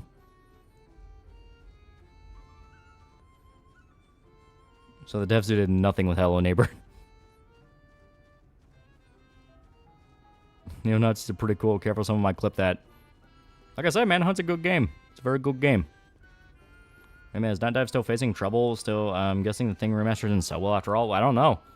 I thought when someone brought up that the company was going under, they were talking about Night Dive, but they were talking about Monolith. Because yeah, Monolith is dead. Monolith is currently dying.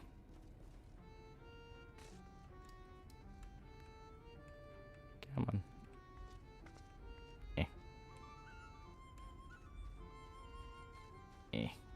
Has to be... Yeah, there it is. It is up there. Give me 7 months till I do another long playthrough. I don't know what to play. Servers at least look cool for contemporary US version of Wolf Brigade. They did look pretty dope. Poopy Show is a lady who talks about random stuff like salmonella. Ah, okay.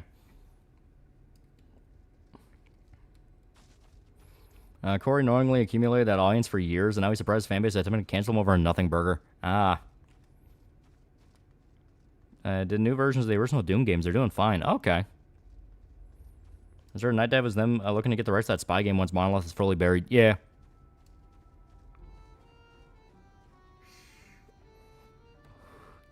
I was wondering if you have any copyright claims on the Berserk videos as they use panels to love the content. Oh, no. YouTube doesn't give a shit about panels. It's all the music. It's all the music in the videos that gets dinged.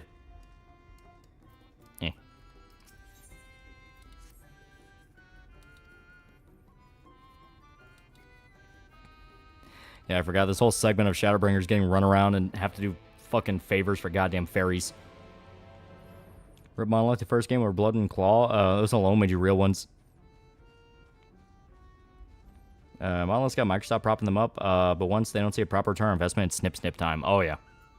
And it's sad, Monolith is one of the few legitimately creative studios out there. Oh, it's a fetch quest? It's worse than that. You have to do errands. But the entire point in the story is they're being annoying and kind of running you around. Oh, Obsidian, not Monolith. Yeah.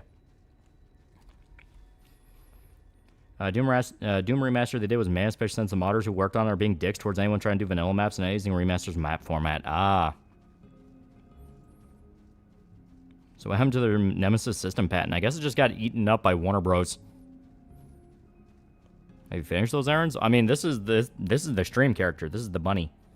So for her, no, we're working through them right now. Our main though, yeah, we got past it. We're on the patch quests. How's Mega 6 LR coming along, King? I got all the audio recorded for it, and the intro is like half finished, in the sense of I legitimately just forgot to process it.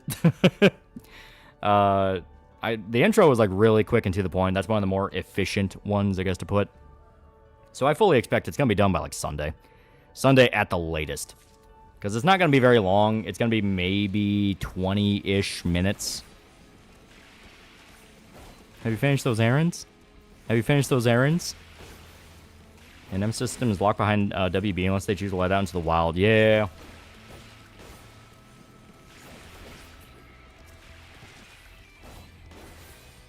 Yeah, recently bought 10 cent. Recently 10 cent bought a good portion of Ubisoft today. Yeah. Yeah, nice. Not long, 20 minutes. Yeah. I mean, it is sad. There's just not much to really say about the show. They didn't really do a lot of side media because once it died, they physically couldn't. You like Manhunt 2? Yeah, Manhunt 2 is good.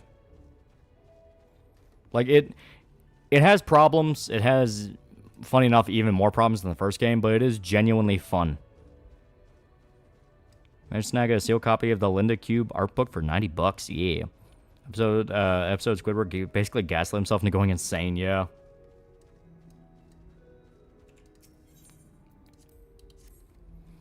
I've seen the episode where SpongeBob lost his home and tried sleeping over with Patrick, who beat him repeatedly with his home because he was having a nightmare about spiders.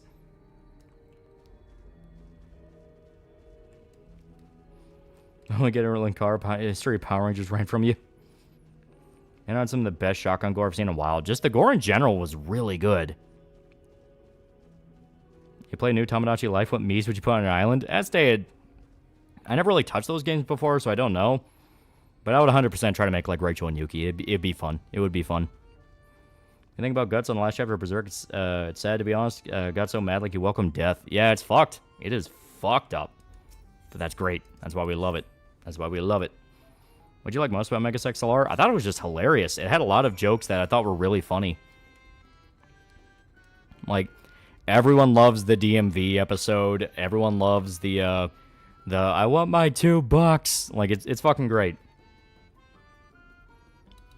Don't know why, but the knowledge you will talk about Mega 6 lore makes me imagine you also talking about Deep Lore of Giant Bravo. I mean, that'd be cool. Yeah, DMV bit's fucking classic. Yeah, Kiva is literally fighting an alien bounty hunter, and Coop can fucking see her, but he has to take the driving test. So he's waving over at her, saying, "Don't worry, I'll finish up in a minute," while she's trying not to die. Like, that was great. That was great.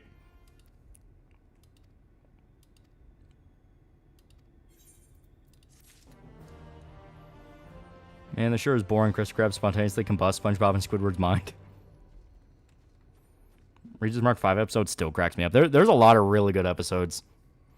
Isn't Mega XLR the one with the Guy Fieri looking character? Yeah, Coop. He's the big fat guy. Yeah, after everything with Elf Island, I'm not surprised that ended up being his breaking point. Yeah. Never forget the time on Tamagotchi Life where I added BJ and Elf Hitler to my island. They ended up becoming best friends. Yeah, Johnny had a lot of Twilight Zone style episodes. Yeah. You gotta watch that now because now it sounds great.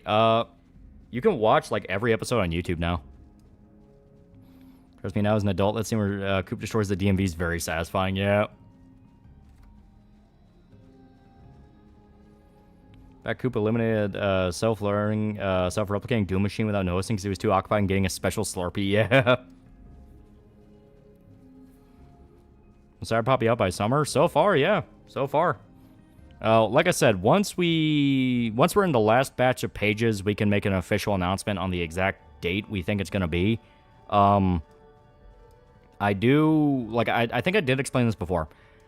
We are going to hold off a specific window of time to get all the fan art submissions in for people that want to send in fan art, so we can include a little fan art segment at the end of the book.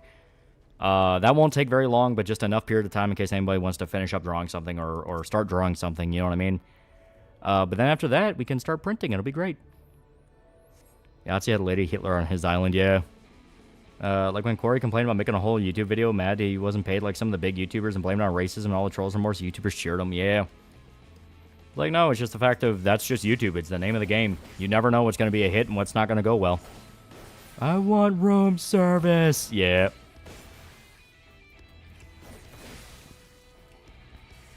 Yeah, Coop blasted DMV to dust. Let's dust cell and starts blasting again. Yeah.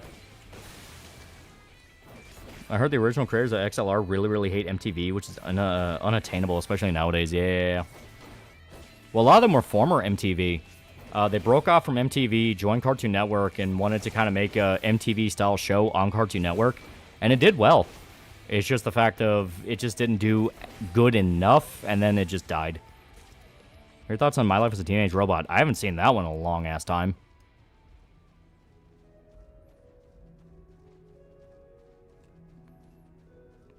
Since gay relationships are in the new Tamagotchi game, should I make Yuki and Rachel gay?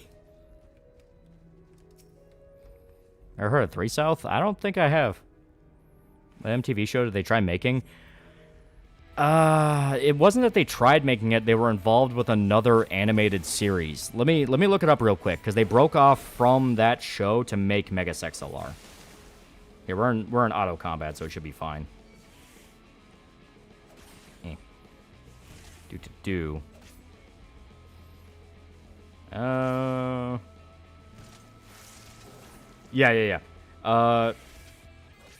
It was George Christic.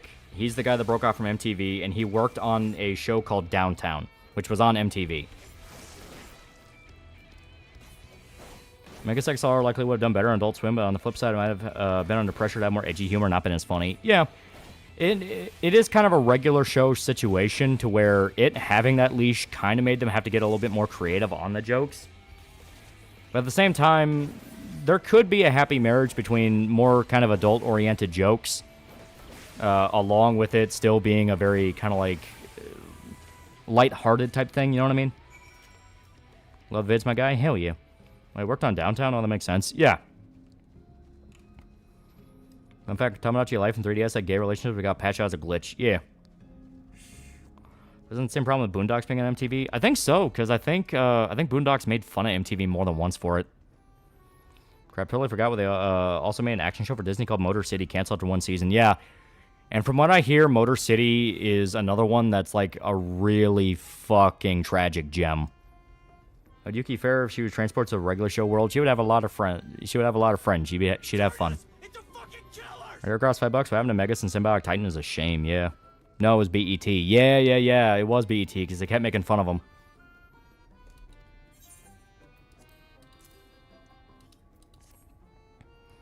I think the same thing happened on that awful Nickelodeon show, Kappa Mikey. It started off as a pitch for MTV, got rejected. The creators were bitter, and then to Nick, yeah. And Motor City was beautiful, yeah. Happy marriage like what Mordecai would have had with CJ. My Life as a Teenage Robot Zone parody is so popular, they removed a voice line from Multiverses because it's linked to that parody. Remember Motor City? Character designs were great. Remember Motor City and the art style? No idea what the plot was. Crazy how all the animation in America got phased out by people who can never take animation seriously for some reason. And it's weird, like, there's a lot of really good animated stuff still coming out. You have Last Man, which is a just genuinely good animated series. People are talking about Common Side Effects right now, which is apparently really good. Flow, the CGI movie about the cat in the flooded world, that won fucking multiple awards. Black Entertainment Television, the worst thing I've ever seen, yeah. Megas XLR couldn't compete with Ben 10, which makes sense. Ben 10 is peaked after all. Motor City was basically what if 1984 took place in Detroit. Disney Screw Over Creators are good shows. Motor City, Tron Uprising, Gravity Falls, Owl House, etc. Yeah.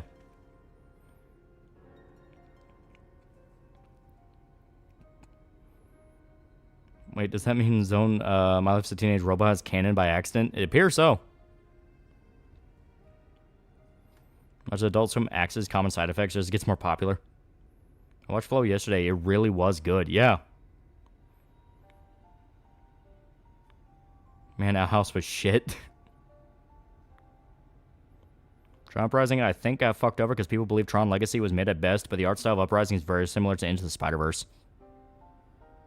I come from the future, huh? I need that robot from the future back. Huh? Yeah. Like, Megas XLR does a really good job of making all three characters fucking great.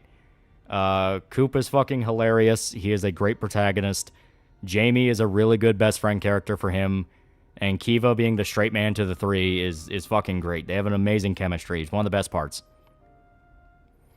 Somehow Titan got real when they tortured and killed the protagonist's father when everyone expected him to stay alive until he got rescued. She went, nah. Oof.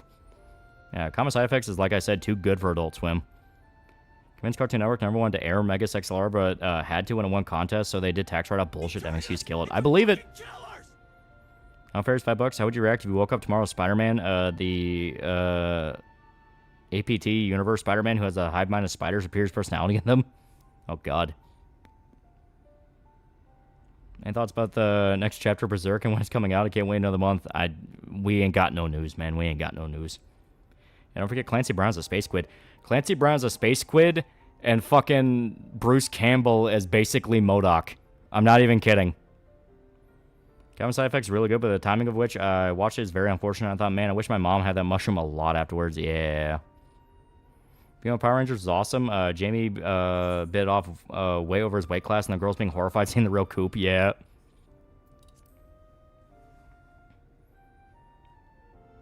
Yeah. I love the episode where Jamie steals Coop's car in order to take a check out on a date. So Coop and Kiva had to pilot it by proxy. Like, that was fucking great. That was hilarious. Adventure Time has consequences done irreparable damage to Western animation. In short, don't go to Disney and make series because they will screw you over. Yeah.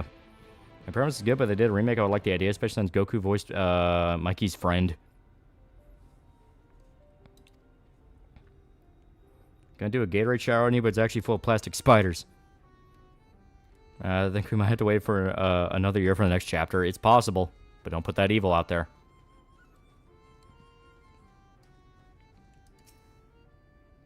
Alright.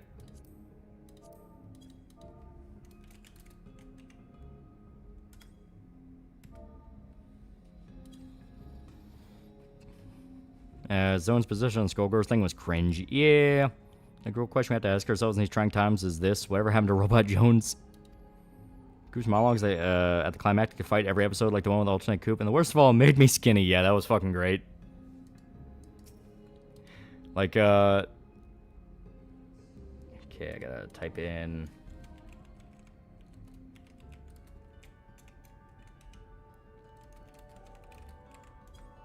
There we go. Oh, did that work? Oh, no. Okay, I fucked up the...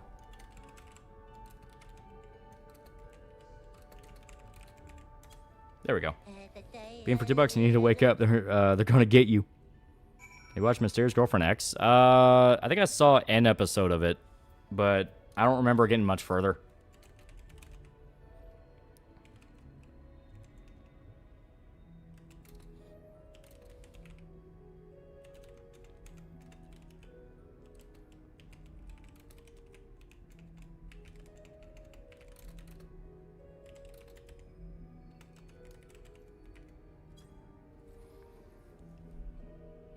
Yeah, the time to take this seriously button, yeah. Finally, Zone's art was removed from the digital art book and act like it was fine business as usual, yeah.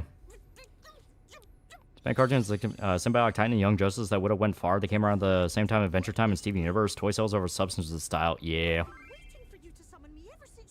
You want to play a good April Fool's joke on your family, pretend you're not a Western Kentucky fan? Mao Hero is a pure heart series made by a fan of media and especially anime, and gave it a lot of settings and themes to appeal to a lot of audiences, from the weebs to more casual fans of fantasy. Had a lovable cast from an over-serious protag, a dumb, hungry partner, and the screamy baby child, but not really theirs. Super big following, had season 2 announcement. Discovery merge happened, and it was immediately tax write-off. Jesus. So I'm commenting on her art being removed from Skullgirls. Very cringe. Then again, she supposedly was contacted to the storyboard sequence in Senior Verse. She has been infected. Yeah. Oh, right. XJ9 is canonically 5. It was a joke. Honestly, just a joke. Most cruel April Fool's joke is propose to your girlfriend in public and yell April Fools. Seriously, so fervently. I couldn't possibly stay angry at you. I like the space road trip episodes. Just randomly it's time to go to interstellar journeys. Yeah. Me sleepy, me go to bed night, y'all. Yeah, good shit. No spider get anthropomorphic form, start beating up IRL streamers. You posted that before. It would be nuts. That zone was a guy. It's probably a guy and girl team.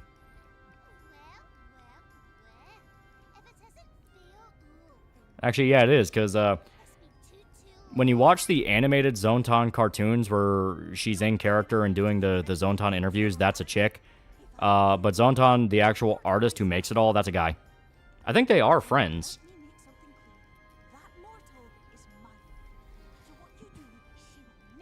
Yeah, if you want to see who made it, look up Parker Simmons on YouTube. He has so many plans and even confirmed there was going to be a Final Fantasy Gilgamesh type character. He's not allowed to work on the show anymore, so now he'll make little skits of his characters. Man, that's sad. So I'm defending Skullgirl shit because they got a couple paychecks from the Skullgirls team. That's it. He still uses a bridge and that's not internet animation and porn. Yeah. Not just cartoons. Tower Prep, aka one of the best CN real shows, got canceled because the main demographic was girls and the suits didn't know how to market to them, so they canceled it. Yeah. Hey, Lolly, if Yuki has a secret activation code in her system, could you make it? I'm fed up with this orgasm. And see, the UK is putting laws banning katanas. The UK has entered the Meiji period. Call 3 episodes. They blatant reference Transformers. How they avoid lawsuits. Are you talking about Megasex Alar? Because there was parody. Parody law. I live next to Aqua Teen Hunger Force or Rick and Morty. Probably Aqua Teen Hunger Force. At least their shenanigans are funny. Do you have relations with She-Venom? I like my penis staying exactly where it's at right now. Friendship ended with Zone. No kinky patience, my friend. It seems we won't be joining you. Spider number 9 was revealed to be a goddamn reskin of a Pac-Man and Ghostly Adventure game. How in God's green earth did Inafune not only continue Mega Man, but make X-Zero and Legends?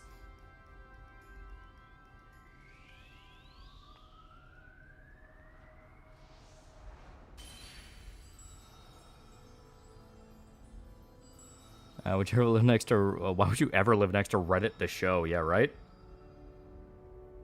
Like, there's easier ways to kill yourself.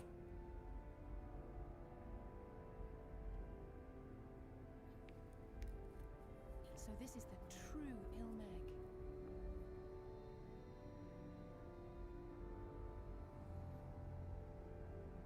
How are you feeling? Kikimation seems chill, but I'm too lazy to buy her Patreon premium art and comics. Come on, party. Apologies for the delay. If they're like a big name on like internet, not safe for work shit, come on, party. Rebecca Sugar and Edda and Eddie Porn as getting hired to make her own show, and it's consequently been a disaster for the Western animation scene. Oh god, I just remember the episode where they liberated a planet of lobotomized robots that was actually an asylum for the genocidal tyrants. Yep. Would you rather have 2 Wicked or Knight Rider? 2 Wicked. Because that car is badass. Kikimation complained about the Nikki designs. Yeah.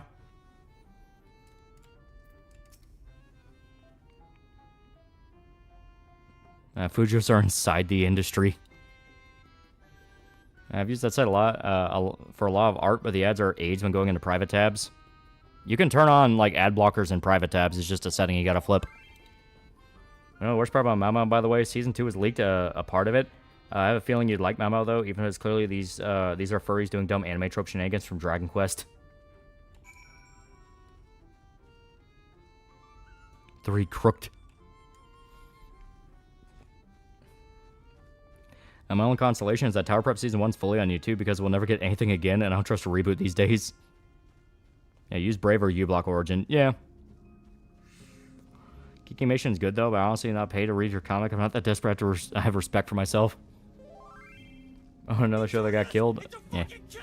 Being $5, Keir Starmer was bullied a lot as a child and is inflicting years of balled up impotent rage on the rest of us. One show in modern AAA animation in the US is how nepotistic and cheap it all is. Yeah. Can we stop talking about cancer cartoons? I'm still pissed the Hot Wheels Acceleracers movie series abruptly ended on a cliffhanger for like 20 years. Yeah, my mouth creator is a huge Dragon Quest fan. I think the problem with animation in the US is that in general, executives don't respect art, especially if it's anything they view as for kids. I think about the 97 Berserk cast, like the voice actors, I think it's just Golden Deadly. Oh, they're great. They showed up for the Golden Age trilogy, and they did very good. Fucking regular show was a tax write-off. I mean, at least it ended. Regular show got a lot of seasons to it. And that's why they had a Russian ending. Yeah. And hell, they're bringing back regular show now. Must I enjoy characters she drew? I'm not using my paycheck to jack off once or twice to it. If Adventure Time and Gravity Falls failed, we'd probably not be in this situation. There's the Maker's Octane Hunger Force leaked pilot for Disney. It's called Shred Force. I have not. Kikimation is French Bulldog. I think Winston should meet her. Take on Nikki is so terrible. Just when you make porn for a living, your complaints mean nothing. I've got the most beautiful girlfriend, but on the morning of April 1st, after you sleep with her, she pulls off her mask and she's just a colony of spiders. So, chat, do you, any of you remember IGPX Immortal Grand Prix? Mecha anime about teams racing each other and beating the crap out of each other. Took me forever to discover it. It's super fun. I remember watching that when I was a kid. Remember, chat, animation wouldn't be in this current situation if unions existed abusing their position for decades at this point. Yeah, they're bringing it back, and they're bringing back Amazing World of Gumball, but that's only because they're giving it a chance. The creators are under risk of, if this doesn't pull numbers, we're killing it. Yeah. So we don't get an episode of Rigby's kids learn about the absolute bullshit their dad got up to. Considering they're bringing back regular show, I'm going to make a prediction and say that the ending never happened. They're going to make a joke that the ending was Rigby having a food coma dream, and they're like, dude, why'd you even think we went up into space? That's stupid. One of the guys who worked on Steven Universe literally stopped working on his webcomic right before the finale for over a decade. He did eventually finish it. Seen the Rat Bastard pilot? That would have been an amazing show. I did not. They're going to make a regular show on Adult Swim. I wonder what it'll be like. Well, the original concept... I had to stretch. The original concept for regular show would have been two guys working at a gas station who took LSD during their shift to kill time. And then they hallucinate all the weird animal people stuff. Just looked up Immortal Grand Prix. Reminded me of Oban Star Racers. I think go into space that very same episode, yeah. Full glad am I to see thee once more, my friend, and none the worse for thy travails.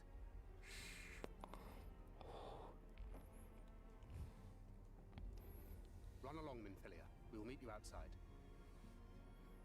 Yeah, 2 a.m. in the p.m., yeah.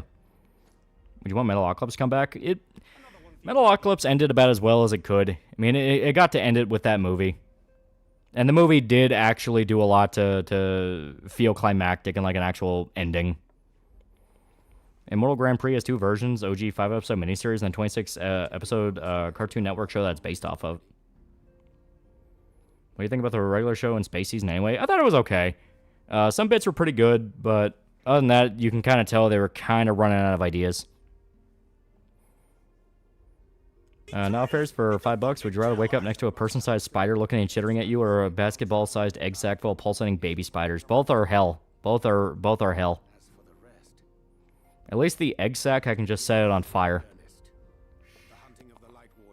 Yeah, the ending saved last season. Yeah. Yeah, Mordecai was basically Rigby if he was a stoner, while Benson was the same, except he was Mordecai's best friend instead of his boss. Yeah. It would have done the Clerks thing with Dante and Randall. Except Farron, I don't like that moralizing shit. I don't care about how good her other videos are. That take is enough for me to realize you're not worth listening to. Wasn't there supposed to be a sequel series to Oban Star Racers in development? I think so. I haven't heard that one in a long-ass time. Spiders within, spiders await you. People don't know just how influential Misadventure Flapjack, some of the biggest shows of 2010s were made by people who worked on it. There's charts on this. Check Discord. Yeah. Probably best for these shows to stay canceled. That could get Clone Hide, yeah. For something like the Butt Salt episode, good on Benson for healing. I still think he should have hooked up with the Space Rock. Chat, get help, not from spiders, though. Makes sense. Mordecai's design looked like a hoodie, yeah. What about Venture Bros? You want that show to come back? The creators wanted to come back. They outright say they still had more ideas. Imagine a liquor store lady was just a skin suit piloted by spiders. Flapjack's my father's favorite Cartoon Network show. It still holds up. Flapjack actually has a lot of bits that are still genuinely really funny. Like a tall humanoid spider woman who could shapeshift in both a human and an actual spider. Now, which Cartoon Network Clone Wars is better? 2003 Tartakovsky micro series, the 2008 by Filoni. I like the 2008 one a lot, but the 2003 one is really good. West. Like when Chowder Flapjack style changes, yeah. Realized Rigby Mordecai is the same name as Rick and Morty. Yeah, Flapjack's art style was peak. And Eddie is still among my favorite Cartoon Network shows. It was really good. Just scrapping Rick Owens' wife. Doc and Jackson are the only creators I trust to keep their show good for years, yeah. I always wish we got more from 2003 Clone Wars. My dad really loves Clone Wars and Gumball. In retrospect, Margaret was for the streets from the beginning. Every appearance, another boyfriend, yeah. Would hope that with regular show coming to Adult Swim, it isn't starring the daughters of Rigby. I'd rather not deal with last week as some of this one guy style jokes over and over again. Is it coming to Adult Swim? Like, did Adult Swim buy it? Because I knew it was coming back, but I thought it was going to be back on Cartoon Network. Yeah, Samurai Jack's ending was so rushed. Tartakovsky's big issue is his endings. He always has an issue wrapping something up. Yeah, Clone High Revival is a heartbreaking fall off, yeah. Also, Kinky Mission uses Daddy unironically and she's a hot guy character. And best Japanese accent, French fry? Would you like a French fry you? No, it's going to be more adult-oriented, and if anything, it'd be put on HBO Max streaming service.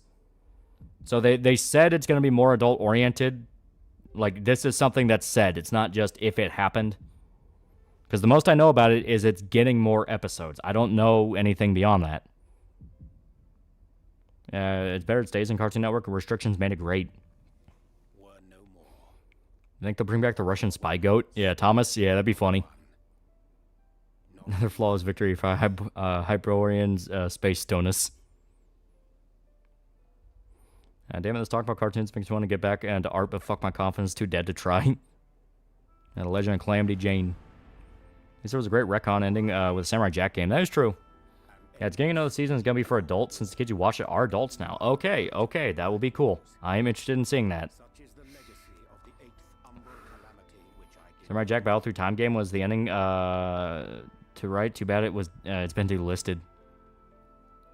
It's a regular show how to be creative. They drink coffee from giant beans' nipples.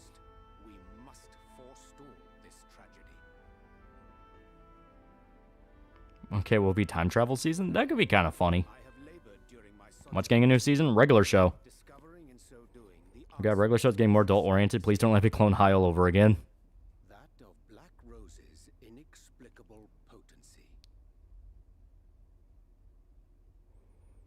Good night. Love the vids, by the way. Yeah, hell yeah. They wreck on all the chance fumbles. Yeah.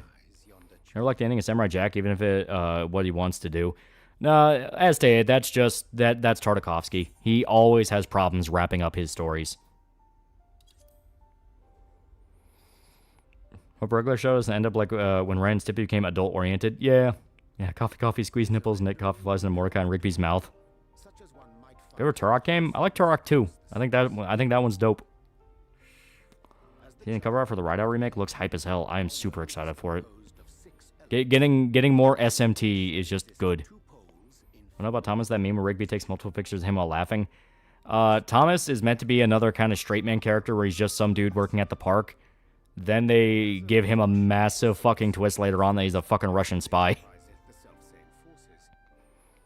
Yeah, the ending for Samurai Jack Season 5's ending was rushed. Doesn't help they didn't give it enough time to show the characters from the show they're MIA. Yeah.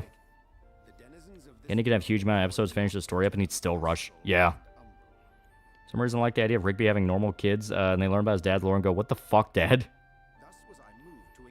The fact Flapjack was voiced by its creator is crazy. That voice couldn't have been easy to do. Well, especially if you look at the creator of Flapjack, he's like this big, buff, fucking burly dude. Like, he You hear the expression, a bear of a man? That's that motherfucker. He's huge. So him putting on that, like, really high-pitched voice for Flapjack is like, god damn, man. Alright, I was getting a remake. It's getting a remaster. I'm glad my boy Rideout escaped from Atlas Basement. If only Monaco can make it too. I was listening to the Metro 2034 book, Hunter surviving his bull. I hate this plot twist. It ruins the story of the first book. They released a video showing they're updating the combat to be more in line with the fixes they implemented for the sequel. Hell yeah. Is Powerpuff Girls overrated? No. I still, like, I liked it a lot when I was a kid, and even the clips that I see pop up nowadays, I still really like. It's one of those where I even think, like, maybe it'd be fun to flip on Powerpuff Girls and kind of watch through it again. Because the entire joke of Powerpuff Girls is the outside looks all cutesy and like, oh, that shit little girls would watch. Then you watch it and it's violent as fuck. Well, I'm pretty tired. I'm going to tune in. See you next for next week's streams in the Discord. Hell yeah. Does Flapjack look like a character from the show? What do you mean? Yeah, it's basically a remake. The only thing that seems original is cutscene animation. Yeah. Someone says Powerpuff Girls overrated. They never watched it. Show them the mime episode. Yeah. Being for $2, Haro, Hibachi, Benihana, and Teriyaki. You need to grow up. Grow up. I'm 37 years old. And take comfort, the Powerpuff Girls show was canceled. Yeah, the original name was the Whoop-Ass Girls. Yeah. OG Powerpuff Girls is good. The reboot was ass. Oh yeah, the reboot's awful. Well, the reboots forget what the point of it was, which was, it kind of was Gendy Tartakovsky and Craig McCracken making fun of Magical Girl anime, because, you know, both of them are huge weebs. They fucking love anime. They've done multiple interviews talking about how much they love anime. If you watch Samurai Jack Season 5, you can see how much of a fucking weeb Gendy is.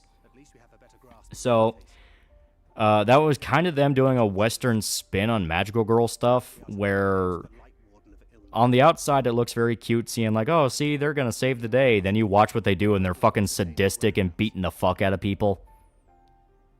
Also, the reboot was written by pedophiles, yeah. What was the Powerpuff Girl anime called? I think it was like Powerpuff Girl Z or something. Yeah, not just the reboot, but the later season, the original one too, yeah. How fair is $5? Would you rather have a pitbull-sized spider or 1,000 spider-sized pitbulls? You can't kill either choice, they're immortal. I'd have the pitbulls. They're dogs, they're cool. Yeah, Powerpuff Girl Z, yeah. And making Candy Wife constantly terrifying will always make me laugh, yeah. I did adult regular shows made by Colos. Well, more than that, yeah, JG Quintel made a show that was basically just an adult version of a regular show called, what was it, Close Enough? And yeah, that was basically just more of an adult-oriented sitcom. Sucks TBS canceled JG Quintel's show just because he didn't want to put politics. Yeah, Quintel seems like the kind of guy that is just really cool to talk to because he doesn't give a fuck. He just wants to make people laugh. You know, he just wants to make people laugh and have fun with what he's doing. They're Powerpuff Girl's sister. Mine's Buttercup because Tomboy. I also like Buttercup a lot. To be fair, Powerpuff Girls were less of real superheroes, more like arrogant, violent jerks who love to beat the shit out of other bad guys, but they weren't sweet angels. Oh, yeah. Also, the anniversary special Dance Pants was like 2014, 2015 before the 2016 reboot. That was ass. Pretty animation and great choreography. It's on YouTube. Would recommend chat watches it. Return to form and has OG voice actresses. Yeah, JG Quintel is basically just 2000 stoner dude. Yeah. He just cares about the love of the game. All of this stuff is useless. Remember Ace from Powerpuff Girls actually joined the Gorillaz for an album? Yeah.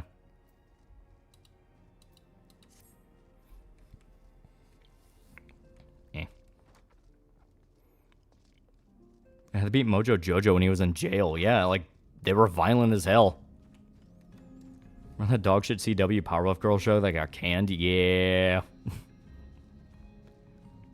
like to imagine Powerpuff Girls was right the Maho Shoujo Madoka University. How's Iggy in the comic going? Iggy's doing really well. She's completely healed up from her injury. She's now back to being a pain in the ass. She was trying to dead like me earlier because I was eating well, I guess drink is a better term for it, but I was drinking a shake. I was drinking a milkshake. Iggy wanted some, so she was standing on the back of my leg, forced me to kind of curl my leg up, And she was trying to like push me over so she can get the shake. It was great. Watch Powerpuff Girls Z? I've always seen it was around. I never fully watched it. Powerpuff Girls are kind of realistic in that they try to do the right thing, but would also try to see what they could get away with most of the time. Yeah. Going interviews with Powerpuff Girls 2016, seeing the writer who self-inserted himself as Blossom's love interest, Jeff Goldstein, avoiding the question when brought up as telling. Someone gifting you Mojo Jojo as a pet, what would you do? I mean, he's an intelligent monkey. Like, he can talk. He would be your friend. I've seen the Powerpuff Girl Dojinshi by Believe Man. Remember playing a game based on it called Battle for Megaville as a kid. I have not. They beat Mojo Jojo almost to death several times. Iggy's too cute. Yeah. Review the Rick and Morty anime. Powerpuff Girls get along with Pretty Cure. Both are magical girls who beat the shit out of bad guys. Oh shit, I keep forgetting I gotta actually use the box form. Okay. I forgot this is that quest. Other school teacher know the math to time travel. Powerpuff Girls, the original, was basically a comedy parody of superheroes and cute girl shows. Basically an edge-tard, cynical show for kids. Even if sometimes went too far, like clown episode. Yeah. Like there was a horror bent to a lot of episodes.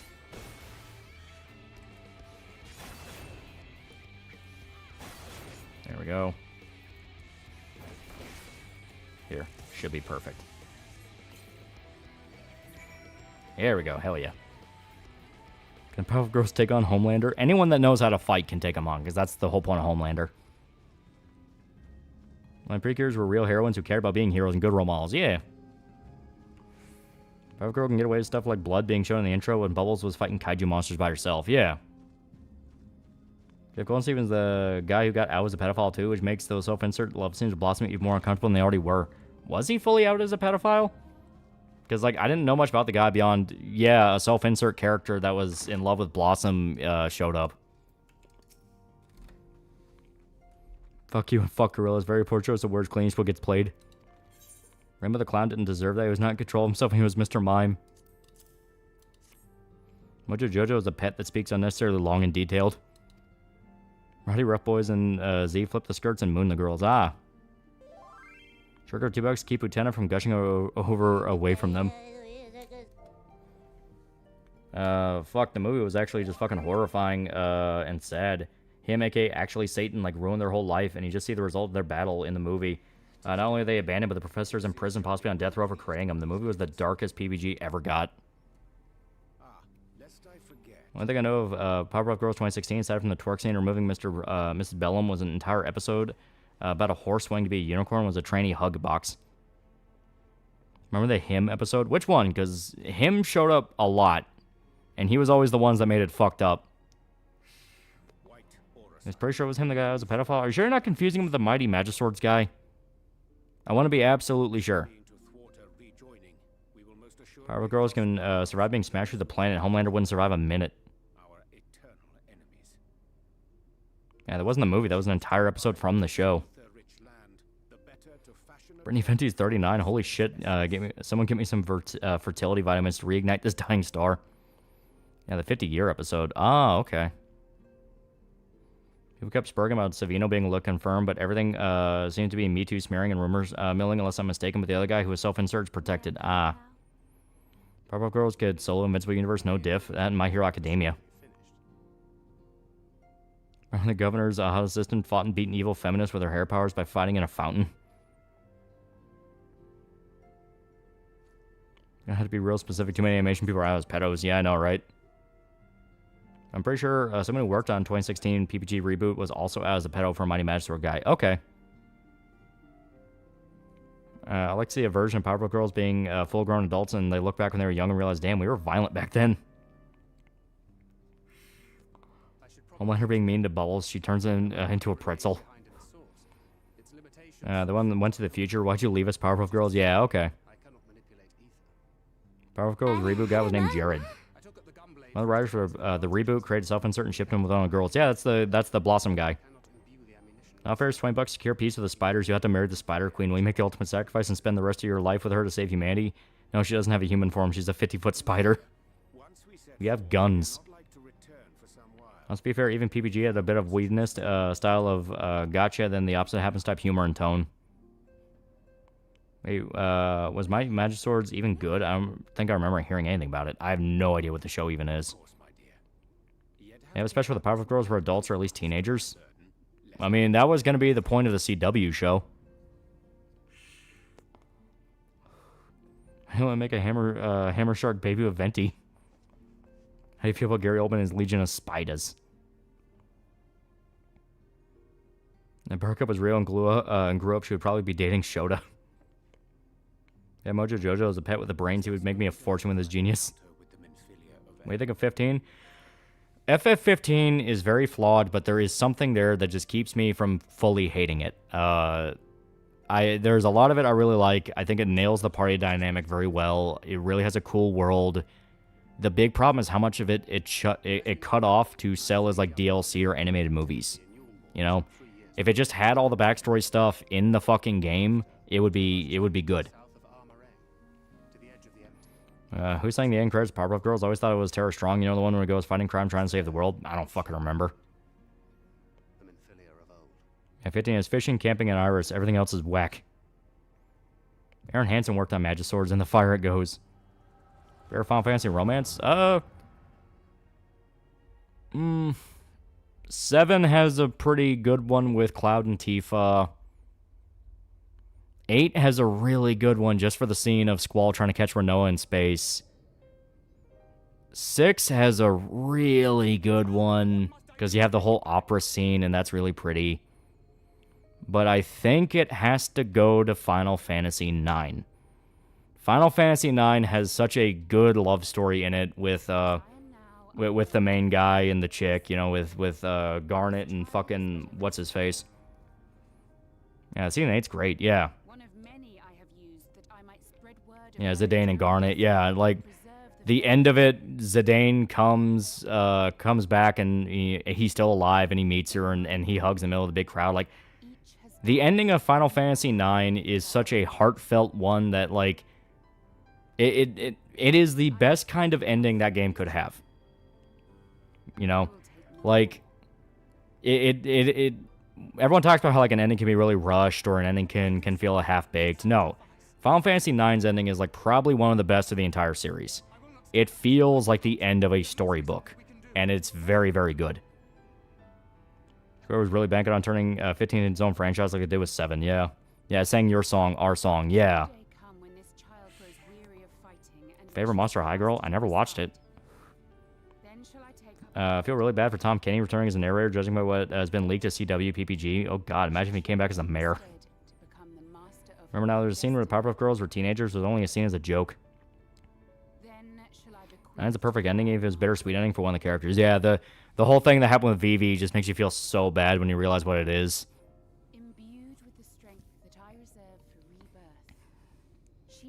And that's an apex of Western animation Coraline. Coraline's pretty good. Yeah, it is pretty damn good.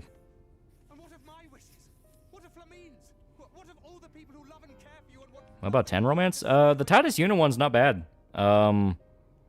It feels like 10 was trying to kind of catch that same spark they had with 9, and there was a lot of potential there. There was a lot of moments where it did feel very similar.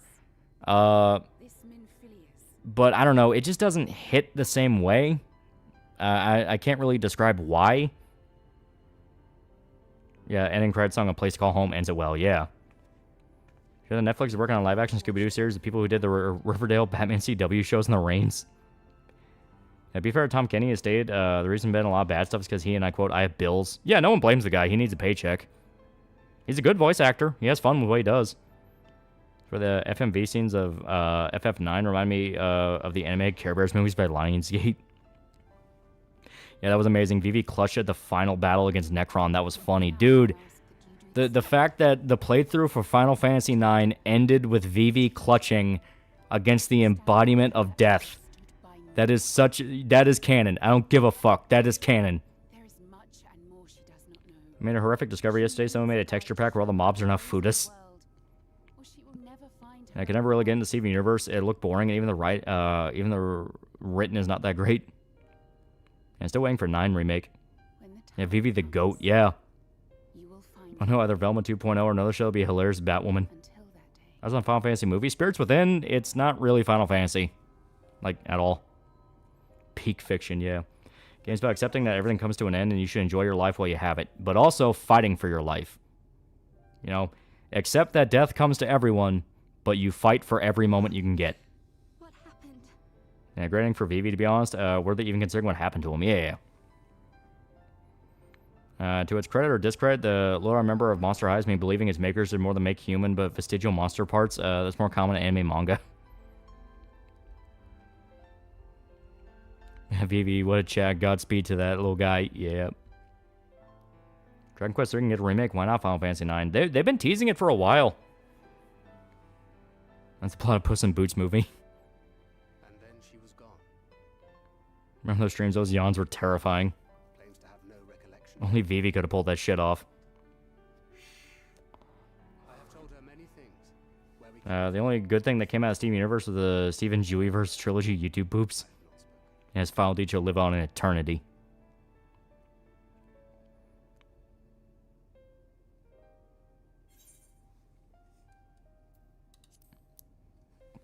He didn't die. He went to Kingdom Hearts 2.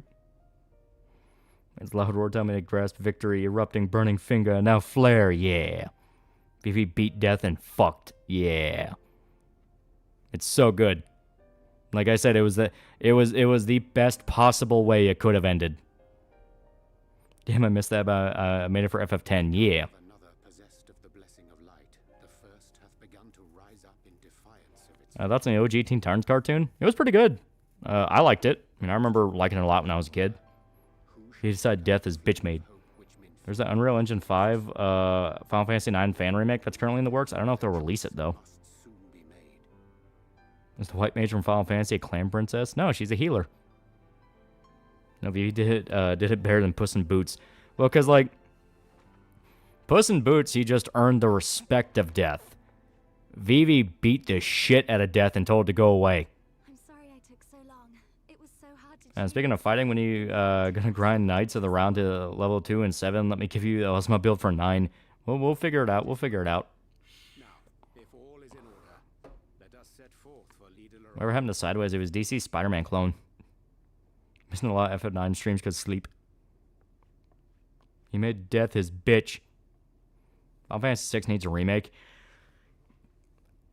I think the Pixel remaster they did for it's probably the best it can be.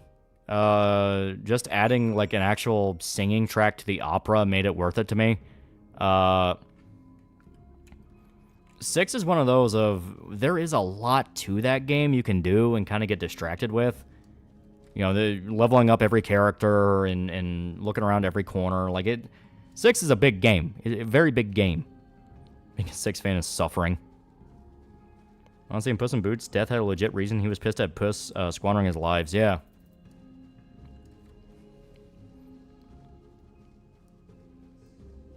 If I remember correctly, one of the big names for Final Fantasy 9 still works, and Square talked about a secret project. This was some years ago. I need that damn announcement already. Supposedly it was supposed to get like some kind of anime or animated movie, something like that. I'm talking about Final Fantasy. What's your thoughts on the FF8 coma theory? I don't buy it. You know, because I assume that's the Squall is dead theory. I don't buy it. Because to me, that makes it too simple. You know, it makes it too simple that it was just, oh, everyone's in a coma, and not the fact of, no, there is a being actively fucking with space and time. Yeah, they didn't include Soul Tower, the Legendary Dragons, and Shinryu. You ever play Super Mario RPG remake on Switch? I played Super Mario RPG, not the remake yet. And Puss in Boots' defense, he did manage to land some hits on a guy that casually walks through disintegrating cosmic flames. That is true. That is true. Last Death Witch, he's a little mage. What the fuck is happening? Mega Flare. But I'm still alive. But for how long?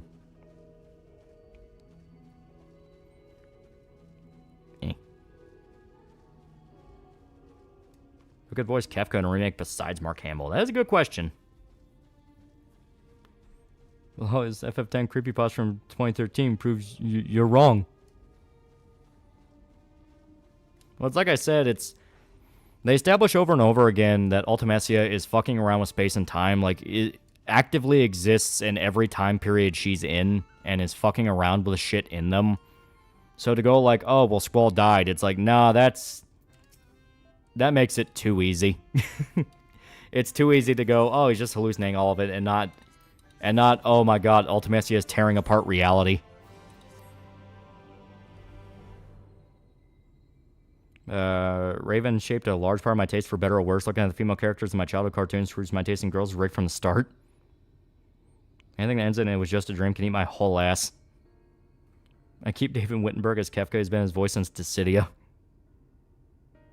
I mentioned Theory falls apart when people say he got stabbed in the chest, but he actually got stabbed in the shoulder at the end of Disc 1.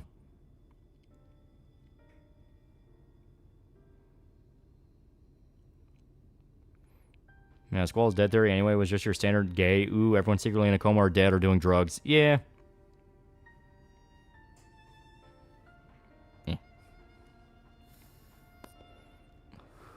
And Final Fantasy Tactics PC port. Yeah. Yeah. Yeah. Tactics is so fucking good.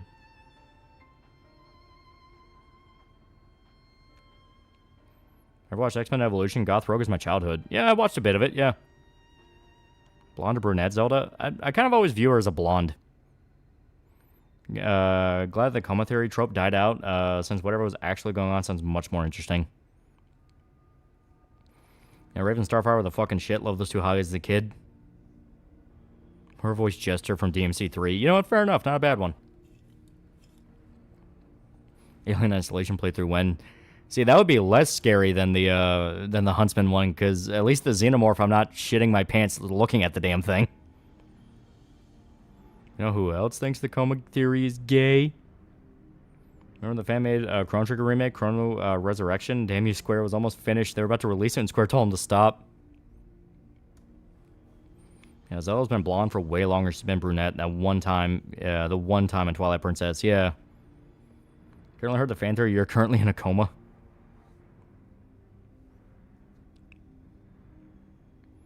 I prefer brunette Zelda to make her look different from Princess Peach. I can understand that, yeah.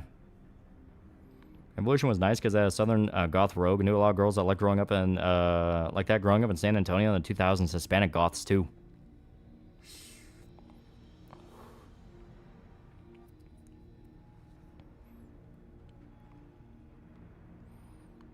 Death, go VV, go goal of your life. You know we're gonna meet again, right? Yeah, until death. Again, Zelda, Dobson drew Zelda in his 80s show design because Link being blonde reminded him of his school bullies. Him and Lily Orchard be perfect together. It was all dream stuff always just comes off as a hack trying to be deep. Apparently there's a plot leak of Avengers Doomsday where it basically adapts Avengers versus X-Men. Honestly, I'm for it. Don't know how that makes a good movie, though. Yeah, Locked-In Syndrome is nightmarish. I find it weird they don't really mention his injury after he recovers. We're doing videos on every Dead Rising game. I like both vids you did. Oh yeah, all of them.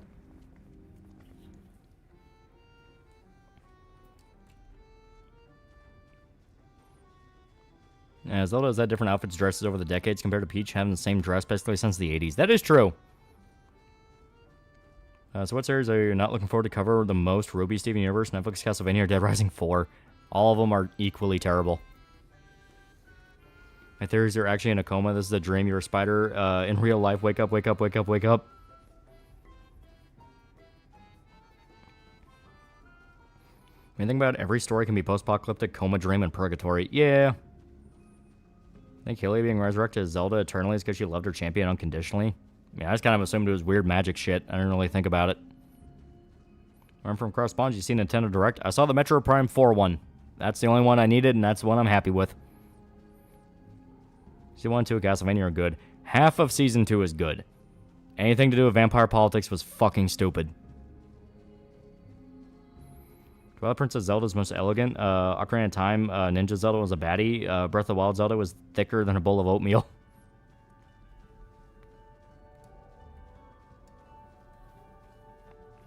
How long did it take you to complete Dead Rising 2 video? It took about a few weeks. Prime 4 looks so good, I'm hyped. Right, well, I can find that Jared guy from Powerpuff Girls reboot was not a self-insert and was created by a different staffer. I can't find any proof he's a pedophile.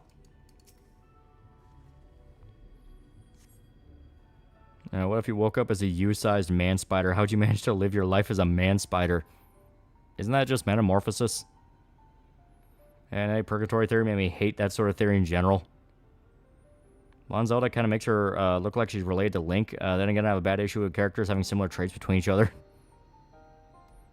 Aren't these fan theories about characters being dreams or comas or entertaining the afterlife? Because people like looking at symbology. Like, if everyone's in a dream or a coma, then everything around them is symbolic and you can interpret it however you want.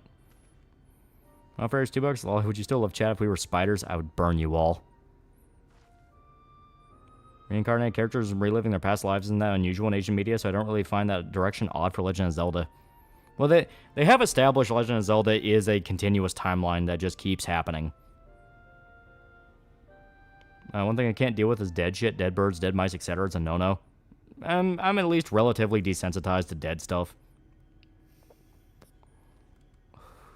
We do have a Final Fantasy Tactics on PC. It's called Emulation. Do you prefer Link and Zelda as a couple or more like siblings? I mean, usually a lot of time it ends with them being a couple, so I don't really care. Even if I was Jorogumo, all of it, fire. Loved your Berserk vids, hell yeah. Well, if you had to choose, one out of the four I mentioned, what are you dreading the most? Probably Ruby, because that's going to be big and long and terrible. He's just human-sized mech piloted by spiders. I know you're sacred, you're 3 spiders in a trench coat. Remember the Rugrats Dead Babies theory was pretty tarded, trying to use Susie as a crux that Angelica was hallucinating the babies, and never mind the fact that Susie interacted with all the babies too, yeah. Now, Rugrats already had a lot more fucked up background lore by itself. My horse says a famous book of a man being a spider and a doujinshi with JoJo as a canon ending. Has to be a VTuber somewhere who calls her fans her little spiders. Probably a spider-themed one. I'll be like Dead Rising videos have no set schedule. The videos are done when they're done. Will be released when they're done. I played the AI, the Somnium file games. I have not.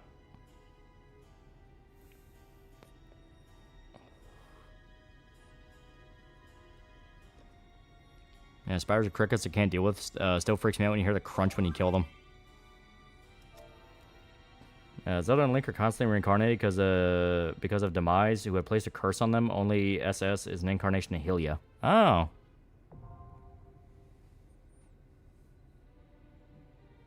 Now first, $5. Are you still doing the KCD controversy video? Any ETA on that? Yeah, I have a plan for that. I'm gonna try to be vague about it, just because I want. Just because I don't want to. I guess I don't want people only anticipating that, not anything else, but it is going to be after a handful of videos, but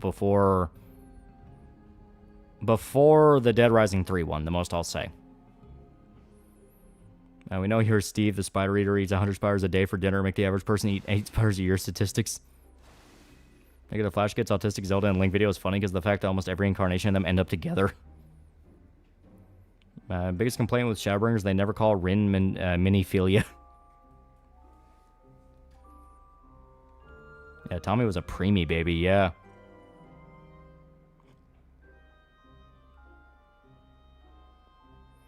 The giant spider and Primal freak you out, big spider with the bats? No, because Spear fucked it up. When Persona vid coming out, as stated, that has a plan. That has a plan. This is really pretty. It's very pretty. Is everything 3 next, or is it off the record? No, 3's next. Off the record is gonna be the last one.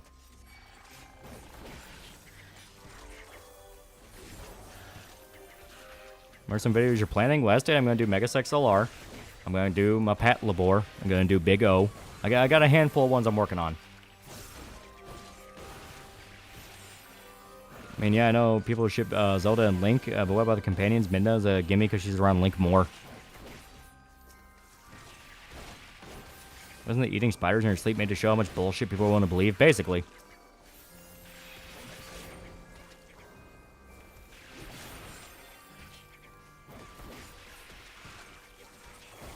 Yeah. Link Twilight Princess is the coldest Zelda's ever been to Link, even though it just comes off as she barely knows Link rather than actual negativity. Yeah, no, it's just they're fated to come in contact with each other. Persona video gonna be 40 hours. We're 38 the hour you beat the game. The last two review of you beating it with a smug voice. I am currently going through Persona 4 for the video. The most I'll say is that. So Dead Rising 4 wouldn't blame you if you didn't make a video on 4. No, I'm gonna do every single Dead Rising game, but as stated, I'm breaking up the videos so I explained this before. I'm breaking up the Dead Rising videos because if I try to do them all at once, I'll get behind on stuff that's already been super late. So I'm trying to get as much as I can done of stuff that's been waiting a while. Some of them are going to be bigger than others. Some of them are themselves going to be long videos, but the point is at least it's getting done. Yeah. And then I'll continue with Dead Rising. I'm not going to do like I did with the Berserk Saga, where it was basically one after another, because that put me back by a fucking while. I definitely know you found Life is Strange not that great, especially with the writing, especially Chloe. Yeah, no, it's bad. I didn't like it.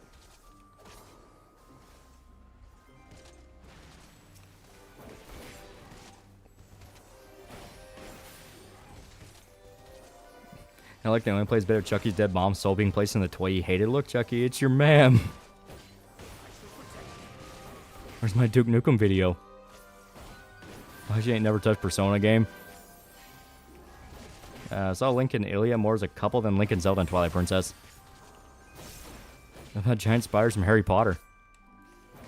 Remember when Taylor from PKA fell asleep with his contacts on, woke up with a dead spider stuck inside them? Oh, God. Right across $5. Age of Calamity heavily hints that Link would have hooked up with Mipha had she survived.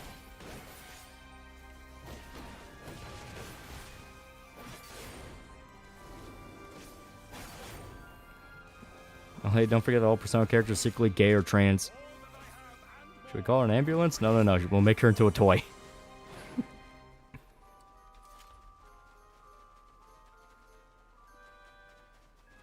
Alright.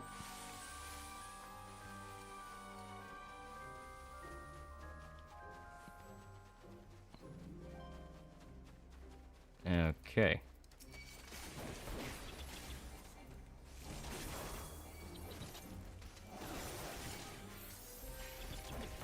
Nuts do, Chucky father screaming. Yeah. We finished Final Fantasy 14 when we were 40? I mean, it's an MMO, so what do you count as finished?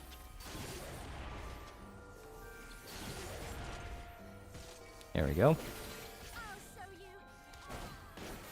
There we go.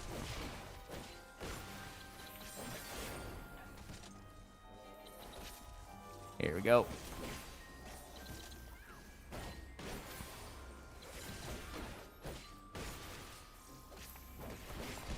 Yeah, spiders do fuck with you in your sleep. But for real, Mipha, great, but nothing beats Urbosa. Was she the Gerudo chick? Because I assume you're talking about the Breath of the Wild people. I'll get to in past part 169, at which point we all make cuckold jokes.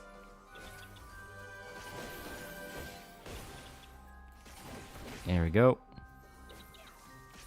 I mean, everything all single side quests or regular quests are done. Well, these are like 1,000-hour RPGs, so no. It would not be by the time I'm 40. It would go on way further. Like, monkeys get angry when you flip them off as proof they're picking up on our mannerisms. Also shows maybe monkeys are flipping each other off too.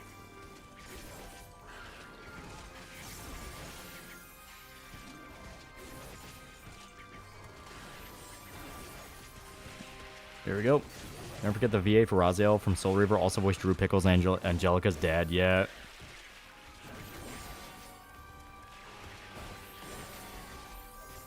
And so Ryu got his fear of spiders. The spider climbed into his mouth and made a web in his mouth. There we go. 14, somewhat 11 of no end. The end is either when you quit, die, or max everything out. Yeah. 14 all online games develops an end game as Warframe Fashion Frame. Yeah. I don't really care what girl Link canonically ends up with in the game as long as it makes sense for the story. Honestly, I would much prefer if he wasn't a silent protagonist. Well, him being a silent protagonist gives him that specific identity, which is, you know, he's pretty much capable of anything in a situation. Chucky's mom's name is gonna die. Oh, hey, is gonna, how you doing? Oh, not so good as usual. I wonder what's gonna happen to you. You're 60 years old and you'll finish 14. Don't care what, oh yeah. Excuse me, princess.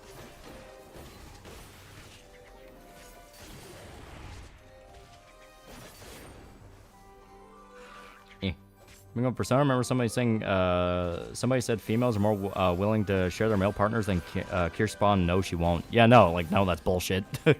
Whoever told you that's a fucking retard.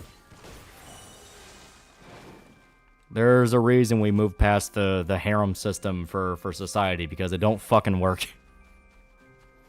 Plus, Link being silent lets me shout out for him, so as I beat the fuck out of Potts.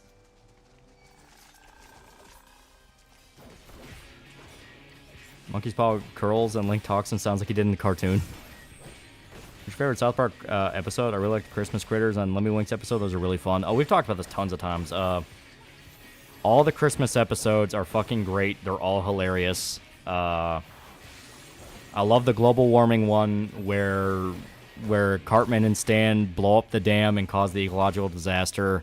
The Family Guy one is fucking classic. Randy saying nigger on Wheel of Fortune's fucking classic. There's so many great ones. So many great ones. The World of Warcraft one's amazing. As much as I like my thruples, it would never realistically work. Yeah. And people forget women hate other women a lot. Dude, men hate other men a lot. Like, look at a situation where it's a bunch of guys and one girl. The men despise each other.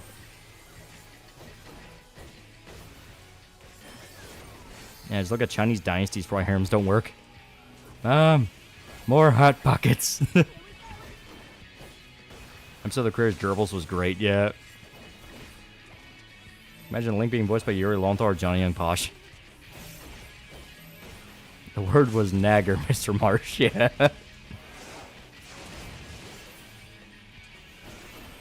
Butters' very own episode is definitely one of my favorites. Fucking love Butters, dude. That one was so good. He finds out his dad's going to, like, fucking gay bathhouses. Like, oh, God, it was so funny. Paul kills when there are more men than women. The men end up doing unspeakable things to the children in those relationships. Yep. Well, the episodes where Cartman frees himself to get a weed. The time travel one's fucking great, yeah. Monogamy, marriage, and even the nuclear family are a big part of society's success. When you fuck with that, it all falls apart. Yeah. People who annoy you. Love the superhero episode. The original Coon episode, because that one's really good. Yeah, that one's really good. It's Butters. That's me. You know, one of the legendary heroines of Gerudo and the Breath of the Wild Tears of the Kingdom is actually a man. Oh. Butters' dad, you're a liar. You're a liar. You know what you did. Hi, Dad. What are you doing with your wiener there? There were cases of concubines killing their own kids and framing other concubines' imperial dynasties. Yeah. When I'm saying women understand women and they hate each other, that can also apply to men too. Yeah. 10 seconds, Mr. Marsh. I know what it is, but I don't know if I should say it. Lemmy Winks versus WikiLeaks top 10 anime fight. That episode was pretty great. Just for the B plot of Cartman poisoning everybody and having them like get massive diarrhea. Just that B plot alone was amazing. Working on a comic. Is Big Mike C open to submissions whenever it's finished? If you want, you can shoot him an email. He's always willing to take on new people if you're, if you can. Puerto Rican guy sure did kill a lot of people in that Butters episode after he saw his dad's secret wrestling match. Back was Randy was peak. Yeah, before they really flanderized and just made him Peter Griffin. Everything okay, Mr. Mackey? Saw a video by Drunken Uncle where he watched a BBC showcase of a woman and her 5 boyfriends and how she was pregnant. A month later, one of the guys abused the newborn. Yeah. Emo vs. Goth Kid episode was pretty good, especially the Black Vamp Kid. That one was fucking great. That one was hilarious.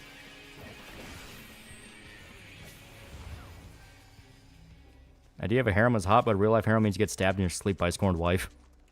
Caspianita and the Fellowship of the Ring. Caspianita is probably one of the greatest episodes of an animated series, just period. I am willing to go that far. and Fellowship of the Ring is right up there. Those are two of the classic South Park episodes. I put a ton of Arby's horsey sauce, yeah. Does that insult Peter Griffin? At least Peter's still funny. Want to get high? No, Tally, we don't want to get high. I remember a bunch of shitty videos about how humans should not be in a monogamous relationship. The reason why God only created Adam and Eve. Well, it simply comes down to, are you autistic enough to not understand why it's a bad idea to sleep with a bunch of other people? It's really that simple. Backdoor sluts 9. Yeah, let's fighting love, yeah. Tom Cruise being a fudge packer and putting himself in the closet, yeah. There's more than one partner involved, someone's gonna get left out and get hurt, yeah. Rob Schneider is a stapler. Black Friday trilogy is also great. Yeah, Black Friday, the Game of Thrones trilogy is fucking great.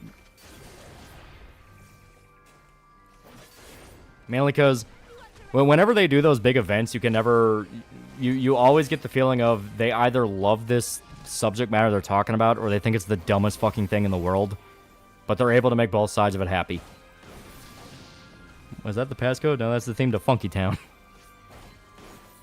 Some of the other seasons where the animation's still terrible are amazing. Early Dr. Mephisto is crazy. Yeah, some of the early episodes still hold up as being pretty damn funny. Like, the Trapper Keeper episode, I think, is really good. The Curse episode, where everyone says shit, is really good. Crab people, walk like crab, talk like people. Backdoor Sluts 9 makes Project Caper City look like naughty nurses too. Yeah, I love that all the dads immediately knew about it and watched it before. So George Lucas and Steven Spielberg raping Indiana Jones was funny. That was fucking funny. Remember Miss Garrison got his back blown up by Richard Dawkins? Yeah. I'm Russell Crowe and I'm fighting this animal.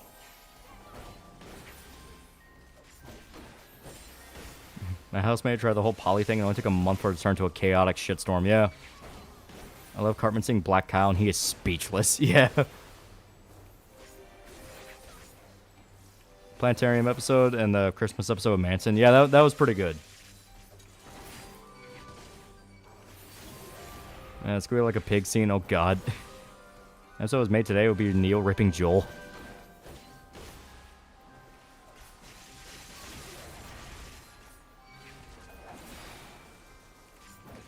He's a Jewish dolphin. A Jewfin. I'm off to bed. Lolly, good seeing you. Have a good week. Stay based. Yeah. What's wrong with Stan Butters? Oh, he's been up all night playing Heroin Hero. Much as I like threesomes and harem stuff, I acknowledge it's just a kink for me in an actual relationship. Yeah. Mel Gibson episode was great as well. Ah, my nipples, they hurt. They hurt when I twist them. The one where they go to the rainforest is way funnier knowing he's just Trey shitting on the Amazon rainforest after a bad visit. Yeah. That's usually where the best episodes come from. They try something new and it pisses them off so bad they have to vent about it for an episode. Because they did that with the rainforest one, and they did that for the zipline one. The zipline one was they tried out ziplining, and it was like the worst experience ever. So they wrote a whole episode just venting about how much they fucking hated going ziplining. That's the dilated pupils of this prehistoric man. A sure sign the prey is frightened as well as he should be, as I will now jam my thumb up his butthole. But that was probably my favorite episodes. Remember they had us go to assemblies like in that episode? Yeah. Nambo episode, classic. That one's fucking classic. Is the episode where they banished the Cartman from their dimension and being left with evil Dimension Cartman canon? Oh no, they banished the wrong Cartman. The evil Dimension Cartman was the good one. He was the nice one because he was the evil version of the evil dimension. So he was just a good person. The evil Cartman that was their original Cartman convinced them he was the good one, so they banished the wrong one. Yeah, Butters being the only one to enjoy the Crystal Call is pretty funny. Yeah, he's like, I thought that movie was pretty good. Japanese guys talking about how big American penises are. Yeah. Yeah, it came from their trip to Japan. Those oh yeah. Those few people like Crystal Skull. Even I love the South Park episode. Oh yeah. Well, they made it super fucking over the top on purpose to be kind of like, yeah, we didn't think the movie was that good, but fuck it, it's funny. He was meant to look like he played basketball. If he actually plays, his knees will explode. Goddamn, the episode was great. Yeah, the dog whisperer episode with Cartman, that was fucking amazing. Cartman in the future talking to his past Cartman, realizing he's an asshole. Yeah, I fucking love that. Have you seen the final episode of Reacher yet? No, I was gonna watch it this weekend. Right across $2. This is what Scientologists actually believe. Yeah, the Scientology episode. I love that future fit Cartman comes back to convince him, but Cartman ruins his life. Yeah. He ends up as like just a fat mechanic. But it was so insufferable they made themselves start smoking. Yeah.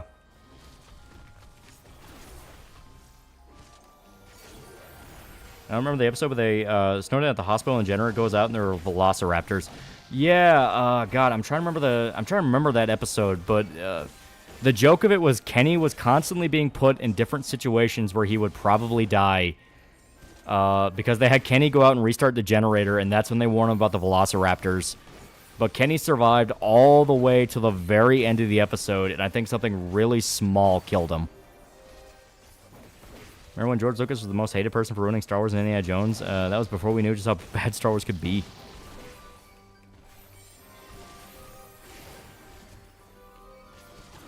Butter Stan cows are Negro now. There's a tragedy what happened with Chef. Yeah. Uh-oh, retard alert, class. You believe in the flying spaghetti monster too, Bubblehead? I wasn't talking about spaghetti. Come on, you're about to sit in the dunce chair. Yeah, a mouse killed him. Yeah, it was a mouse. Funnily, Cartman as a mechanic is still a good career choice in this economic climate. Yeah, I love them shitting on Richard Dawkins, yeah. Earlier in your Punisher video, you talked about how you wish Garth Ennis write a series for Captain America. Yeah, I think... Because Garth Ennis' big hang-up with Captain America is the fact that he grew up reading, like, war comics, like war serial comics that just adapted actual battles and actual history. So by the time he got to Captain America, he kind of felt like it was disrespectful to throw a superhero into it. But I think if you gave him Captain America and said, hey, like, actually understand the role of Steve Rogers and actually view what Steve is meant to kind of be and see what you can do with it, I think he would turn around on it. I really think he would. Bro, Chef's death ruined my whole fucking week. Yeah. Mickey Mouse beating the fuck out of Jonas Brothers over purity rings, yeah.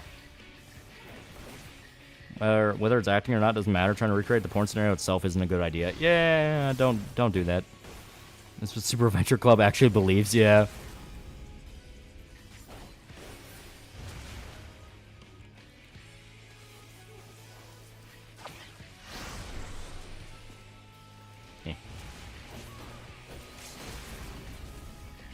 Oh, yes, Scissor Me Timbers, yeah. And when they replaced Kenny with Butters, I don't hate Butters, but he can't be a main character before. Yeah, it was just for that little bit where they killed Kenny off. I definitely agree. Butters is a great character. He is fucking hilarious, but it's one of those of he works best when he's kind of like the outsider to the boys. He's not one of the main four boys, even though a lot of the episodes when he was with them was fucking good.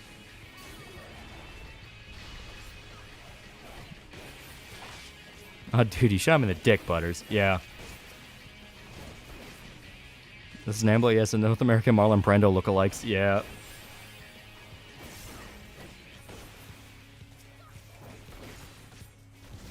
Love the episode of Freemium Games really exposed the industry. Yeah, did nothing to stop it. Yeah. There's Garrison shit talking evolution will always be funny. Yeah. Also love a South Park made fun of Reddit. I mean, atheists. Oh, yeah, they made fun of everything. Like, they came from that time, they would legitimately make fun of everything. The episode they did about the Iraq War, where it's the two parents protesting and trying to drag the kids into their political side, they made it a point that both sides were fucking retards. You know, it wasn't both sides bad, but the one I like is more agreeable. Like, no, they legitimately thought both were retarded. Butters is basically the youngest brother of the group. Yeah. Butters episode where they go to Hawaii for Butters is just not good. It was okay. It was okay. Depiction of Bill Gates aged well, yeah. You have a little shit on your face. That's my face, sir. Did you like Mark Zuckerberg episode? Thought his bad dub voice was kind of seasoned. I assume he meant silly. It's like, yeah, it's meant to be silly. Fucking Windows 98. Butter started to get more Daily Show with their political takes. South Park started to get more Daily Show with their political takes in Obama's second term and basically started saying you liking Cartman wrong. Yeah, not really. It's complicated. South Park was always very openly political, even in the older seasons. But it is one of those of that was them kind of starting to get tired and kind of getting a lot more. They were starting to lose track a lot more of how modern politics really worked. Where they didn't understand that like the news media will just flat out print a fake headline and you can't trust them anymore. I heard someone refer to Kiara as the Butters of Hollow Life. Everyone says the Al Gore episode aged poorly, but spot on. Yeah, no, it aged perfectly. It ages better each day. But I was on the biker episodes. That's what makes it funnier. That people got offended by the episode. Yeah. Watched some Star Trek videos in Lord of the Rings trilogy and brought in and he brought up people thought the movie were pro-Iraq war. Is that a serious thing? Sorta.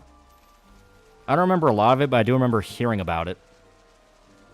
How does it age better? Because global warming is fucking fake and Al Gore's a fraud that set back environmentalism by decades. After Randy got the farm, South Park went halfway zombie. Yeah. Al Gore episode only aged poorly because Man Bear Pig turned out to be real. Yeah.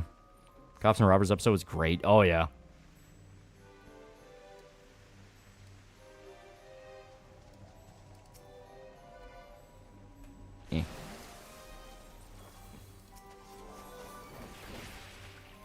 Here we go. Yeah, we're sorry is my favorite line in South Park. It's good. It's so good. You have to kill the animals, save the animals, yeah. But yeah, no, like South Park has always been very political, and I think a lot of the Obama era episodes, they were very brave for doing a lot of the shit that they did. The 2008 episode, they flat out said it didn't matter who you voted for. They were in it. They were in on it together. Like they were both thieves that were gonna steal from you, and they didn't give a shit about you. South Park's been going on for too long. Integrity Farms is ripping out nails bad. Yeah, it's gone on too long. You can tell even they're getting tired of it. It's like, yeah, make one last movie, make it as good as you fucking can, and then call it.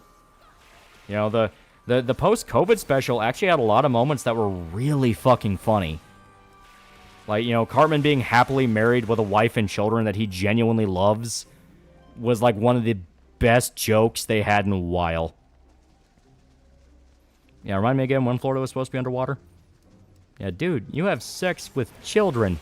Yeah, we're all for that equality shit, but like, dude, fuck you. Kill me, no kill me. Mutant baby as all the PETA members are being gunned down in front of them, yeah. Funny enough, by P. Diddy.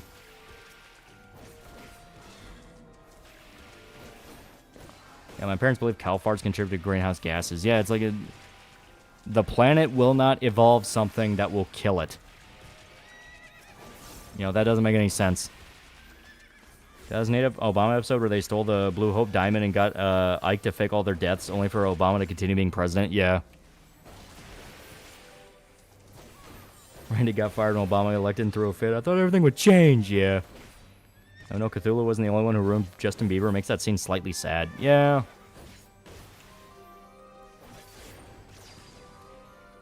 I was having a mental breakdown the entire special. Everything Cartman was doing a huge bit all those years. Yeah. Like, I love it where he's talking with him. It's like, Kyle, do you really think I would go this far just to mess with you? And Kyle basically screams at him, yeah, you fucking would. What CDS South Park has been showing, if they do an episode where they apologize to Nambla like they walk back Man Bear Pig, wouldn't surprise me. I don't think they'll ever do that, because there's not any reason to do that. Yeah, so long, Justin Bieber, you little douchebag. Listen, you were wrong about global warming. He was super serial about it all. you remember the episode with the one where they think it's frozen outside and the dad's outside getting help? Yeah, that's the 2 days before the day after tomorrow. That's like one of the best episodes ever. Favorite Octane Hunger Force episode? That's hard. There are good ones. Fuck. Some of the Carl solo ones are pretty fucking good. The one where you know the guys go to Atlantic City and Carl has to house sit is really funny. The Boost Mobile one has like some of the best Carl quotes ever. It's fucking great. Carl make crack baby basketball. Enough said. Obama era may have been really shit era, but man, South Park really went hard then. Wonder what this implies. They walked back on the Man Bear Pig episode? Yeah, they did.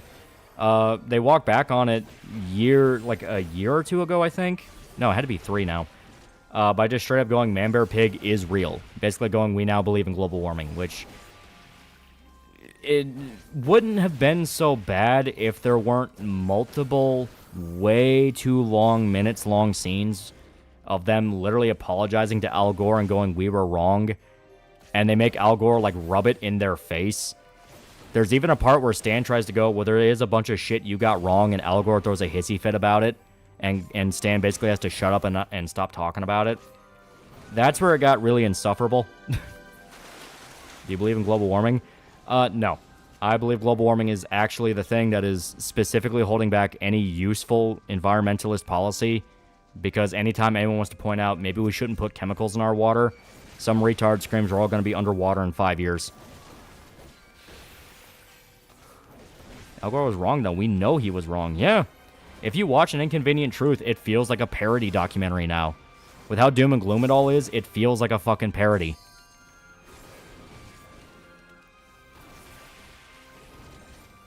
Still remember Scientology episode? It was great to learn about cults and scam artists. Yeah.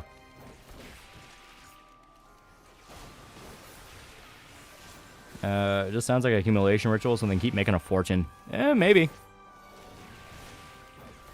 How much they have gone mainstream. South Park knew Trump would win 2024 and backed away like a coward from doing any content about it. Yeah. It is one of those things of... I think their big fuck up was when they wanted to do the serialized season where each episode led into another. And they were trying to predict the Trump election, and they didn't really understand, because once again, they weren't tied into to social media culture and how the internet's really changed since the early 2000s and the 90s. So they didn't get that people were fucking pissed. I love any episode of the Moonanites. The Moonanites are fucking great. I believe it happens, but everyone's overblowing it to extreme. Just make money and game Power World heats up. Shit happens. Yeah, it's outside of our control. Motherfucker, he said that most of Europe was going to be underwater by 2000. Yeah, it's like insane.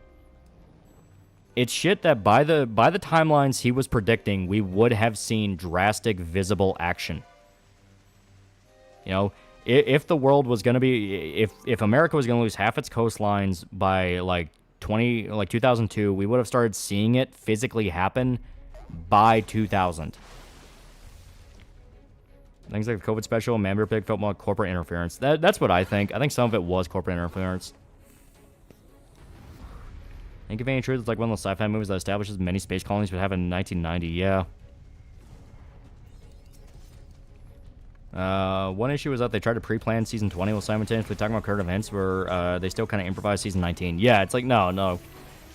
Don't try to predict anything and comment on current events if you want to pre-plan something, because you're gonna get fucked up. Guys like South Park creators could go and pretend to be above voting with giant douche and turd sandwich because they're millionaires and world events don't affect them, so they think who cares. Yeah. Then they have that moment where they kind of lose the mask a little bit and show, no, they still very much care. They still very much care. World again cools down. There was a major ice age in the 1600s. Wonder why everyone's clothes were heavier and warmer back then. That's why it literally cooled down by a few degrees Celsius. Remember the Pinky and the Brain Winnie the Pooh parody? Their Eeyore was called Al Gore. And he talked for the same but floated because according to Brain, Al Gore's full of hot air. It's never the rich who even have to give up jets or cars or anything. No, it's poor, uneducated masses who need sacrifice because not like they matter. Yeah. And everyone called it exactly for what it was.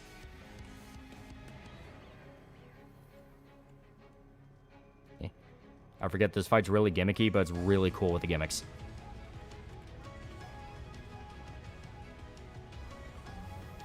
Fuck. Global warming is real, perceived by beachfront property. Right, yeah. Like, I mean, no uncertain terms. It was that level of bullshit. God damn it.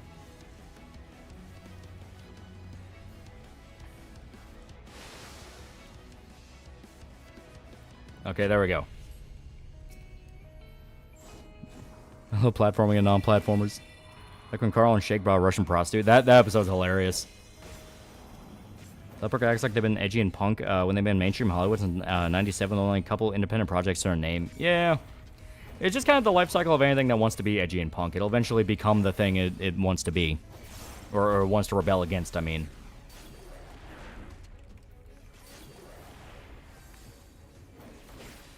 Environmentalists are always silent when it comes to China and India, but hey, we have to lead by example. Yeah, it's ridiculous.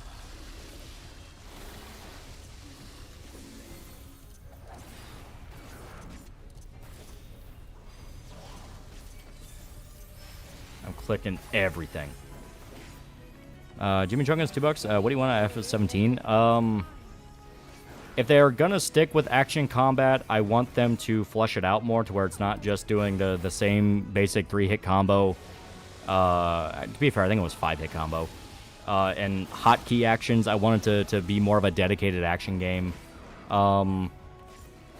If they want to lean back more into doing RPG shits, it doesn't have to go full turn-based again, but maybe something more in lines of like Kingdom Hearts or you know, like a 15, like Final Fantasy 15. Just iron out the combat, make it less brainless and more strategic, and you can get fucked up if you're not careful. There's a lot of ways you can do it. And some like Kingdom Hearts 2 combat, yeah. South Park was at a point it was huge as WWE, WWF. It's hard to rebel when you're that huge, yeah. To be fair, they did very well with it. A lot of the seasons, even up into the 2010s, were very, very good. People literally buy houses in New Orleans, a city that's technically already underwater, yeah.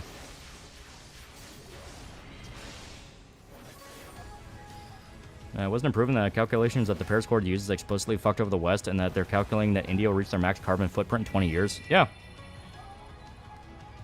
Eh.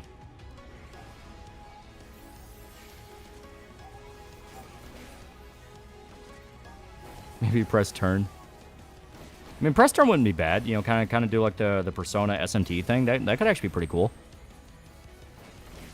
And could just do reverse combat, which I feel really improved on the mix of action RPG the remake was trying to do. Maybe. Want a proper RPG for the next Final Fantasy game?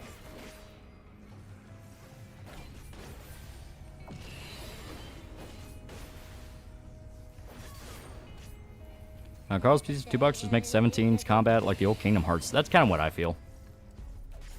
Flat out don't trust anyone who claims to be pro-environmentalism and anti-nuclear. Yeah. It's like one of the easiest ways you can suss somebody out is not knowing what they're talking about. You guys okay when Indians want to poop in the river and Chinese fill their cities with toxic fog? And bring back the 10 system with some changes? 10 system's probably one of the better examples of their turn-based.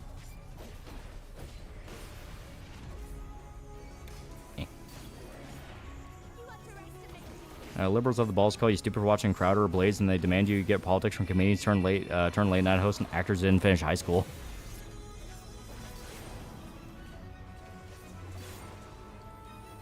I mean, the Netherlands is technically below sea level, but they've been building dams for centuries to prevent being flooded. Yeah. I'm pro-environment and nuclear, so anyways, we launched 5 nukes at key locations in India.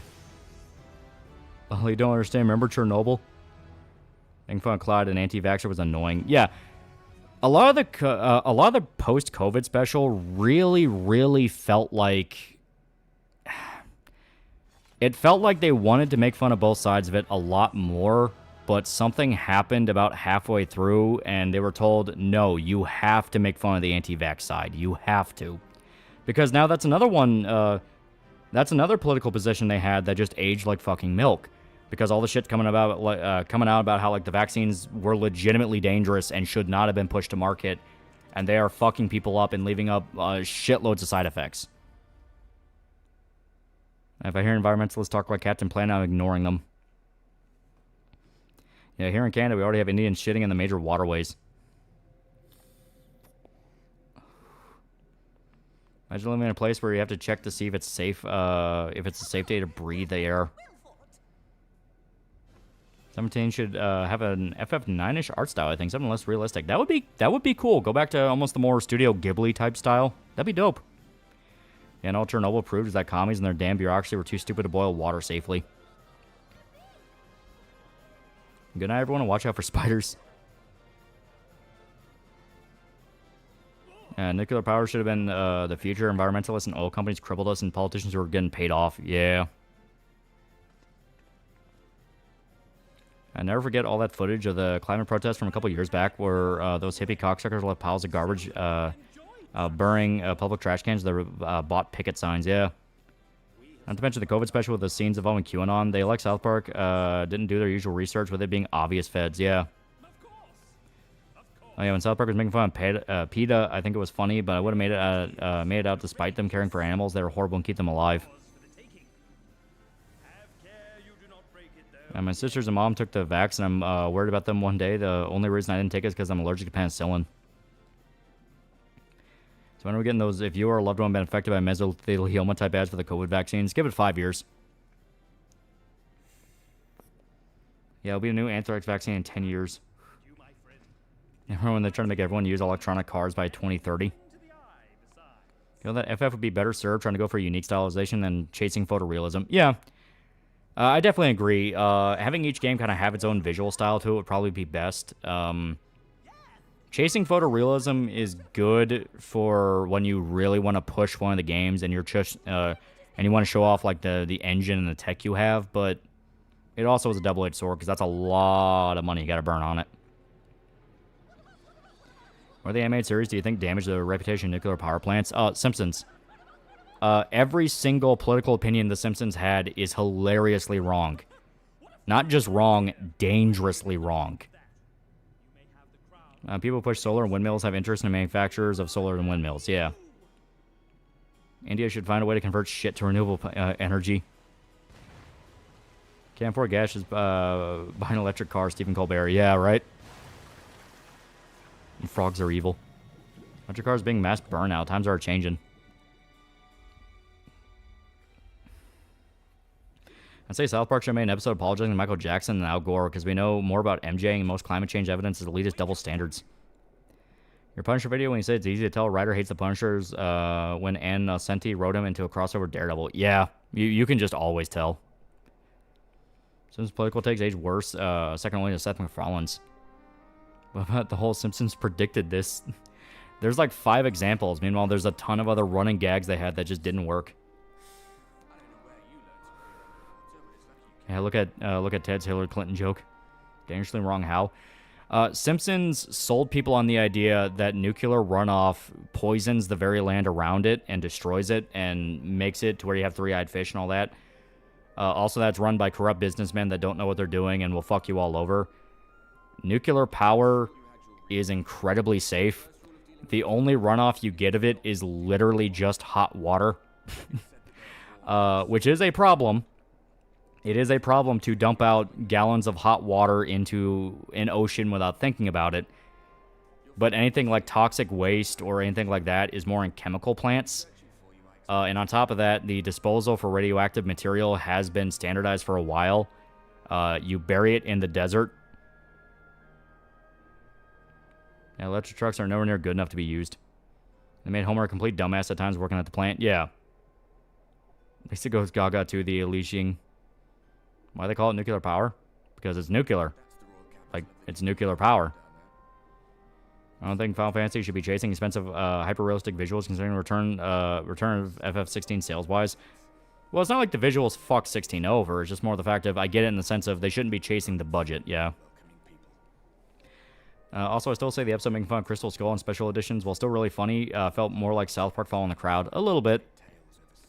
Right online, John Bernthal quit the new Daredevil for how poorly they were going to handle Punisher at first. Now I really know just how bad was it. Last season for South Park, they put way too much attention to shit that just doesn't matter. Who the fuck gives a shit about PC Principal and Strong Woman? To be fair, PC Principal is one of the better characters they had for a while. He was fucking funny. To be fair, they never outright say or portray MJ as a pedo, minus Stan's nightmare, just point out his man-child behavior. Yeah. And you fill the nuclear waste in drums filled with solid concrete, then you bury it in the desert. Yeah. In fact, nuclear materials effects on the body so scary. It's ironically what makes nuclear energy so safe. Yeah. But Loli, how am I supposed to convince people something is safe will kill them if I don't lie about everything? Yeah. Yeah, South Park never definitively called MJ a pedophile. They were more made fun of the media circus around him. Yeah. Only thing about Strong Woman is the episode where Macho Man becomes a trans woman. Yeah. Simpsons transformed from a family sitcom to yelling at you to be more like Lisa. Yeah. Hey, Leslie, shut the fuck up. Yeah. PC Principal joked to me, stop being funny after the season he was introduced. Ever seen the channel Home Math? No, I've never seen it. Would you do a review of The Simpsons and also burn the sacred cow on its politics and predictions? I mean, there's really not a lot you can say about The Simpsons anymore beyond the older seasons were funny and the newer ones just don't. The newer ones feel like the guys have like a gun to their head over it. I mean, yeah, I can talk about how a lot of its political positions not only age poorly, but everyone who claimed to believe in them became massive hypocrites about it. But that would mainly just be a rant about how people in general are massive hypocrites with their politics. I think Principal Victoria returned. PC Principal would be laid to rest. Didn't the chick who played Victoria get fired? Hey, Loli's Blitzball died. We are one single chunk of Blitzball away from getting the last item we need for Waka's ultimate weapon. I made fun of how MJ dangled his son out the window as man-child behavior. Yeah. Simpsons had an episode recently about AI wanting it to end when it'd really be the opposite. I love how Jimmy took down PC Principal over his beliefs on cripples. Yeah. Yeah, original voice actress died. Oh, wow. Well, I mean, that was a while ago, to be fair. Some people who were all for the COVID lockdowns are now saying they were never in support of it. Yeah, it's like, it's one of those things of people will back something because they're not thinking and they get dumb. And then once they realize it was a bad idea, they'll start going, well, I never did that. Quick question. Is Netflix's Terminator Zero worth a watch? I thought it was dope. I thought it was pretty fucking badass.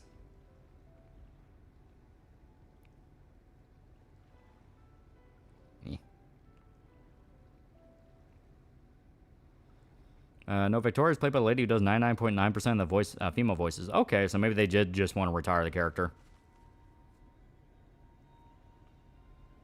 Same happened with people who are pro-Iraq war. Yeah. Any thoughts on the Terminator 2D game coming out? I haven't seen a lot about it, but could be fun. Do you think Rebirth had too many minigames? There were a lot of minigames. Did you ever listen to the Biohazard song Punishment where they sampled Dolph Lundgren and Punisher? I have not. Yeah, lockdowns ruined my life. They were just a bad fucking idea. Simpsons made the only Buddhist of the family a female, the sex that isn't allowed to achieve nirvana. Well, that's the problem. Like, the thing with Lisa was she was meant to be kind of the voice of reason. She was the smart one of the family that knew what she was doing and she was talking about. And later they pulled a Brian Griffin, which is funny because she did this before Brian did it, but it went from she's the voice of reason that explains why something is wrong to just she's looking for a fight. She's a contrarian. If there's a popular opinion, she'll back the opposite. I mean, the whole thing of her becoming a Buddhist is because Buddhism was becoming popular among, like, you know, trendy scene circles at the time where it was like the bougie thing to do where, oh, it's not like other religions. It's more of a finding balance type faith, that whole thing. And they made her the Buddhist because, like, well, of course, Lisa would be told you can't achieve nirvana if you're a woman, and her first thought is, well, I take that as a challenge, you know, that whole thing. Lockdowns in England and the cult behavior towards NHS showed me how gullible English population can be. People in general, they view government as a god. I don't think I've gotten over the lockdowns. Yeah. Like the episode of Lisa ruining the family barbecue because she's mad they're not vegan like her. Yeah, it's ridiculous. It's just picking a fight to pick a fight. Remember that episode where she wants to join the football team but backs out when she isn't the first girl? Yeah. Simpsons really sums up the decline with Bart going from the breakout character to a punching bag. Yeah. I was homeless when the lockdowns hit, couldn't find work, and had a complete mental breakdown that I still haven't fully recovered from. Finding sad, the OG female voice actress died in South Park. Half her head was missing, and the Christmas presents were covered in blood. Yeah, it was fucked up. Why can't women achieve nirvana? I don't know. It's just a thing in Buddhism. I'm not a Buddhist. So remember, my provincial government wanted to put unvaxxed people in shop to be in makeshift cells and be escorted by employees like criminals just to pick up bread. Yeah, it's ridiculous. It's me here in Mexico. Everyone believes the leftist government and they see our current and last presidents as gods by being commies. Yeah. It's unironically the thing Deus Ex warned about, which is once humanity loses a sort of spiritual guiding principle, it will find that principle in anything else. It'll find it in people and figures and systems and governments, and you don't want any of that. So, even if you are the most hardcore atheist in the world and you believe God's completely fake and it's all bullshit and it's, oh, well, you gotta comfort little Timmy about why grandma died, you gotta be a dick about it, that whole thing. You need religion. You need religion in some form. You at very least need some cultural practice everyone believes in, even if they don't believe it. Because if you don't have that, you get really, really, really, really, really bad results. Women in Indian culture are treated worse than cattle. Yeah. Women can't achieve nirvana because they can't orgasm. Yeah, even the wicked need someone to believe in. Yeah. COVID lockdowns and mainstream worship of BLM rides for what made me go full MAGA. My dad pick a fight with me until the day he died. Yeah.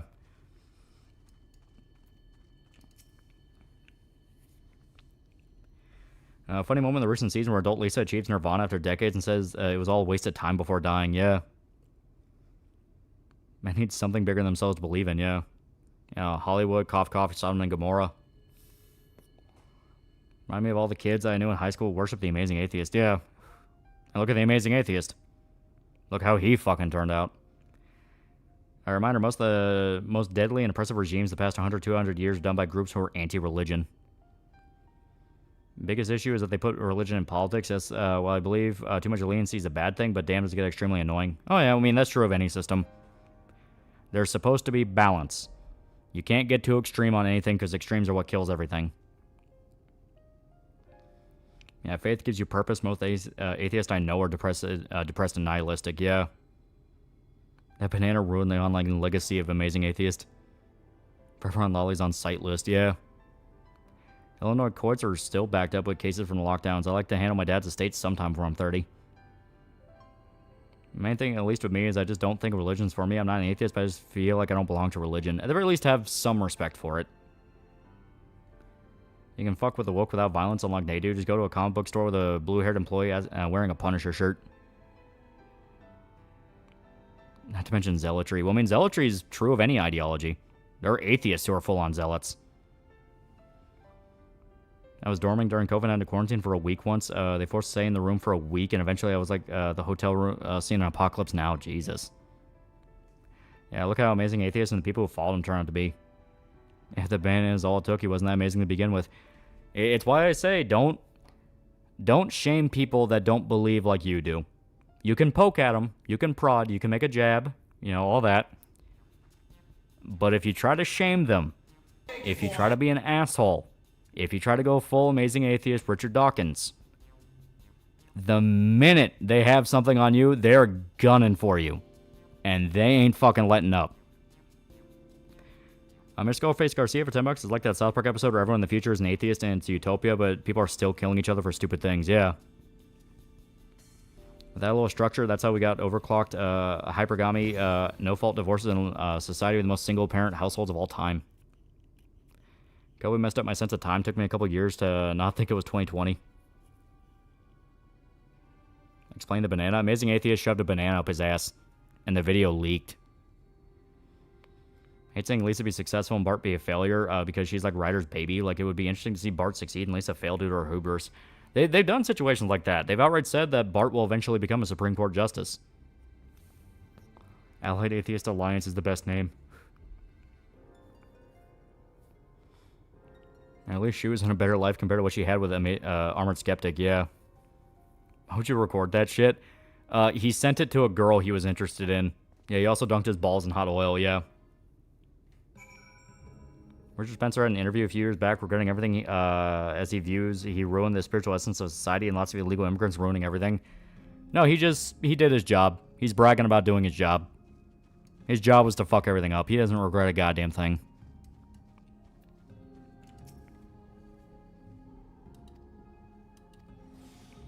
Yeah, Bart deserves more. He's a genius in music and skating. Yeah. At least I expect everything given to her because she claims to be smart. Bart worked his ass off and earned what he got. Yeah. How he thought that would impress a girl he liked is beyond me. You never show a girl a vid of you shoving anything up the chute. Can't believe Christian wrote in Lisa Simpson during 2020 and 2024. Yeah. Really enough, faith gives you a huge morale boost. That's why they, that's why they still use sky pilots in the army. Yeah. Still agnostic, but I'll respect people who still believe God exists. I'm still unsure if he does exist or not. If he does exist, then good, I found proof, but who should I tell? Man, I'm glad I'm not openly atheist. Look how academic agent turned out. He went from fairly conventional economics professor to a nihilistic authoritarian who actively demoralized the English. Yeah.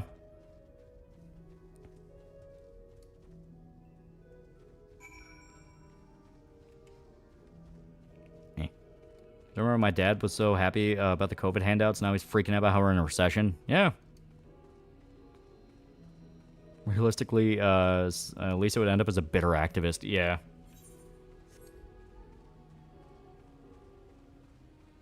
Okay, explain what the YouTube skeptics were and their rise and fall. Okay. For this, I'm going to need to grab a drink because this is going to be a long story. Yeah. I'll be right back.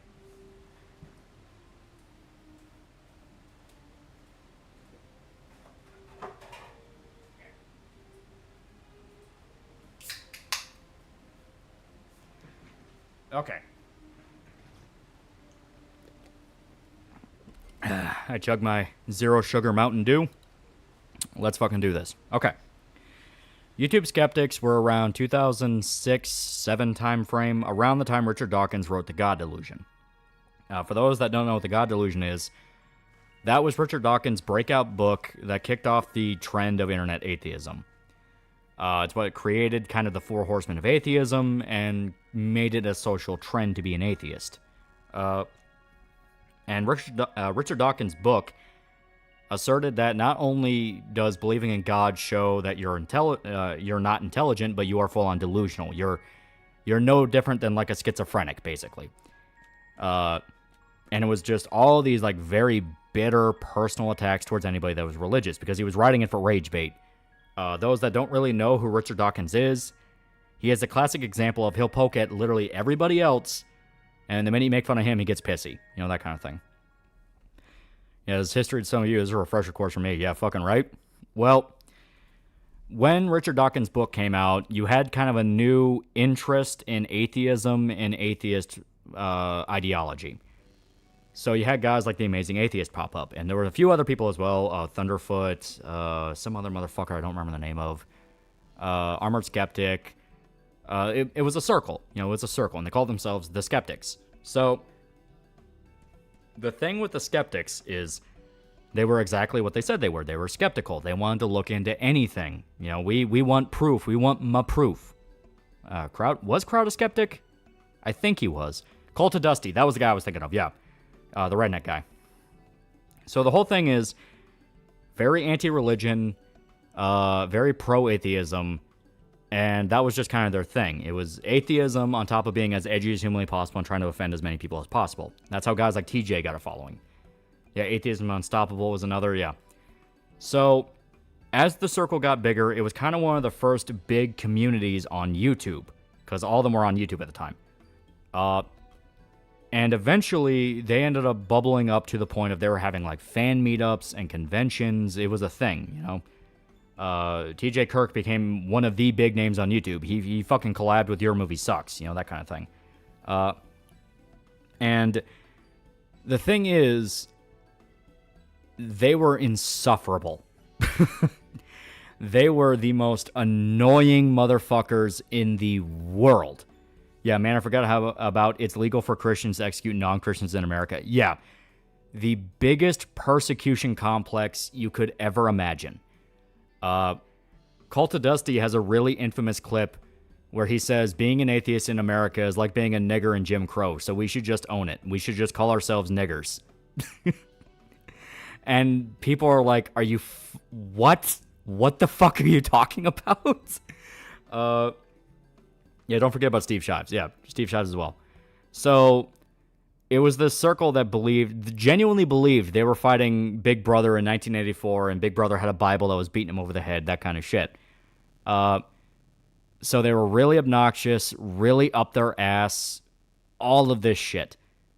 Well, eventually, people got annoyed. They got really, really, really, really, really fucking annoyed. And then you had Amazing Atheist have a video leak out that he's shoving a banana up his ass. People took that and ran with it so fucking hard. Because you got to remember, the atheists on YouTube are around since like fucking 2007 all the way to like 2012, 13? It was like a solid 6-year stretch of these people. Yeah, bro, Steve Stive's still doing shit. It's most lefty NPC talking points. Everybody's still around, yeah. But yeah, it's for around 2014 or so, yeah, because that was Atheism Plus, which kind of became one of the big reasons they got involved with Gamergate and fucked that up. But the skeptics, paying themselves as very free speech oriented, very we don't believe anything without proof. We don't get sucked up in ideology, that kind of thing. Then one of their guys has a video of him shoving a banana up his ass. Then you have the infamous quote, the "I am so enlightened" quote, which came from Reddit, where it's like some atheist kid who was like 15 going like, "I'm not a professional quote maker, but here's my quote." And it's the most insufferable thing ever, where it's like, I am orgasmic at the revelation that I am more intelligent than everyone in my family. It was some really gay fucking shit like that. Yeah, euphoric, yeah. And that got memed to hell and back. And then you had the fedora tipping meme, where it's the big fat guy with a fedora, and that became one of it. So it was all these compounding things of people getting really fucking sick of the atheists being annoying as shit. So the minute there was more blood in the water from them to feed off of, they latched onto it like fucking piranha. Yeah, I'm euphoric, not because of any phony god's blessing. Yeah, the A.A. Lewis quote. Yep, that infamous fucking quote. Yeah, T.J. Kirk was part of that guy with the glasses, yeah. Wasn't Monday Matt a skeptic? I think he was, but he was kind of a hanger-on to it. Yeah, the quote was like, "I'm 13, this is deep," or something, yeah. Yeah, best Bunty King impression, the skeptics. Yeah. Well, around the same time, you had Atheism Plus, which was them trying to turn atheism, their little community on YouTube, into more of a legitimate movement to fight for social change, that whole thing. It was explicitly using atheism and the newfound popularity of atheism to fight for liberal gay homo policies. Not even kidding. Like, not even kidding. You can look up some of the old speakers they had for it. They were also insufferable as fuck. One guy who was like a fucking YouTube guy with 10,000 subs or something, described himself as like intellectual artillery, and then everyone made fun of him for that. I mean, it is one of those things of once it kicked off, it kicked off fucking hard. Magic Mush did a good video on it. Yeah, Magic Mush did a pretty good video explaining a lot of it. Yeah, a lot of them are unabashed commies. Yeah, a lot of them were unironically commies. And Atheism Plus fell apart because you had Elevator Gate, which was a feminist chick accused one guy of sexually harassing her because he asked for her number in elevator. Didn't touch her, didn't do anything weird, literally just went, "Do you want to get a drink sometime?" And she's like, "Fuck you." And that led to a whole thing. Yeah, intellectual fucking artillery. Yeah. Here's the actual quote. "In this moment, I'm euphoric, not because of any phony god's blessing, but because I am enlightened by my intelligence." Yeah. South Park was so fucking right about atheism. Well, the thing is, the Elevator Gate thing blew up Elevator Gate blew up exactly as bad as it did because their old tactic of being as offensive as possible backfired. Don't forget, Matt Jubber was also part of Skeptics. So I say he was kind of like a hanger-on. And it's all coming back to me. Remember Jeff Holiday and Crowd's war against the alt-right, which was just a bunch of feds saying nigger on YouTube. Yeah. Yeah, he asked her to have coffee. Yeah. The only thing worth a damn was Cosmic Skeptic, and that's only after he became more open to faith. Yeah. Want to get drunk sometime? Fuck you. That's literally just a dude shooting a shot. Yeah. But basically, When Elevator Gate kicked off, you got to remember, this is a community specifically about saying as much fucked up, edgy humor as possible, being met with a group that is now trying to tone it down and put a leash on them. And this group that wanted to put a leash on them have some interesting connections, because it's another case of a lot of Nepo babies that were already creating, foundations and charity groups and getting into various industries and conventions. Yeah, it didn't end well. So, the most famous one was Thunderfoot. Thunderfoot got banned from, I think it was like Free Speech Con or some shit like that. Because he said the elevator gate thing was fucking stupid and that the feminists were trying to take over. That whole thing. And they completely went back and booed him out. Yeah, Dongle Gate. Yeah, it was something like that. Where have I heard that before? Remember, Medicare went in on the skeptics as well. Yeah, Medicare was always just kind of doing his own thing. The skeptic circle was just kind of one he knew about, but wasn't a part of. He was mainly a troll. He fucked with people. And socialist aristocrats all the way down like turtles. Don't recite the deep magic to me, which I was there when it was written. But yeah, the whole point about it is once you had kind of the rise of like modern feminism in the sense of we know about it today, the atheists were just kind of the canary in the coal mine. Do you know who the guy in the elevator was? No, it was just some guy. She never named who it was.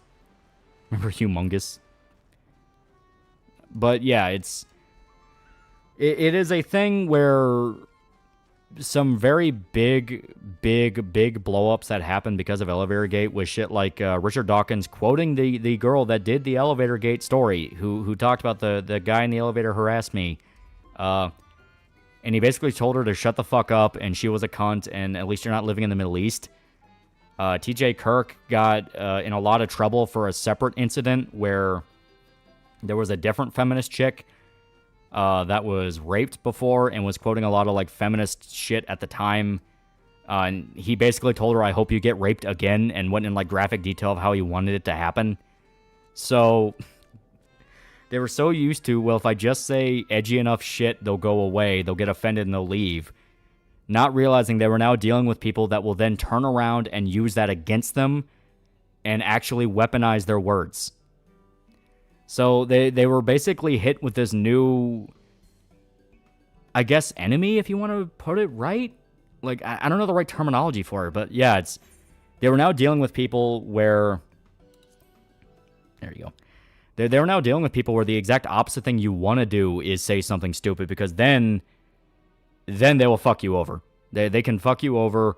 They will immediately go and tell your boss. Like, they will fight really dirty.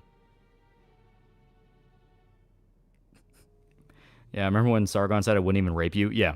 Counterculture? Yeah. Don't forget the skeptics helped create the sterilized version of YouTube we see today, thanks to them helping Google show crap like Candid. That's another thing I wanted to bring up. So, after Atheism Plus exploded and the rise of Gamergate, the skeptics jumped straight into Gamergate. Because Gamergate became a discussion about, like, why is the industry full of all these nepotistic assholes that clearly know each other and are friends with each other and yet pretending they don't? What the hell is going on here? Then the skeptics barged in and said, well, it's all the feminists. All the feminists are involved with this, and they try to take over our community, and they'll take over yours too. And they weren't wrong, but in hindsight, it really felt like they basically wanted to take over Gamergate to fight their own battle. Because past the point, it had nothing to do with Nathan Grayson or Zoe Quinn or Five Guys Burgers and Fries, and became solely about the muffeminism thing. Bringing so much cringe back in my head. Yeah, right? Yeah, female feminists were predators and skeptics were prey, yeah. Well, as Gamergate went on, the skeptics pushed themselves more and more as the face of Gamergate. Monday Matt literally claimed he helped start Gamergate. Sargon and Macabre became one of the bigger voices in Gamergate, you know? It's this whole thing. Jeff Holiday was involved, Crown T was involved, all of them wanted to be part of Gamergate. Yeah, they wanted Gamergate to be their personal army for their gay retard fights. Quite literally. Atheism movement has schism between George Carlin-esque free speech absolutist atheists and PC and neo-Sarkeesian, yeah.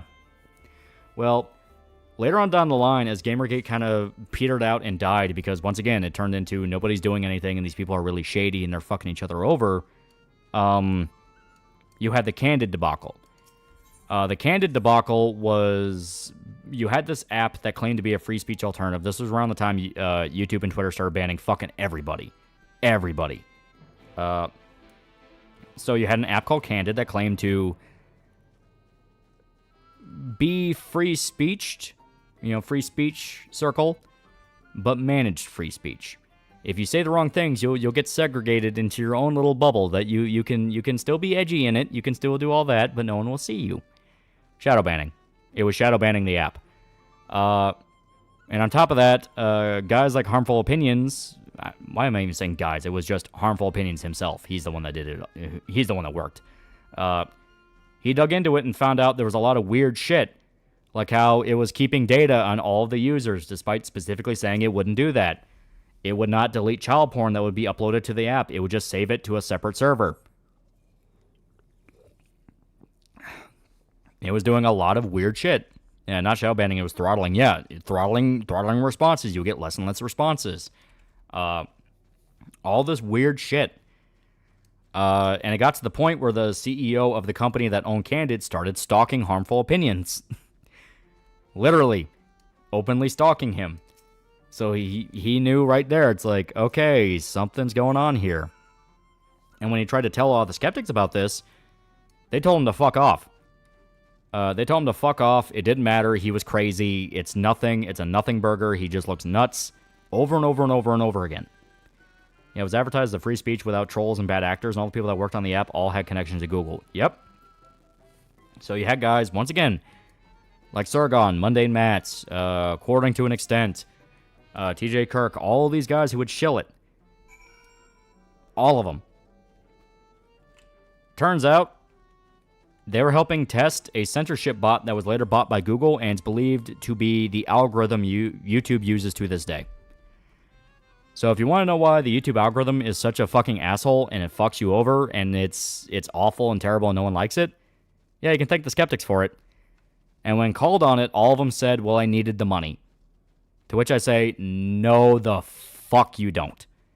They were around during Golden Age era YouTube monetization. They did not need the money. They wanted the money. There's a difference.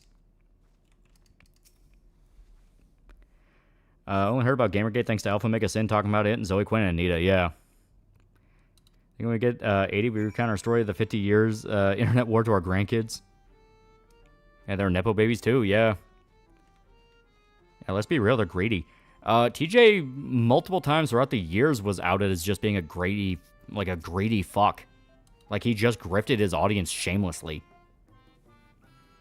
And he had the money, then get a cheap haircut and a real job, dipshit.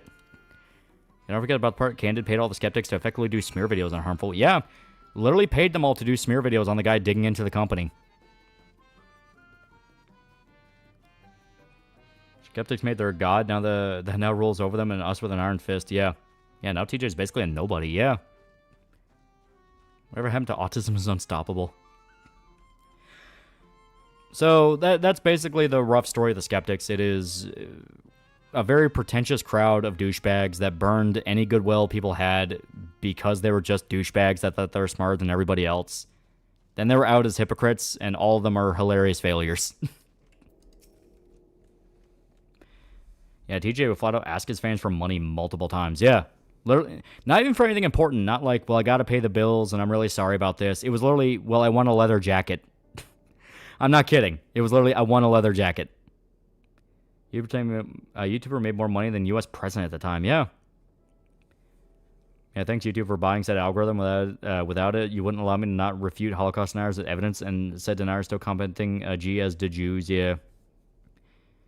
So the moral of the story, ladies and gentlemen, is God bless Jesus King. Good night. Yeah, TJ learned from the best. His dad's a con artist. Yeah. Oh, hey, Lolly, hope you're doing well with all types of stupid fun. Can't wait for the comic. Hell yeah, hell yeah.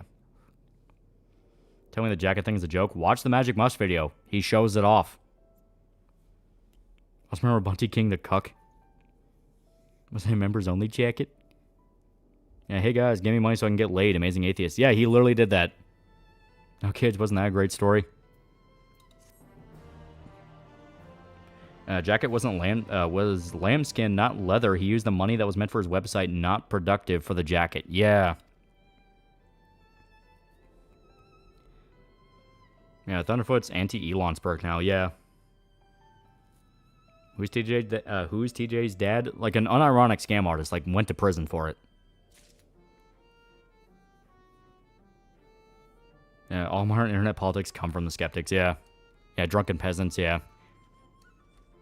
Where bread tubers come from? They were kind of the retarded offspring of it because bread tubers basically took the similar-ish idea, but turned it into more of like, I went to film school. I went to film school. You know, that kind of thing. They're more pretentious skeptics. I kind of want to ask Magic Mush to recount Candid to other people to have it on record for what caused so many problems of today. I think did he do a Candid episode before? I think he did. That would be a good one. Hell, we can get harmful opinions on it for a collab. That would be pretty dope. Remember TJ Kirk tried to do a response to Jordan Peterson's 12 Rules book and just made him look like an uneducated doofus. Yeah. Red Hair Cross $5. Someone mentioned it earlier in the stream, but what was that about Dimitri Monroe stalking someone? I don't know. Someone said that before Gamergate. I guess he stalked a chick. I have no idea what he's talking about. Plus, some of the bird tubers from Channel Awesome, so they had a crowd they could use. That is true. We have robots and gods, lame and gay, amazing atheists and autistic friends in robot costumes. Yeah. Bird tubers basically the bastard children of skeptics and angry reviewers. What's it be playing Dark Souls Prepare to Die edition after I'm done with school? It's become my stuck on PS3. It's a blessing and a curse personally. Like see Magic Mush chronicle the entire saga of internet skeptics. Yeah. It would be pretty good. It would be pretty good. RedTube is theater kids of skeptics, but more openly ready to defend pedophilia. You're not wrong. That was Nick Monroe, different guy, not Dimitri. Oh, okay, okay. So is it true that Richard Dawkins, all he did was just talk shit, and then when people send me things about him, he would get all mad? Is that true? Yeah. There was a video, God, I'm trying to remember.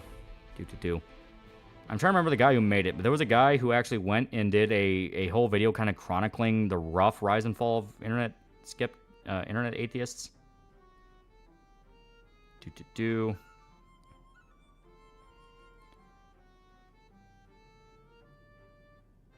This might be it? I want to make sure. I have a theory about the internet. Yeah, this is it.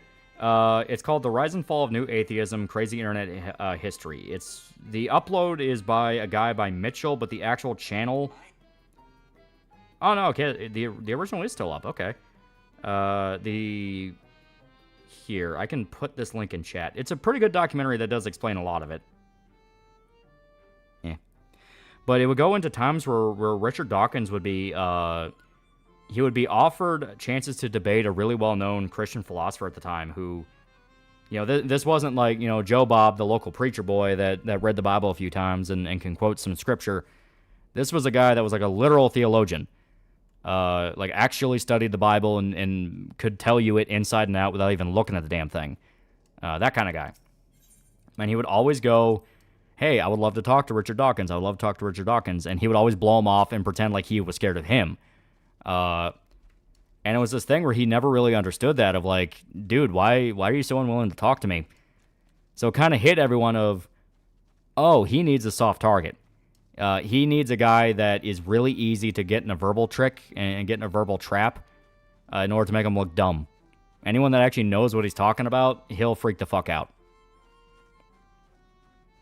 My society's so terrible. Is because skeptics and decline of religion? No, it's because the internet decided to fuck with an autistic Virginia and went by Christian. To be fair, both theories are possible. One of the SP commentary tracks, Trey mentioned that Dawkins got upset with him and they revealed to him they weren't atheists. Yeah. That's all Doug Walker's fault. Or back when Magic Mush posted on his Twitter hinting at an Amazing Atheist video with just a gif of a banana, TJ started to panic on stream, yeah. So if you're only religious because you think atheists are cringe, that's pretty retarded. I mean, the guy I'm talking about wasn't... Yeah, the guy I'm talking about wasn't religious just because atheists were annoying. No, he was like full-on just an actual theologian. He just studied religion. Anytime he actually went against people who knew what they were doing, talking about Dawkins would flounder. Heck, he even got into arguments and struggled with Piers Morgan of all people. Yeah, Destiny debate tactics. Don't fight someone you know you can't beat. Remember Matt and Trey recommended Dawkins' book from Penn Jillette, and after it came out, they weren't atheists. Matt described the book as whiny. Yeah.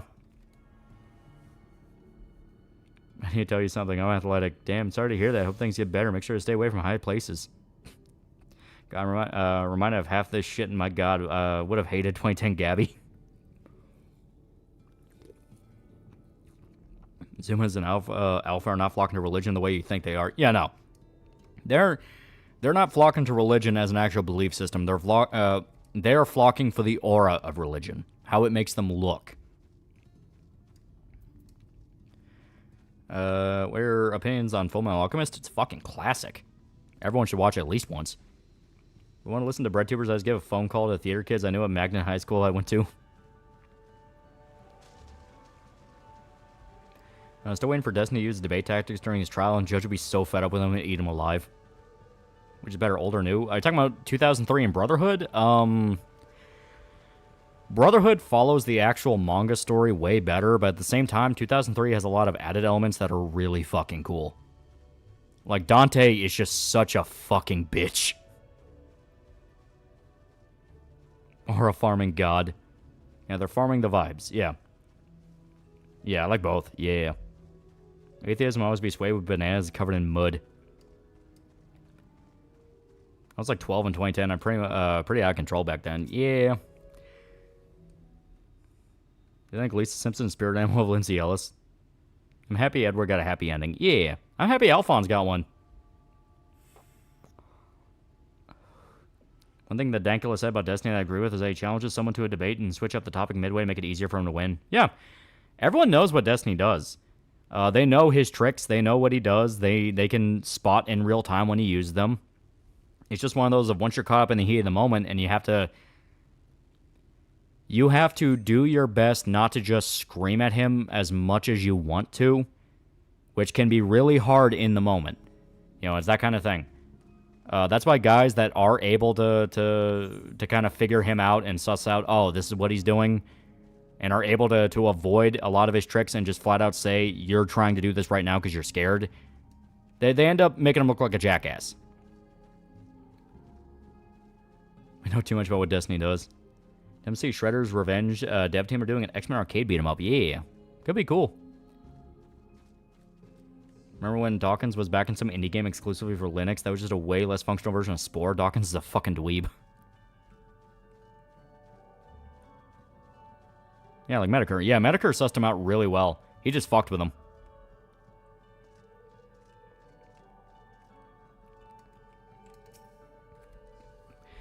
It's a mixed bag. Working at a church myself, heard a mix of genuine belief and what being in religion can bring to someone is what pulls Gen Z and Alpha to faith. I just pray they know. Yeah.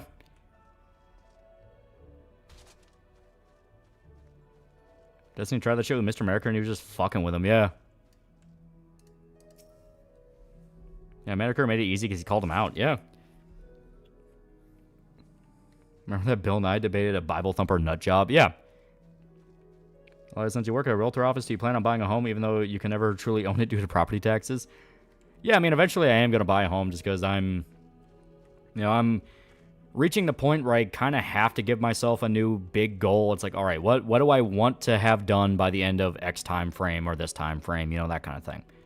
Because I'm at that point now where I've just kind of been stewing on my little dragon hoard of my savings, and it's been nice. It's nice knowing I am being smart with my money, and I am able to lean on any money I need when a situation arises. But it's like, but now I need to find something to do. I need to find something to work towards, to save towards. Otherwise, I'll end up blowing it on something dumb. I just know it. Don't buy a Victorian house. Yeah, no, I'm not the Boston Fox. I don't need a Victorian house. I just need a ranch house I can hold my shotguns in. Can I borrow $1? Do you have Cash App? I have a house goal like Kirsch Haneke. Alphonse got a happy ending, but Ed gets to crush Winry Puss. I see Bill Nye tries luck with William Lane Craig. Buy your future tall wife's wedding ring. Well, he gets a house, Icelandic tall wife saga afterwards. Buy a suppressor and optics for your fall. I mean, I can, but that's nothing. That's just looking on fucking Amazon, you know what I mean? Or like looking on a gun shop. I'm talking like big life change goal thing. Can I suck your dick for $350? There's property taxes weren't a thing. My mortgage keeps going up because of it. Yeah, it's ridiculous. Hopefully that's something Trump actually tackles. Didn't Fonzie go off to fight in Korea? You think I got $200,000 laying around? Turns out Tall has yellow fever. A lovely earthquake just hit Bangkok. I've noticed whoever Christian votes for now loses. The medallion's too powerful. It affected politics.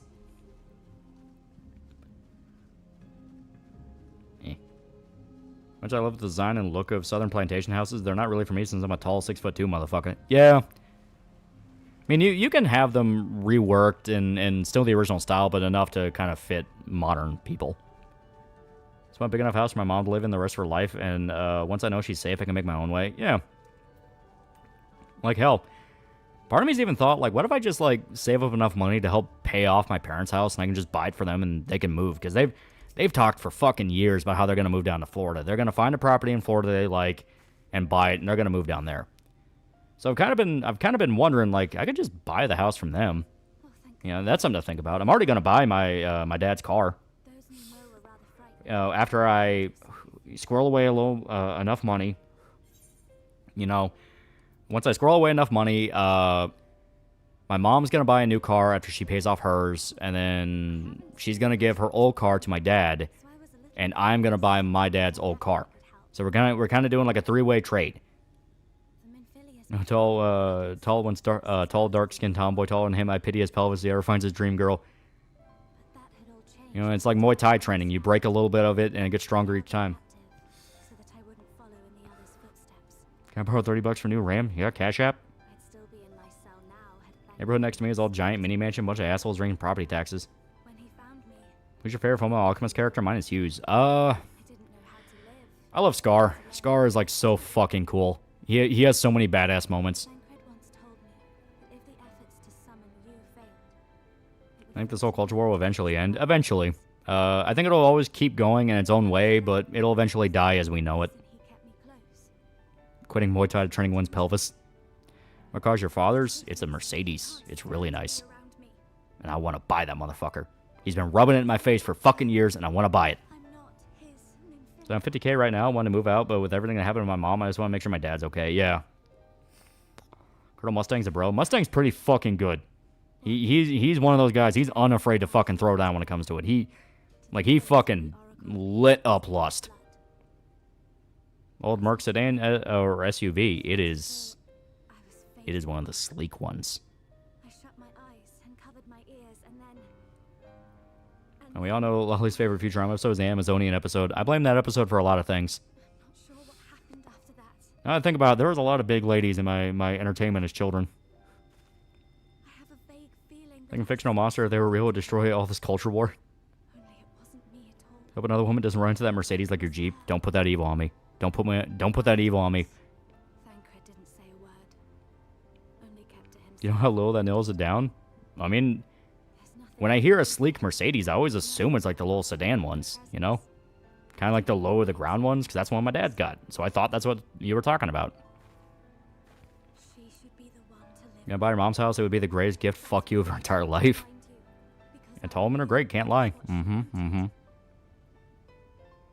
I feel about property taxes on houses or land that you don't really own because the government can take it away if you don't pay them. Yeah, it's bullshit. No one likes it. It was a contingency for World War I that they just never pulled away. Actually, I think property tax was Civil War, but they continued. It was Civil War, then it died, then they brought it back for World War I. I think that's the history. With the Mercedes Star, don't go to a bad neighborhood with it. No, I'm gonna go to a bad neighborhood with it. It's time for snoo. Can't we just cuddle? Start that fateful night when 11-year-old Joel caught attack of the 50-foot woman on TCM. Fuck you, Lolly, for brainwashing me to like tall women. Yeah, there's nothing more permanent than a temporary government program, yeah. Every Amazon had their ass out in that episode, saying that a young age would inevitably have irreversible effects. Modern mainstream comics are written by people who relate to villains, and modern horror movies are made by people who cheer monsters and psychos. It is unfair. I sentence the men to death. Bye, Snoo. Oh, hey, Lolly. There's a horror game coming out called Animal Use Protocol. It looks like Dead Space, but you play as a talking chimpanzee and you have an opinion-talking rat. It looks interesting. Yeah, I saw that. Actually, it looks really cool. Sharing you guys fancy tall ladies gives me a little confidence. It's not our fault. It's the propaganda. Get an RV and park it in the backyard. What are you, gay? Tall woman's fairly common fetish. Yeah. They've done studies. It's the most popular one in the world. This is everything I have. Please see it delivered to the pneumo. Well, they'd be like, look at me now, Ma and Pa, rolling in the benzo. That's a Miyazuki from what exactly? Full Metal went so fucking hard. Hugh's funeral, where Armstrong's breaking down from hearing Alicia call for her dad, fucking destroys me. Dude, it's so good.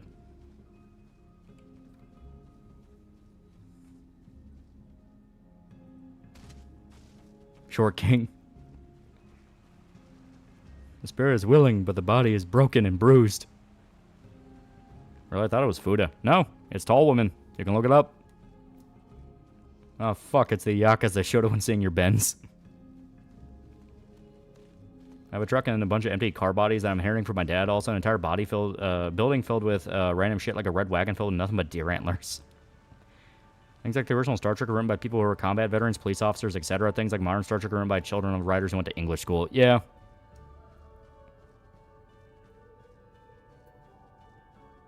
There are no tall women for me, only peers in height. I'm going to say is that there is a reason why strippers always wear such tall high heels. Yeah. Freud's sense of saying tall women is due to our fond memories of our mother and women who raised us, but not willing to commit to actual incest. If you want to look at it from that angle, like the Freud angle, if you want to look at it from the instinctual angle, it could be taller partner equals can hold their own in a fight, meaning they are willing to protect their children, meaning they are a good partner. To be near Automata, your android's going to be real, both the technology AI getting more advanced. Say, Lady Demetreska exacerbate my fetish for tall women, and Ibuki Doji from Fate Grand Order praised tall big sister Oni. So I guess I'm on the minority like short women.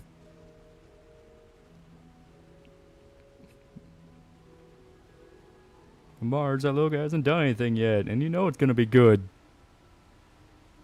I just love women, can't lie. That's like Miyazaki from Studio Ghibli, and his opinion on anime should be much more... You keep half finishing your sentence there. You're wrong, it's because people want uppies. This point we should just get everyone with an inflation, feet, fart, stupidly muscular woman. You know, the ones that vor fetishes should be used as living speed bumps. You're not wrong. Yeah, I can vouch for that. My friend used to be a stripper, and girl has a lot of high heels and boots.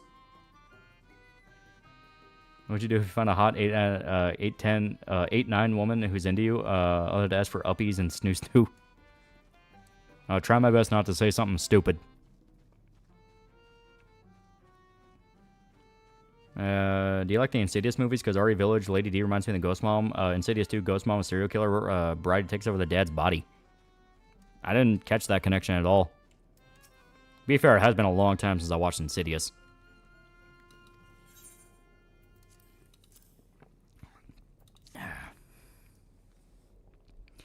That's a Miyazaki from Studio Ghibli, and his opinion on anime should be much more than it is. Like he was saying, anime was a mistake.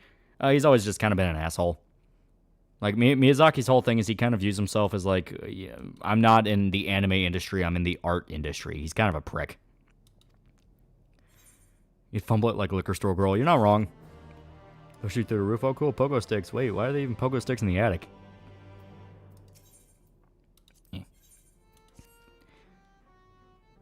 Yeah, I thought anime was a mistake was a fake quote. It was. Personally, I just like Asian women, despite what some claim is not fetishization. I just find them better on average. They are really pretty. Like I said, when I went to Japan, I was kind of shocked. Like, goddamn, the women are good looking here. Alright. And now, here we go. Miyazaki makes good movies, but good guys, he a snobbish prick. Yeah. I'll be locked in when he sees the news that call Amazon women exist. Chunky Kun for all, thank you for the deep dive. All the shit happening with the damn algorithm. Fuck the atheists and skeptic community. Their action fucked us all in the long run. Yeah. Yeah. Mixed Japan girls are better. To be fair, there was a haifu that was in high school with us. I actually thought she was really pretty. I had kind of a crush on her, but I just never talked to her. If I had the money, I'll get a Porsche Cayenne. Yeah. Full Japan girls ugly as fuck. Oh, hell no. Pretty better in bed and just friendlier to be around again in my experience. But hey, so long as I'm winning. Some really pretty white women, but most of them just don't try. Hispanics can be good. Can be pretty good. Loli, I would agree with you there, Miyazaki. Yeah, he's a prick. The reason he's a lot of Japanese beauty products these days. Yeah. Was Miyazaki a communist at one point or a socialist? Yeah, pretty sure he has leanings at the very least. He's very anti-America. To be fair, I think he is from that generation that was like the generation right after World War II, so he still has a lot of like personal memories of the occupation and all that. Band Slade? I don't think I've ever heard them. Place acknowledges the third person mod. The Yoro robot ladies get up to 8 feet. Remember somebody made a TikTok about praising Miyazaki for never sexualizing a woman, but something tells me he would tell them the fuck. Wasn't he a kid when the atomic bombs happened? I think so. Problem is that a lot of American women are marinated in modern culture is basically mate suppression. Yeah, it's like the amount of women that I take a glance at, and I'm like, they don't look bad. And then I see nose ring piercings and tattoos and toxic colored hair, and I'm like, yep. I had beef with very old Japanese that have had bad sentiments of the U.S. Yeah, you can't blame them. They lived through that shit. Yeah, Grave of the Fireflies, enough said, yeah. So he was a very influential British glam band from the 70s, but they never really made it in the States until Quiet Riot covered one of their songs. Oh. Yeah, Miyazaki hates America, and I don't feel so bad about AI stealing his art. Yeah, Hell's Moving Castle is apparently commentary on the Iraq War, but that's the case. I didn't really get it. I don't think it actually was. A lot of the time, I feel like directors will say shit like that when even they know that doesn't make any sense, and that's probably not what that's actually talking about. Yeah, nothing ruins a face for me like a nose ring, yeah. Best way to describe Miyazaki is fuck you, America. Oh, thank you, America Film Institution, for giving my film an award. Yeah. I love Latinas bros. I'm from South Africa and worked in the States a few years back. God damn, the Mexican and Brazilian girls I worked with have me weak at the knees. There are some Brazilian women that I am like, holy fuck, dude. Yeah, that's nothing. Miyazaki hates Lord of the Rings, yeah. Then you have actual Japanese ultranationalists from the era who said, look, the Americas are just Americans. Communists would destroy Japan. Yeah. Well, you know, it's that classic thing of you have those guys that just cannot forgive the bombs, and for good reason. They were like horrifying if you lived through it. That's where you have the barefoot gang guy that hated America to the day he died because he literally lived through the atomic bombs. Then yeah, you have other chunks of Japanese that they respected America as warriors, and it's like we fought, we killed each other, you know, we both lost people to each other, and you beat us fair and square. Like, you know, the island hopping thing kicked their fucking ass through some of the worst conditions possible. So there was that respect. You know, it's like you proved you were the better warrior. Man, shouldn't mess with our boats, yeah. Hell's Moving Castle came out, was popular to say my film is a critique of Bush and the Iraq War. People try to do that with the prequels. Well, the prequels, ironically, actually did have a lot of commentary for it. With the whole creating a fake incident to justify an endless proxy war that gives you more and more power. Yeah, Colombia and Cuba have some real beautiful women. South America, man. I have young mouth breathers who just covered World War II and use an excuse for racism. You miss 100% of shots you never take. The Enola gaze that's on its way to Hiroshima. Remember some of them saying they're horrified to learn one of the ships off the coast exists just to make ice cream back in World War II. Yeah. You know, it's one of those things of, because it is a war that affected millions of people, you're going to have millions of opinions. Some people, they just kind of saw it as the war, and they didn't really think about anything other than that. It was just kind of the thing they were worrying about in the back of their head while they were doing other things.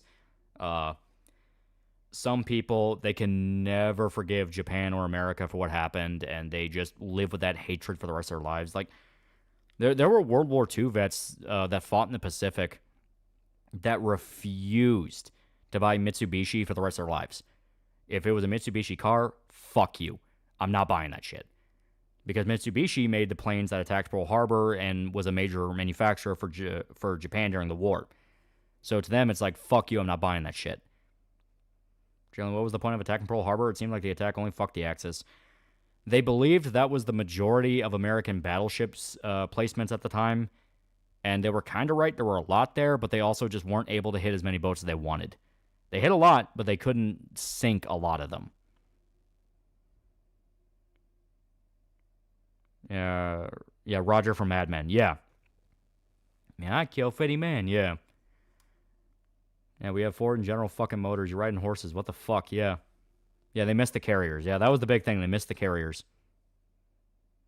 Have there been any new developments in the Fumble arc? The chick wasn't there when I went back to the liquor store. Yeah, they wanted the carriers, but they were off doing other shit. Yeah, they just...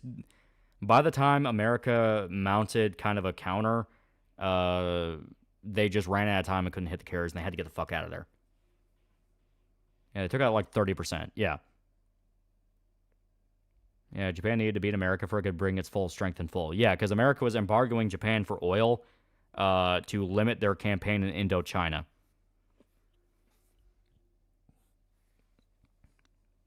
Yeah, one of my classmates' grandmother lived through the JP occupation of China and told us how she never bought anything made by Japan. Yeah.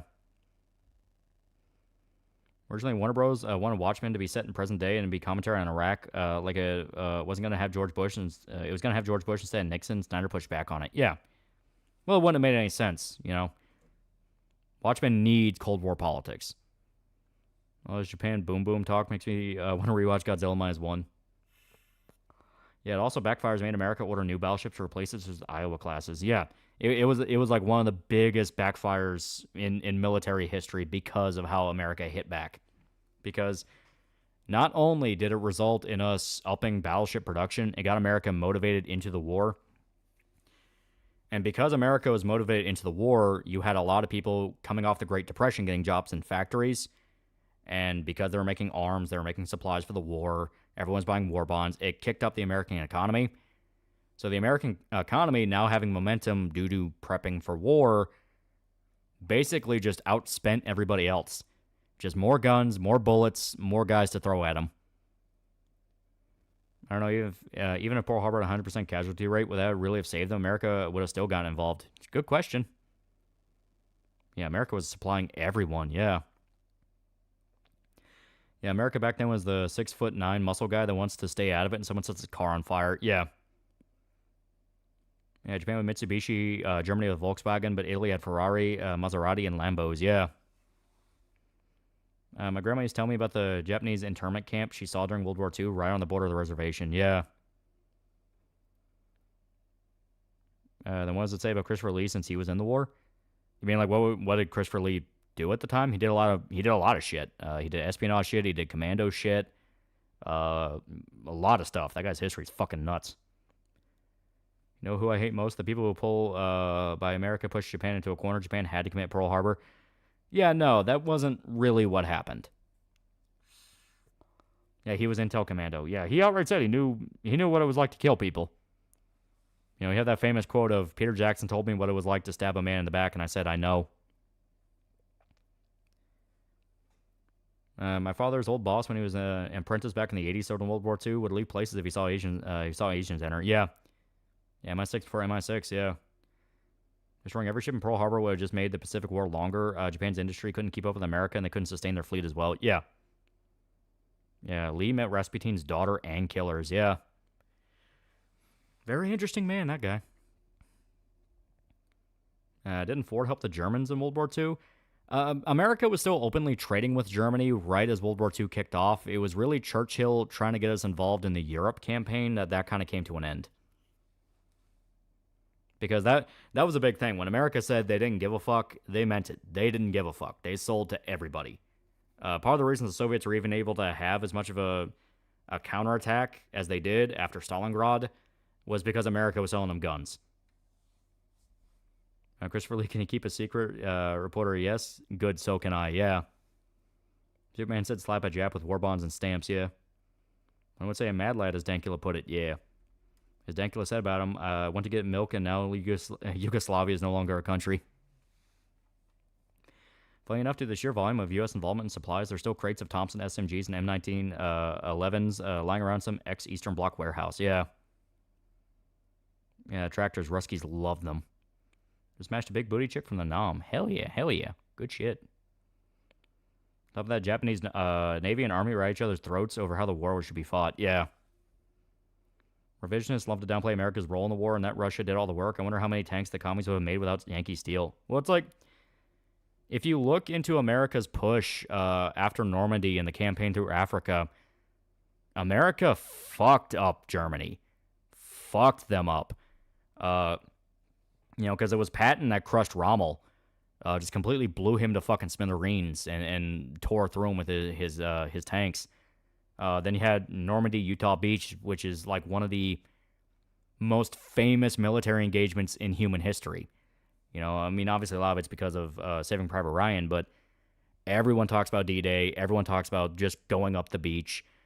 And a large part of it is the fact that the Utah Beach plan on paper was fucking stupid. It was fucking retarded. You are sending entire waves of guys up a beach, like up a beach with a cliff to it, to go attack pillboxes with MG42s,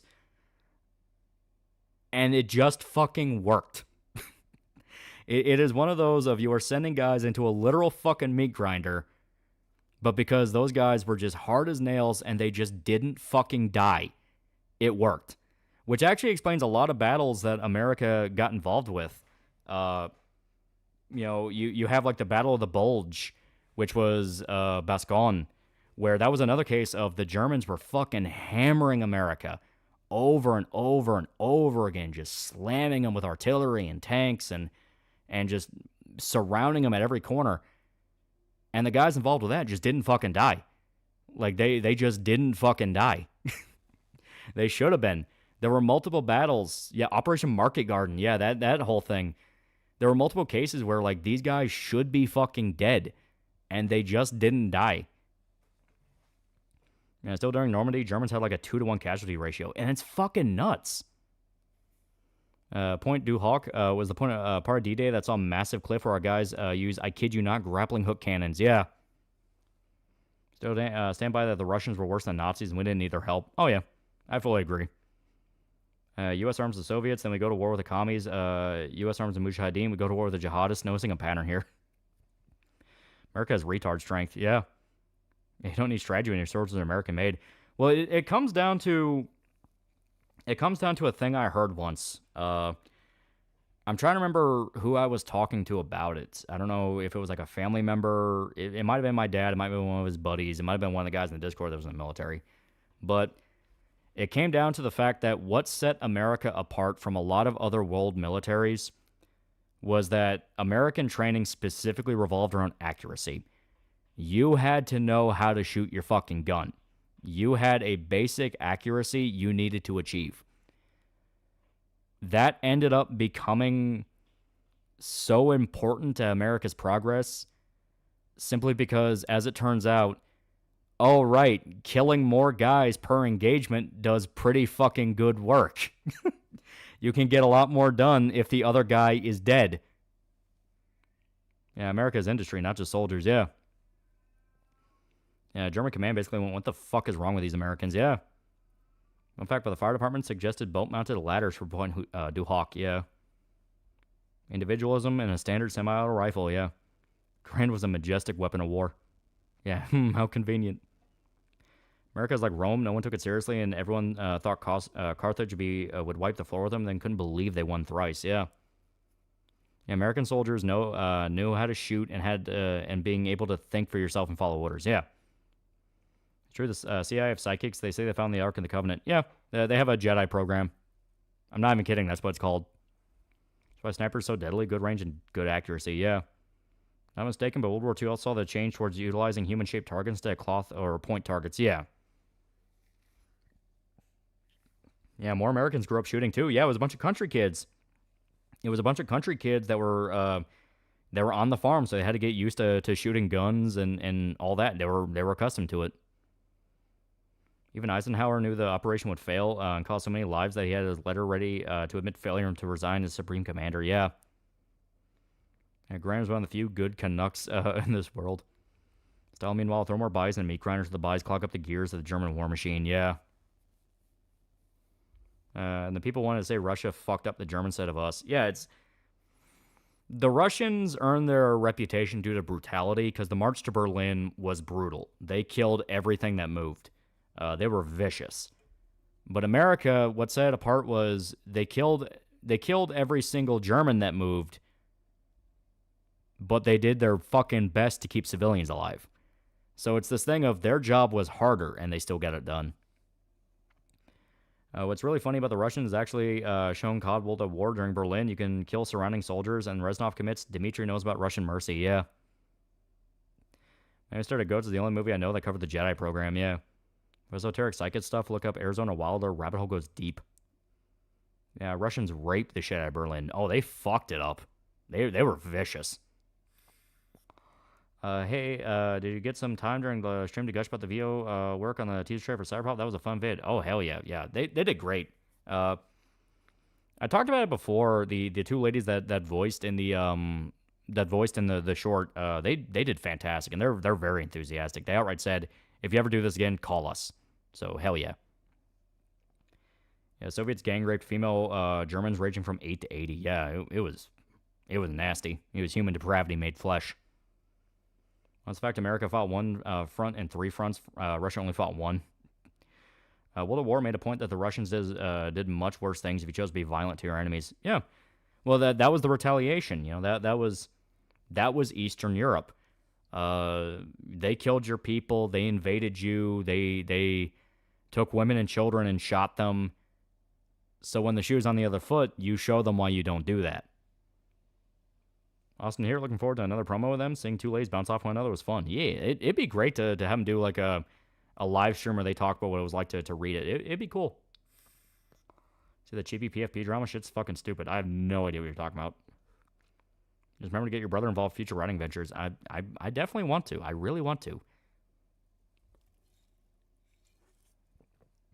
This is the sick stuff you probably see in chapter Black Tape and Yu Yu Hakusho, yeah. Yeah, to their land, their people, their blood, yeah.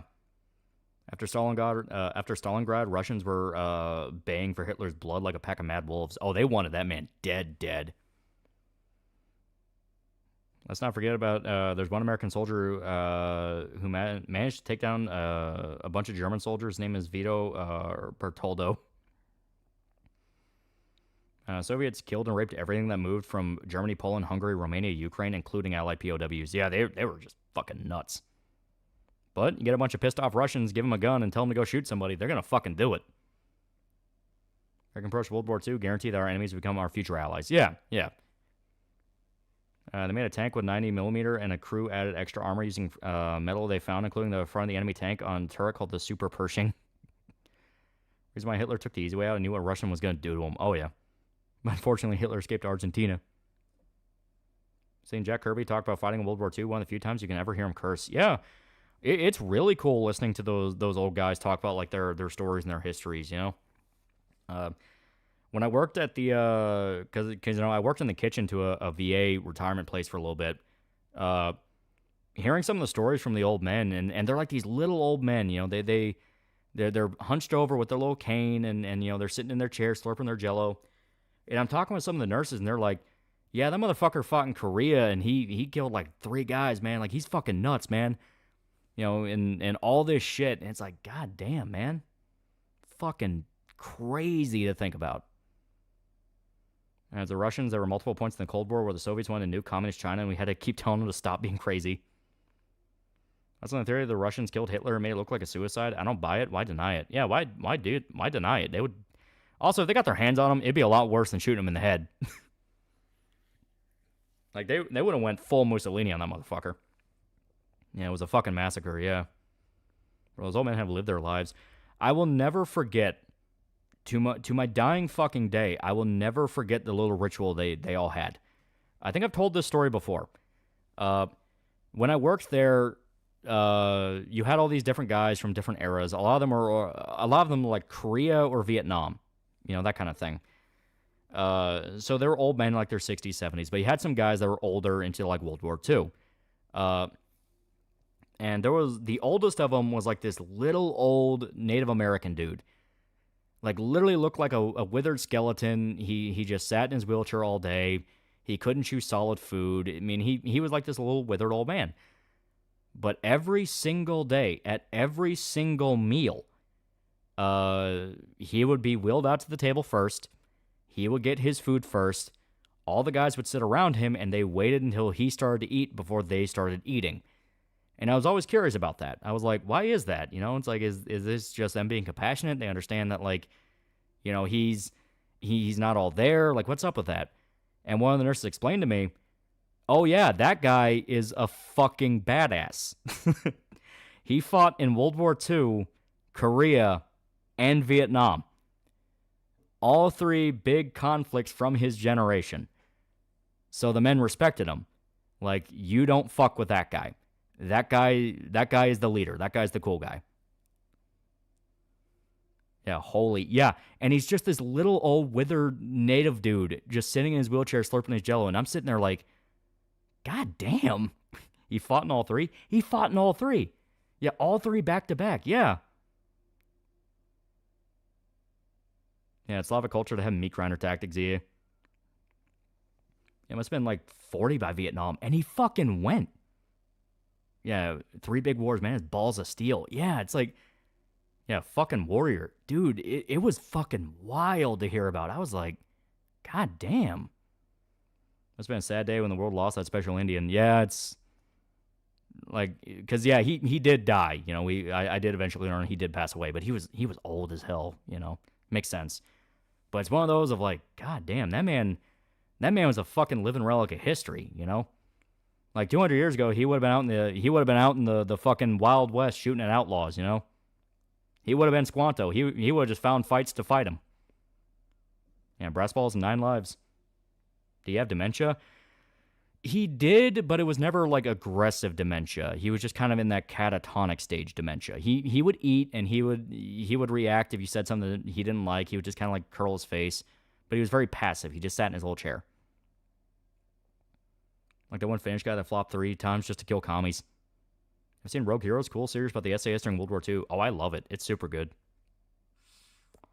What was his name again? The little Indian guy? I can't say. I'll call him Squanto, just because I already made the Lone Ranger reference. But, no, that wasn't his name. Oh, they made a Dog Nina figurine for sale.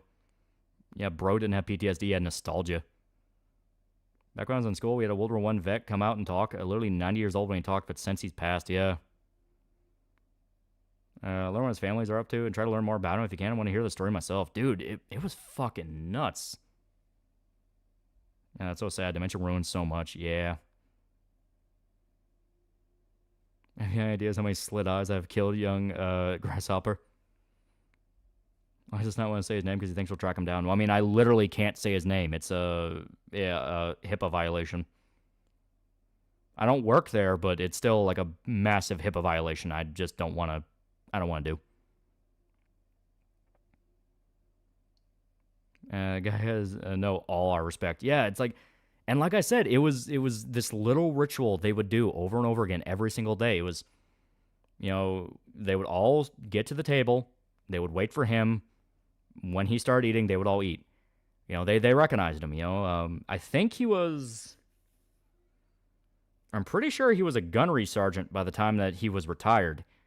Because I think one of the old men that was, because not all of them had dementia. Some of them were just old guys, and they were just retired there. And it's like, fuck it, this place is like a resort. I don't care. Because I think I was talking to one of them, and he referred to him as like Gunny. Like he called him Gunny. So I was like, oh, so he was like a gunnery sergeant? And I just kind of stuck with that. And when I was homeless, there was this one Iraq war vet I knew. His stories about what the Chechens would do to their POWs are horrific. Yeah. What's that Lolly, the violation thing? I never heard that war. HIPAA, Health Information Protection Act. Basically, you cannot give out information about a patient. Great. Even the geriatrics have a brotherhood type bond. They were all military guys. Like they all ate, slept, and did that shit. Yeah, Gunny Squanto. There you go, Gunny Squanto. That's his name. Last ride of Tobruk from World War II died last year. Last surviving, some Polish guy lives in Australia. Man, We're losing all of our history, man. Yeah, be those men. That's how you make them. Yeah. Rather deal with locked-in syndrome than Alzheimer's dementia. It's nasty. I've seen it. It is nasty. And this thing that magically vanished from the COVID jab mandates. Yeah. No, the funny one, another funny story from where I worked is a fucking, there was a little old lady. Yeah, ripped a gunny squanto, yeah. Yeah, there was a little old lady. And reminder, this is a veteran center, as in, like, you had to be a veteran to get there. So this little old lady was a fucking veteran. I think she was Vietnam. Yeah, she was Vietnam. And what always cracked me up about her was she was the pickiest eater. Anytime we made something for her, it had to be messed with or fucked with exactly how she liked it, you know? Because the lady I worked with, my old boss, was like a professional chef. Like, she was fucking legit. She owned restaurants that won awards type thing. And the thing is, so she would go all out for the menu, where she's like, oh, let's give them like this like, creme brulee chicken and all this, like really trying to go out of her way to treat these guys right. Anytime we got to the little old lady, she'd always go like, I just want a grilled cheese. And so we'd have to whip her up a fucking grilled cheese. It was the funniest thing. And it is one of those where you really start thinking like this little old lady who apparently fought in Vietnam is now just like asking for a grilled cheese. There's just something fucking weird about that. I worked at a slot machine tech casino for 6 years. I signed an NDA about not disclosing how the machines work. I blab about all the time. When you get all the cool old people, get the boomers to spend all their grandchildren's college funds on slots. Gunny Squanto sounds like a good absolute Mad Lads video.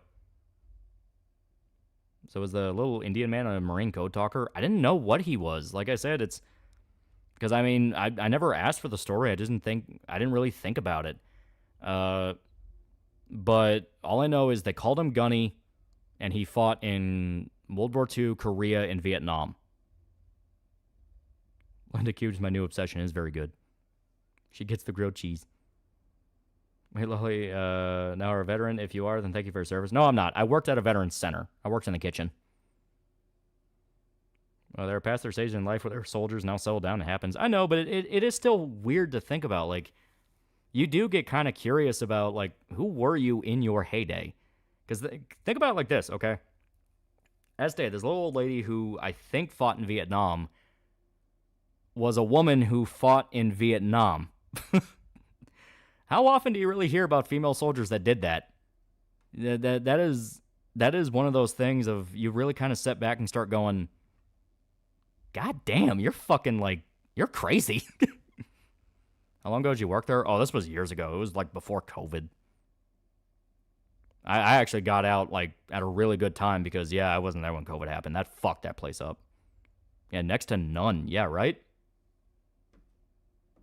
I have a grandpappy that served in the South Vietnamese army, but say I lost my ability to talk to him because he only knows Cantonese and I lost my native tongue, Yi. Yeah, I heard Viet Cong girls who fought in Vietnam, yeah. Great-grandfather fought in World War I, angry bastard, got gas and saw squads of people get turned to mist. You want either the boomer or the badass pastor, or the boomer that could hook you up with her hot granddaughter. Try for the South, right? Now these old-timers live their life to the fullest. I couldn't really do the job just because when it got time to, like, you clock into work and it's like, oh, yeah, so-and-so died. And it's like, I was talking to that guy, like, yesterday. Holy fuck. That kind of got to me. I'm not going to lie. So I was like, I'm going to find something else. This is just kind of... I highly respect the people that can do it. I just don't feel like I can. I'm too much of a bleeding heart, I fully admit. But... it was good to work there because the people that worked there were great. You know, they were great. I feel really bad they had to put up with my incompetence, but they were all good. They were really nice, very good people. They really gave a shit about the guys that were there and they cared about them. But it also gave you a perspective on that history of, you know, you hear these stories about these guys and what they did and the shit they put themselves through, and then you kind of see where they are now, and it does get you a semblance of the passage of time, where it's like, huh, that guy managed to do that, and now he's here. That is interesting. You don't do real estate anymore? No, I'm talking about an old job before I did real estate.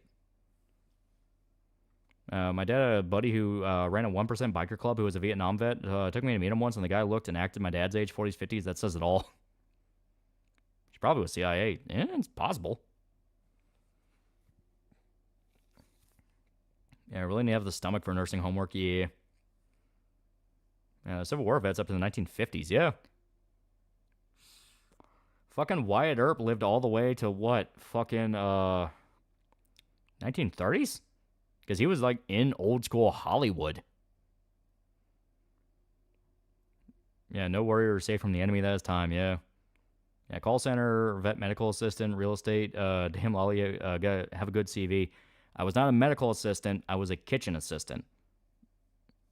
I need to clarify that. I did not do any kind of like nursing work. Yeah, 1920s Wyatt died. Yeah. Wyatt died at the end of World War I. Think about it like that. When asked to surrender and completely surrounded, the Americans at Bastogne only responded with one word, nuts. Yeah. Last Confederate Civil War vet married a 14-year-old so she could have his pension as a final fuck you to the federal government. Yeah, busboy. Yeah, basically. Not even basically. That's literally what I did. I had an ancestor who fought in both the French and Indian War and the Revolution. He lived to 86. Jesus. Yeah, my granddad's grandkid fought in the Civil War, and he knew him. That's crazy to think about. I'm not good with those kind of jobs. Nursing feels unnerving to work in. You have to have...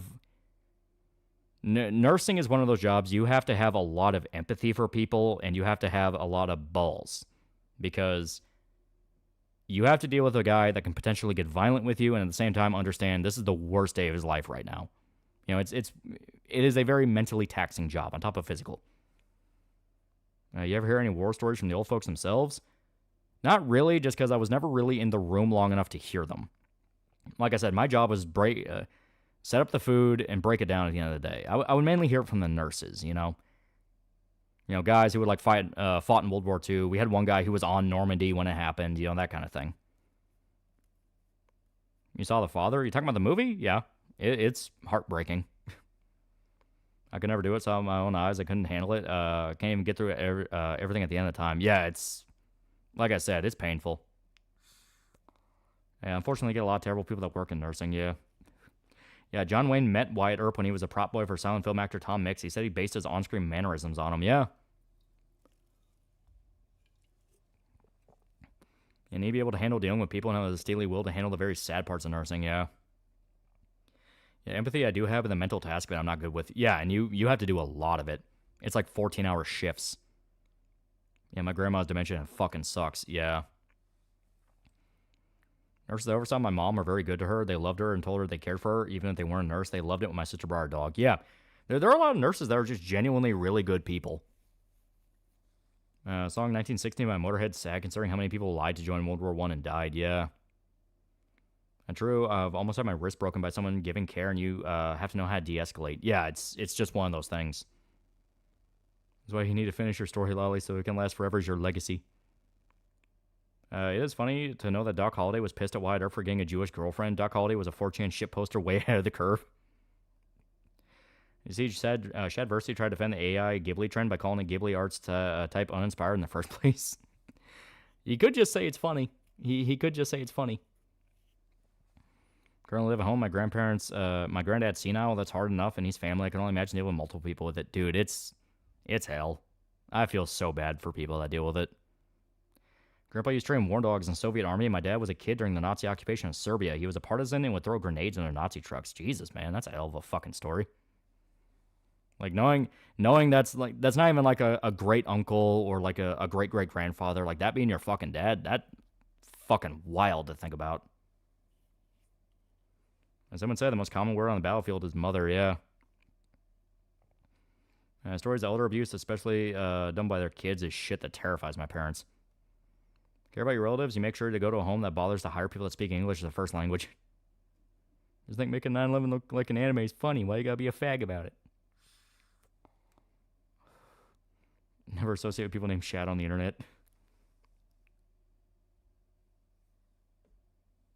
In a way, Hayao Miyazaki deserved to get his art stolen by AI. It's funny, too. But yeah. So, yeah, we had a fun little tangent here. And we had a fun little tangent. Once again, Cyberpop is still very much in production. Very, very good stuff. Very good stuff. We are currently working on the should be about 4.5 batches to go, including this current one. My homie met my mom at 55 and she was 23, 22. He lied about his age. If I had a nickel for every time someone named Shad becomes controversial due to art, I'd have 2 nickels, which isn't a lot, but it's strange to happen twice. I was coming going. It's the first sharing of COD years in a while. As stated, we're doing very well. Yeah, we're just counting in German. Yeah. I tend to count in other languages just as kind of a tick. Helps me remember the actual few numbers I can of other languages. Well, veterans of the world can't save you from spiders in your bed. But yeah, so Cyberpop is currently 4 batches away from finishing. 4. 4.5, but I'll break it down to 4 just for the sake of meh. Looking forward to Mega 6LR, my man. Oh, hell yeah. That should be out this weekend. That should be out maybe Sunday. Yeah, Sunday at the latest. I'll say that. Sunday at the very latest. Yeah. My sister runs an assisted living home. She hired me to install ceiling fans. You gonna stream Brothers in Arms? Oh, hell yeah. I definitely plan on doing that at some point. I think 9/11 is an inside job. I think there's a lot of factors. Yeah. But yeah, so the comic is going well. Mega 6LR video in a few days. It'll be fucking dope. It'll be fucking dope. And let me check Streamlabs real quick. Gonna give Mega 6LR a watch once I rest up. I've seen Assassin's Creed Wakanda is so bad I'm cleansing the palate by watching Shogun. The good option, yes. Shogun's amazing.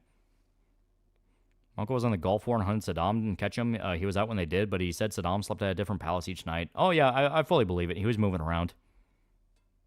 I mean, to watch it, we go to your Discord. Are you talking about, like, to watch the video in general or to watch it early? Because I have a few different ways of getting it to people. I'm still trying to figure out how to get it to members specifically. Because YouTube is fucking weird in that I don't want to set it as a members-only video because there are people that are not members that are like higher up tier donations. I don't know. I'm gonna have to figure it out. I may have a way, but it's still one of those things. I mean, to watch your reaction to Brothers in Arms. Oh, okay. Well, no, I mean, like, I might just actually stream that, like, as a game. Hey, Loli, how about you add an extra tier to the Cyberpop campaign with the highest contributors can actually play goons in the comic dub? That could be fun, but that's one of those where I'd have to really think about how to do that, because I don't know. As I say, that's one of those I'd have to iron out exactly the wording of it and how to make that a thing. I'm not against it. Yeah, it's put in private link. You're not wrong. I'm not against the idea, but it's one of those of, all right, I gotta tinker with that first. I gotta tinker with the idea of selling like a role in a comic dub. You know what I mean? But yeah. So, thanked everybody showed up. I'm gonna call it here. I am tired. Yeah, the goons also need mics of their own. Exactly. It's gonna be one of those of, yeah, audio be all over the place. Yeah, it's one of those of, I'm not against the idea. I'm not. However, it'll need some tinkering around. We'll figure that out. So, I'm gonna call it here. As stated, make a XLR video in a few days, and after that will be Pat Labor and Big O and a lot of other really good shit. So, see you guys.